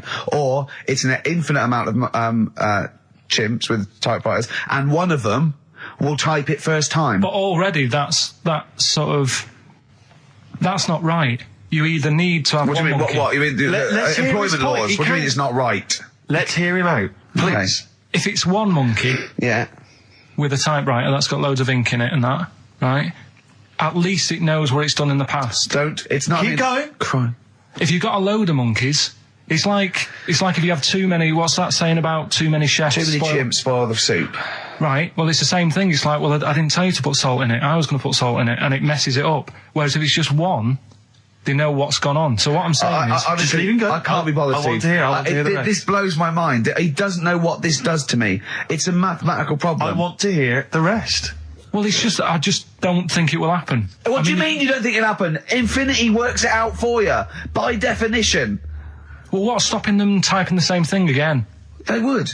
in fact, the problem should be if you had an infinite amount of time that it would type. It works for Shakespeare an infinite amount of times and everything else an infinite amount of times. But you know, that's not as. But not Shakespeare. Oh, shut up, you idiot! Rick, do you know what he said to me? I said to him, I explained it to him. I said, you've got an infinite number of monkeys, infinite number of typewriters. They will type the complete works of Shakespeare. He said, have they read Shakespeare? You're an idiot! Play a record. No, I'm not having this conversation. I'm not having it because it really, really winds me up. But you're saying they'll do it with no spelling errors. Well, they do it an infinite amount of times. And they do it wrong an infinite amount of times. And they spell the last full stop wrong an infinite amount of times. And they get one thing wrong in Hamlet wrong an infinite amount of times. They do everything an infinite amount of times. But are they going off a story that they've... Play a record, Carl, because I'm going to knock you out! I'm just saying... Shut up! Do they know the story? Oh, they're monkeys! Oh, Christ. No, right, okay. Right. The Cure, obviously, yeah. that song. Right, Carl's been taking phone calls for these clues. Right, and so everyone's been saying the same thing for the last one. He's been going, no, and I'm worried, I'm always worried. FD, I just overheard him on the call there going, what have I been saying? Oh, no, it's FP. Dickhead. Right, give me the clues out. It's a rollover. Right, tell people we're really sorry to anyone who would have got that right. Okay, right, do the clues quickly. Tell them it'll be a rollover, so we have to do 3 new ones. Do you not write these down, I don't write the answers down in case Ricky looks over the thing and sees the answer. Why would I cheat? I'd rather you do something right with your life. Right, well, the clues were I've got 3 other jumpers like this one. Yeah. That was FT. Yeah. You got that. 4 tops. Yeah, that's all right. Good, well done. That bunch of people can't make up their minds if they want to sit in the sun or not. That was C. They were getting that. That was charlatans. Charlatan, right? A bunch of them charlatans, right? What? What's Charlie? No. It's like, shall I go out? Shall we? Charlatans. They got it, right? Where I went wrong with this one, the Jamaican fella, he had to have some aspirin. Why? It's my fault, you know, I'm not cutting, there's no point passing the book or anything. I said FD. A lot of people were saying, Fred Durst, like, forehead hurts, which is a good one. Yeah, which would have been as good as any of yours. But I made an error, so we'll roll it over. No. What is the answer? What is the answer? Over. Jamaican fella what? Add some aspirin, why do that? What's the thing? FP. FP, it was Frida Payne. Frida Payne? Frida Payne. Frida Payne. Frida Payne. That's awful. You've got to write these down next week. I'm sorry, you're the producer. I know, but I've had a busy week, haven't I? That's not an excuse. That isn't an excuse. Our excuse is we don't care. Yeah. You do put care. the work in and then make a mistake. Yeah. It's better not to try than try your hardest and be rubbish. Do you see what the point? We don't care. But you've got standards. Yeah. And you're not meeting them. Think of that. You're not even reaching your standards. God. Right, well, that's that, I guess. Well, the prizes will be giving those away next week. Again. Just completely... Song for the ladies to end the show with. It's from Nick Cave's new album, Nocturama. This is a track called He Wants You. Back next week. Remember, Frida Payne. This is the Best Of Show on XFM 104.9. I'm Ricky Gervais, with me, Stephen Merchant. Yes. I hope you're enjoying the Best Of. I know what you're thinking. If this is the best, my Christ, what was the rest like? Well, we'll be back in a week's time, so you can judge it for yourself live. But anyway, in the meantime, this is one of the best clips I've ever heard. Oh, I'm laughing just thinking about what it might be. Do you know why people tink the glasses before they have a drink? Why they tink? The verb to tink. I do know that, Carl. Is it about poison? It is. Here we are. What, would it make a different noise? Nope. Brilliant. Go on, explain Why? it. You explain it, Steve. No, don't, Steve. You explain it, Carl. Go on. Oh, I've started, so I'll finish. Go on, Carl. Explain why they tink the glasses. Ages ago. Yeah. Only people with money had drinking or something. That's like one of my film reviews. Years ago. Welcome to History Now. Now, ages ago, only people with money had drinking or something. Keep going, Carl. Keep going. Like spirit and stuff. So they'd it's like businessmen. Businessmen. It's easy for you to say. This is getting to be cruel, isn't it? This is amazing. Yeah, go on. Why did you open your mouth, Carl? What were you hoping was the best that could happen? Because you were trying to make me look stupid before with the planet, so I'm not... Whereas you know... Yeah, go on, no, come on. Businessmen with money have got to drink and ching. Okay, so then with all the drinks... So they'd nip round to have a chat about whatever they're earning money with. And they'd say, right, do you want a drink then? And they'd go, oh, yeah, that'd be alright. Yeah. So, rather than, like, just pouring it out of a bottle into a glass and saying, there you go, it could be going, hang on a minute, it could be poisoning me here and trying to, like, nick my business idea. Yeah. So what they'd do, it'd sort of pour a bit of his drink into the other person's glass and you get that tink noise.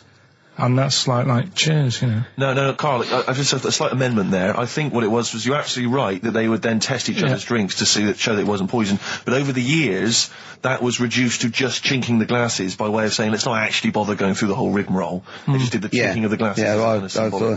Yeah, that's good. It was exhausting though, wasn't it? I know. Was it worth it, do you think? Well, I like that, because people carry that with them now. When they do that, they think, oh, that bloke's definitely not trying to poison me. Yeah. So the horrible thing is that now, when I do the glasses, I can laugh and go, they don't know I've poisoned them. Exactly. You should always do the pouring back and forth. It's a shortcut, it's a slippery slope. You know, just be careful. Karl Pilkington in the chair now, the talked about, the acclaimed Educating Ricky. Right, well, just in case anyone's new, doesn't normally listen, basically, I'm educating Ricky. Do a bit of research in a week, find stuff, news, history, anything that's interesting. 3 stories, I give them a nice little headline. You take your pick. Between now and 3, you're going to learn 3 things. Yeah? Yeah. So, the headlines are, I'll be no buying one of them. Give us that again. I'll be no buying one of them. Nice, okay. Yeah. We've also got hippopotamus news. Okay. Okay. And can you believe it? Can you believe it? Well, I'm going to go for hippopotamus news. Hippopotamus news? Yeah. News. Right, well, this one, it's... I'm not going to take the credit here. I heard Christian talking about this on breakfast, right? Because it's a good story that happened. Basically, I don't know if I told you about it last week when we were having our spaghetti, but I think you did. Right, I know what it is. I know what this is. Okay, I've not heard this. Right, there's a little midget. Right, there's a circus. I'm loving it already. Circus going on somewhere. I think it was in America. And is that present day or old times? I'm talking like in the last 3 weeks. Okay. Right, little midget. Circus, really packed out show. People are loving it. Steve, you'll ask the same question I did. I know. So there's a little midget jumping up and down on a trampoline. What circus is this? Right. I pay good money to see it. So everyone's clapping, and he's getting carried away. Because he can't believe they're loving it. I didn't know they'd like a little person on a trampoline, but they love me. But you know what it's like when, if there's a crowd of people sort of encouraging you to sort of go higher and stuff. Yeah. And I'm sure he knew it was getting out of hand. But he was jumping and he was coming down, they're all going higher, and he's going really high in the air, right? So he's doing this, crowd are clapping. There's a hippo, right, just sat next to the trampoline, getting ready to come on and do his act. Oh, right, I thought he was in the audience. That's it, getting ready to do his act, Steve. Yeah. So he's a ventriloquist. What do you mean he's sitting by the trampoline waiting to do his act? Because why does he sit in the dressing room and they go, 5 minutes, Mr. Muss, 5 minutes, Mr. Muss. So anyway, right, so the hippo's there. He's getting annoyed, is he? Because the midget's he's going, how can I follow this? This is really annoying. They're going to be, no. So he's thinking, he's already done the trampoline, my pogo stick act is never going to work. Yeah, go on. So there's a hippo waiting. See, it's a great story, and I just know he embellishes it or it gets slightly wrong. Go on.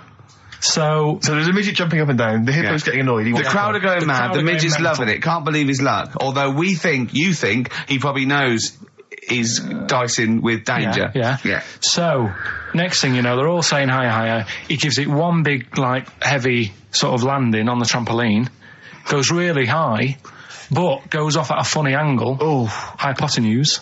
Okay. Yeah. And sort of flies up. Hypotenuse! Sure. Flies off at a funny angle.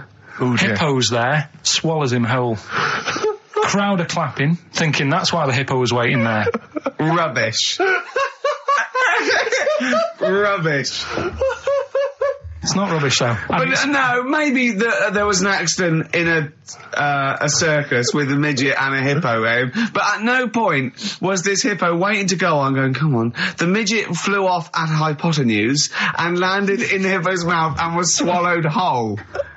This is what you embellish it. That is great. And what's that? I have to say though, Rick, when I heard midget, trampoline, hippopotamus, I was thinking accident waiting to happen. Yeah. So. Yeah, maybe. I mean, it is that you should never put those three together. Never. It's a recipe for disaster. Everyone knows that. Midget, trampoline, hippopotamus. Are you mental? You're asking for trouble. Well, you know when he told me it, he said, and the midget, he didn't mention the hippopotamus, and he said the midget went on, and soon he fell off, and the hippo ate him. And I said, sorry, what was the hippo doing there? He went, it's a circus. I've never heard of a circus having a hippo. No, what do hippos do? What can they do? You can't train them, can you? Aren't they, like, very deadly? They're huge, aren't they? You can't have a hippo in a circus. Are you sure? You're not thinking of Zippo? He's neither clown. Yeah. No, and it wasn't some sort of where Zippo was eating a midget and it's some sort of horrible sexual act. No, it was definitely. I heard it on breakfast, right? Okay, sorry. No, it's definitely fact. Yeah, okay, right, truth. okay, good. Carl's found love on the street before, haven't you? How's it going with your bird, Carl? Are you married? No. How long have you been out with her? 7 years. Because, I mean, you're quite a simple man. Yeah. You're sort of a simple in a nice way. I mean, you're like Helen from Big Brother. Yeah, you're sort of nice enough, but I look normal.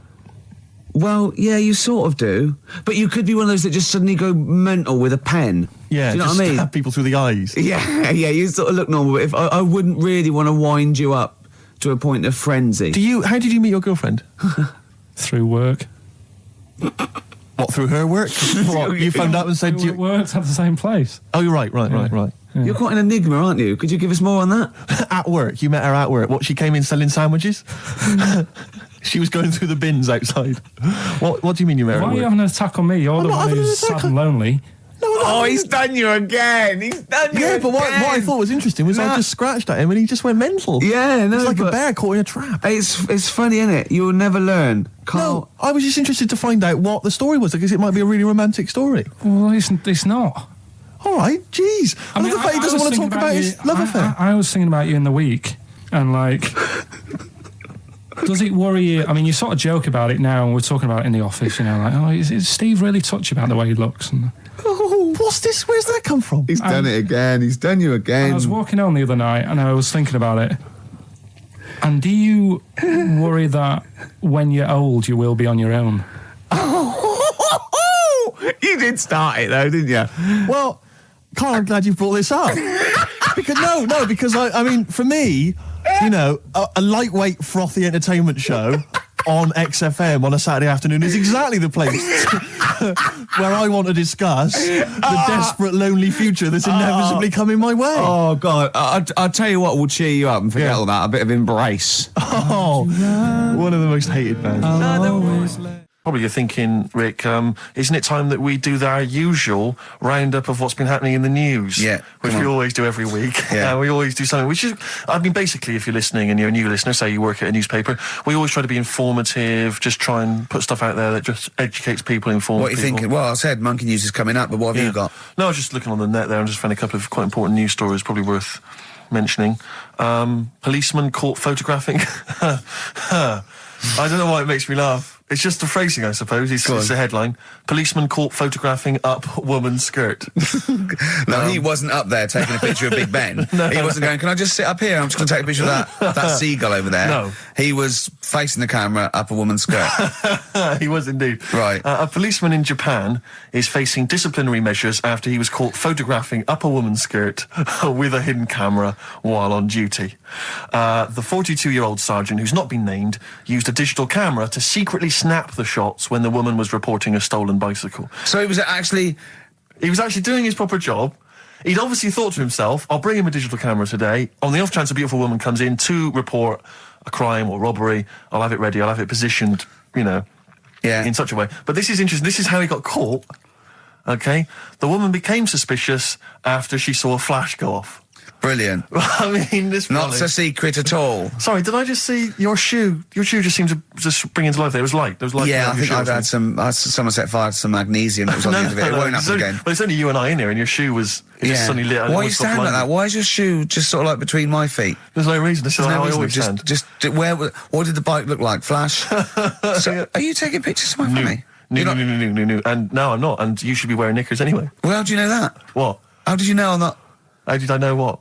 I'm not wearing any... I didn't know you. I don't know what you've got up there. Well, I don't know what it looks like, and there's no way I could. Of course, it would be roughly that conversation in Japanese. I know, yeah. 4.9, I'm Ricky Gervais, with me Stephen Merchant. It's the best of. You've been voting in all week, sending your emails, so here's the clips that you wanted. Wu-Tang Clan and Gravel Pit, we love that, don't we? I love it, yeah. Yeah, brilliant. Track. We're talking about embarrassing stories and stuff, and I don't know if I've told this on this radio before. Have I told you, Carl? I'm not sure. But this was when I was working at the BBC. This is not even long ago, and I'd moved to London, and I was fairly new in London. And I was working at the BBC, and I had this BBC hire car, and I've never told it. If there's anyone listening who works for the BBC, I don't know if I can still get in trouble for it. But this BBC hire car, and it was like I'd been ferrying kind of actors and people and production people around all day in this car. And I was driving back, it was quite late, it was about sort of 7 or 8, and I was driving back, and I pulled in to get some petrol to fill up the car every day. And I went into this garage to fill up some petrol, and I was there, and two blokes came in a white van, right? They pulled into the forecourt, and I was filling up the car, and they went, "Hey, do you want to buy a couple of speakers?" And I said, "Yes, I do." Yeah. Because I'll tell you the reason. It was like I was so flattered that they thought I'd be the kind of bloke who would A, need some kind of classy speakers, and B, would like to buy them on the sly. Do you know what I mean? Yeah. I thought, they like the They've seen me. They've seen I look a bit of a hustler. Exactly. Yeah. I'm a street sort of guy. You can see by the way I use my walk. Exactly. Yeah. So I couldn't believe my luck. So they drove behind the garage, the little sort of garage bit at the back, and I went round there, sort of casually went round there, sort of locked the car, went round there. They went, open the back. You had 2 speakers in there. I said, "Are you sure these aren't knocked off, mate?" He went, No. We work for Dixon's. This is the story he spun me. We work for Dixon's, right? And we're delivery men. And if we make a delivery and the person's not there to sign for the goods, then we have to bring them back to the warehouse. But if we can sell them on the way back, then that's really good for Dixon's. Dixon's must love that. And instead of thinking, are you sure some kind of troubleshooter didn't... I mean, did someone going to go into Dixon's and go, you're not getting in the garage forecourt market? Jones. Exactly. Get a couple of lads in a white van. Exactly. Yeah. So anyway, I sort of bought this story, and I was a little bit dubious, and I went, right, let me hear them then. And he wired them up to the car stereo, and boom, boom, boom, they're playing. So it was some groovy hip-hop. I was thinking, great, these guys know what I'm into. Yeah. And he's giving me the talk and stuff. And I said, I'm a bit worried these are knocked off. He went, no, listen, we got a bloke at Dixon's who can confirm this is fine, right? Phone him up, use my mobile, right? And quote this reference number, right? So I phone out, and I goes, I go, hi, some guys here in a garage forecourt trying to sell me some speakers. Just wanted to check. He went, it's fine. I went, should I just read the reference number or whatever? He went, if you want. And X14, and I'm like, yes, fine. Yeah. Okay. You know what that was, don't you? That was actually Mr. Dixon himself. Exactly. Yeah. Exactly. So I'm thinking, well, they sound great. They're giving me for a knockdown price. I'd say they were like 400 quid, they were like 200 quid or something. It was a good bargain. I was in the market for some speakers as well. Yeah. So while they were loading it's them all kosher, I phoned Dixon. Exactly, I phoned Dixon, that's fine. Yeah. So while they're loading them in the back of the BBC hire car, right, I'm in there paying for the petrol, right, and the guy who's serving goes, right. He goes, what were you doing around the back with those blokes? Right? Because obviously there's security cameras filming this whole transaction, right? And he goes, what are you doing around the back? And I went, brilliantly, there's some old mates. Some of my mates were just having a chat and that. He went, oh, right, okay, like giving me obviously the evil eye. So I went back to the van. So I'm in the car now and I'm driving with one of the blokes who's in the van with me because I didn't have the money on me. So I had to go to the cash point to get the cash, right?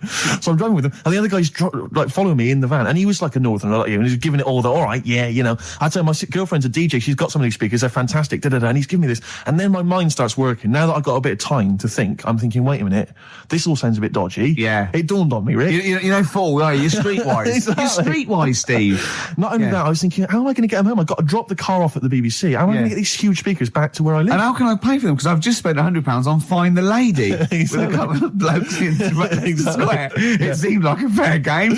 Some of his friends were winning. But so I explained to him, I said, I can't get them back to like Brixton where I was living at the time. He went, don't worry, give us an extra 20 quid, we'll take them home for you. Oh, that's good. Deliberate. They do a whole service, you see. And there's also a backup guarantee. Did they have the guarantee, the 3-month guarantee? They didn't. No. But I said, I'm not sure about that. He went, well, why don't you put them in a cab, send them back, and your housemates can collect it? I was like, oh, no, there'd be no one in. And I was beginning to sort of get a bit conscious of, like, maybe this was a bit of a scam, after all. So I pulled into, like, a little side road, and I said, I'm not sure I'm into this now, actually. He went, what are you talking about? It's 200 quid for a pair of speakers. It's a bargain. You never get a bargain like this, mate. I'm going, not too sure, actually. I don't think I want them. He went, 150 quid, mate. 150 quid. I went, no. He's 100 quid now to you. And I'm thinking, wait a minute, this doesn't sound like the kind of work that Dixons would be doing. Dixons don't do that when I go in. This is it. Dixons never negotiate in that way. When I go there, look around and I leave, they go, where are you going? Exactly. I go, we'll have anything then. Have anything for a So quid. I stopped the car and the white van pulled up behind me with his mates in. Sure. And I said, can you get them out? I'm not interested. And he went, 100 quid, mate. And he was just going, you tosser, you obviously want some speakers. And he was having a go at me. So I was carrying the speakers out and putting them back in the white van. And he was just shouting at me. He was going, 70 quid. I was like, 70 quid from 200. This is ludicrous. You realise that wasn't Dixon's policy then. Exactly. They don't usually shout, you tosser, as you leave the shop and walk down Camden High Street. They're not usually shouting, you tosser. You should have took the offer of like the monthly payments they've got on at the moment. So eventually I put them in there and I sort of knocked the deal on the head and I got back in my car and they were in theirs and I just looked in the rearview mirror and they were punching the dashboard like with aggression and venom, like we let that deal slip through our fingers. And I've never been so terrified in my life. I just sat there and I was just thinking, oh my God, all I was thinking now is what if I go back to the BBC and they go, we've had a call from the police, the man at the garage, he saw you doing a dodgy deal. I love it. Well, what you do is you put the hire car in a drain in your front garden and then go in and out of the toilet, just pouring bleach down or Ajax and they never know. One of my uncles, right, Tattoo Stan, he's just caked in them. Right. I don't think he's my proper uncle, but it's just like my dad's got Tattoo Stan. No, my dad's that's a province in Russia, isn't it? My dad's got loads of mates who. When you say he's not your proper uncle, do you know how, like when just a bloke someone who's comes hanging around, around the all school? right, Uncle Stan. Yeah. Do you know what I mean? And my dad had loads of mates like that. There was John the Screw. Right. So he either works in a prison or he likes to have sex. Cabbie. Cab driver. Okay. There was Jimmy the Hat. I don't know where he Jimmy did. the Hat? Yeah. And, did he wear a hat? No. No. There was Fred the Veg. You sure he wasn't a relative? Sorry. Fred the Veg used to get us like big bags of potatoes and that. Fred Veg, okay. And there was Tattoo Stan. Right. And he was just caked in them. And I used to always look at him thinking, why have you done that? I must have only been like, 6 I or suppose 7. if you're born with a name like Tattoo Stan, exactly, you're destined, aren't you? Were Really? they like a 1950s gang? I'm worried about. I'm worried about doing a bank job. What was his name? The Hat. What was his name? Jimmy the Hat. I'm worried about Jimmy the Hat. Yeah. Not having a hat. I don't understand it. Are you sure he didn't have a hat? Not when I met him. Did he ever wear a hat? I didn't see him that much. Do you think it was a joke, like, when your mate's sort of like, 8 foot and huge, you call him Little John or Tiny? Do you think? Well, the fact that he never wore a hat. They went, hold on, I've noticed something about Jim. Go on. No hat. And I go, oh, true, let's call him Jim the Hat. Jim the Hat, yeah. But my Uncle Stan, he had like loads of them. He did them himself. Oh dear! And it was always that thing. God. What was it? Things like he had like the cross cut here, made in Britain. And if you're going to do them yourself, I'd say at least make sure you're sort of a good drawer. Yeah, and don't do it in the mirror so it comes out backwards. Well, that was the other thing. But like, I remember he did. Names are all right. He had like all his kids' names down his arm. And, what are they called? Yeah. Oh, God, it's Tattoo Stan Jr. Yeah. And Paul shits to bed. I'm trying to. Oh, Wabbai Kate. Yeah. But he had. Frankie never amounts to anything. Oh God! So he had like. Johnny, I don't think he's mine. So he did all this. I don't even know why I'm telling you about tattoos. No, nor do I, Carl. Right, there was this. This is what it's like about getting presents and stuff, right? With my mum and dad. Go on.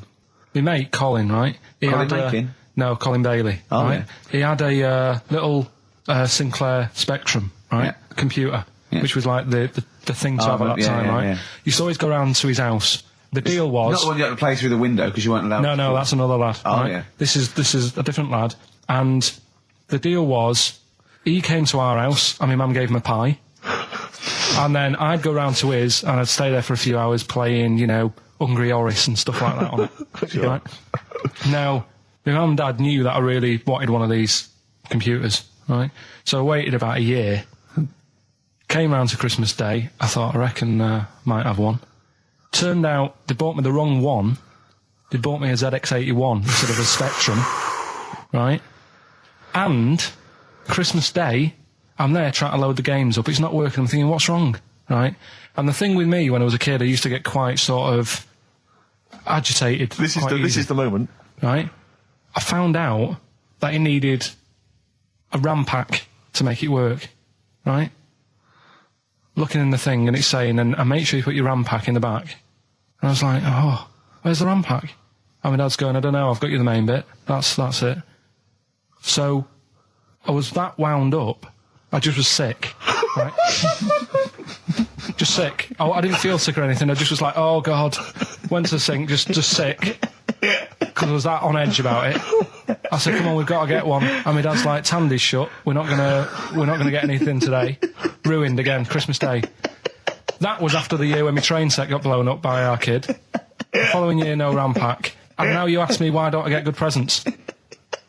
He's scarred. He just I'm gonna die. Honestly, I'm gonna die. He's just screaming sick. Yeah. There's no RAM pack. What? Did you get to the bottom of it? Why wasn't there a RAM pack? You have to buy them separate. Oh, It's one of them okay. cons. What do you mean I can't play Frogger? Oh no. So, wasn't there another incident when you threw up? Spontaneously threw up? Through sheer anxiety? I do get it. It's not so much now because I've relaxed a bit, but as a kid I used to be quite on edge all the time with certain things. Do you think that's what happened to your cat that kept being sick? That it didn't get the food it wanted and it just threw up? Do you remember that? Yeah. God, so they shaved it.